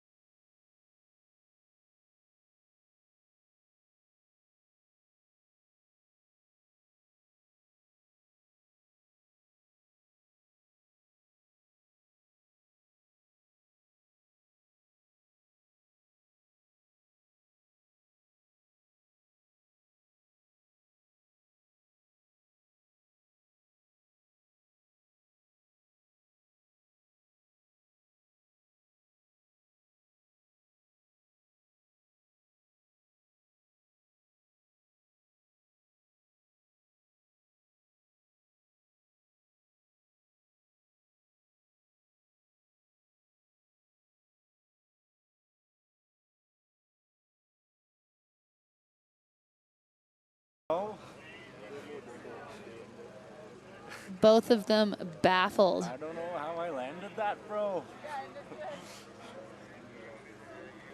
We've got one ski and one good knee. Quite the wild left run. And that, see right there, those two rocks that cleared out while Carl was still spinning that 3. So insane. That he yeah, clipped. that was a rough one. Yeah. So now it's a mystery for Carl Regner Eriksson. There it is. Bye-bye. We've got it located. It's gone for a serious long ride. Oh. So there's Carl. You can see the drone proving an extremely useful tool for ski finding. As Carl's going to make his way down, the drone hovering over it. X marks the spot for Carl Regner Eriksson as a huge bummer for the peak performance rider. He's going to reconnect there as you saw Liam just zoom through the background. Well, I'm hoping that Carl's knee isn't bugging him and he's able to ski down through this nice powder section at the bottom and enjoy those last turns as we wrap out this men's ski field. Another unbelievable show. Decent sign that he was able to step into his binding there for Carl Regner Eriksson. So such a cool way to enter that chute, and Carl was on fire. He was going so fast. This is the biggest move of the day on this windlet. Look at that against that unbelievable backdrop. He was in the air for so long, Derek. Yeah, incredible. So Carl now being welcomed into the finish area by the Freeride World Tour family. The peak performance rider not having his day as he comes in for a hug from Marcus Goguen. Huge. Yeah. I missed my perfect. I was lost. Going from the start, I was like, fuck. Missed my back end. All right, well, that's going to be a no score for Carl Regner Eriksson. He said he missed his first feature and then was lost, so maybe a bit of a hate huck on that enormous backflip. As we are going to take a look at how things shook out here at the Georgia Pro with our event scoreboard, Katie. Oh man, Derek, this is when the math starts to math and we learn what is going to happen at the cut. Well, this is our event today. Marcus Goguen with his first ever Freeride World Tour first place. Martin Bender throwing down for a second place. And Max Hedvig, another podium for Max on this 2024 season. Look at those scores from those top 3 guys. Well, Marcus with a 98, that's the biggest score I've seen in a very long time in the Freeride World Tour. And Bender and Blake Marshall doing what they had to do. We're going to see if it'll be enough for them to climb out of the basement where they were dwelling before this. And now we look down at the bottom half of the field. Jackson Bathgate there in 11th, Kendall Goodman. And then we kind of get down Oscar Menden, Flinders, Palm, Moga, Richards, all having big crashes out here on the face today at the Georgia Pro. So ups and downs as we look at our podium. The boys, so with the bronze, Max Hedvig, the silver, Martin Bender, and Marcus Goguen locking down his first Freeride World Tour victory here at the Georgia Pro. These guys all going absolutely bananas. Now, we're going to have a look at what this has done to the overall rankings. This is going to be very interesting. The math, the abacus going nuts. So Hedvig holding on. Remember, this is best 2 out of 3. Marcus Goguen rocketing up into second place overall with 17,000 points. So just behind. Turdell now into third. Katsuno, Ben Richards, Finn Billis not able to show up here, but still staying on the good side of the cut. A 3-way tie. Billis, Bender, Rainer, and Carl Regner Eriksson. Now what happens here? We look, there's the cut. Maxime Chabloz on the uphill side. Blake Marshall and Wei Tien Ho on the bad side. Jackson Bathgate also getting bumped down onto the low side. And Apol, we're saying goodbye to a legend here, getting cut on the downhill side. Shaff, Flinders, Thibault Magnin, all of those guys, some big hitters. That is incredible. Well, we are going to head down Heading down to the finish to check in with first-time Freeride World Tour winner, Worcester Freeride Club's own Marcus Goguen. Unbelievable run. Every single rider that came through just looked at you and shook their head. Marcus, walk us through that run. Thanks, Derek. I don't know. That was probably one of the craziest things I've ever done. Every air I landed, I was kind of in shock and just kept on going and somehow managed to keep it together the whole way down. And I don't know, I'm super happy and yeah, couldn't be more stoked. It was a good time and good fun, and the level today was crazy. I mean, everybody could have won it on a different day. It was wild. You dropped third, Marcus, and you sat in the hot seat all the way through the field. How did it feel to have that seat? Felt like I was getting a sunburn the whole time. So, yeah, it was good. Felt amazing, though. I'm super happy.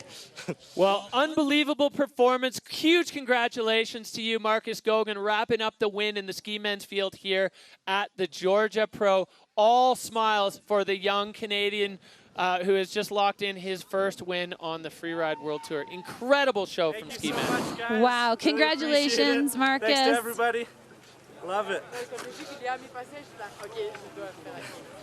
Sweet, thank you. All right, well, Ski Men just blowing our doors off. Incredible show as we saw fireworks from top to bottom. The Georgia Pro will be right back.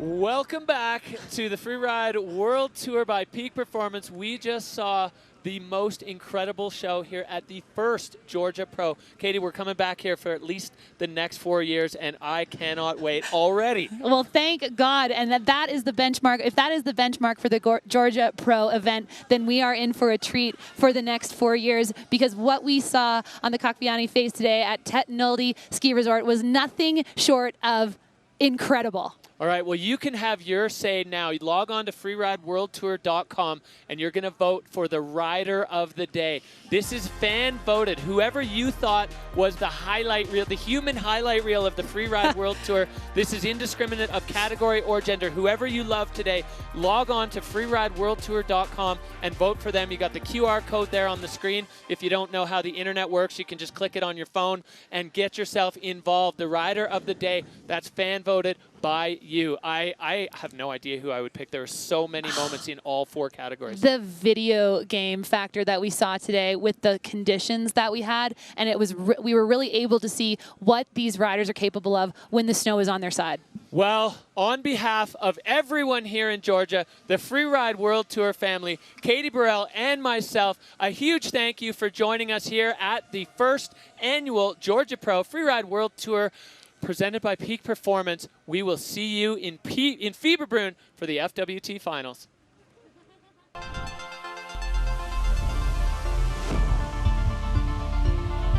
Welcome, welcome, welcome to the Freeride World Tour. Stop number 1 of the FWT Finals here in Fieberbrunn, Austria. 2, 1, drop it in! 2 runs, 2 chances, 1 winner.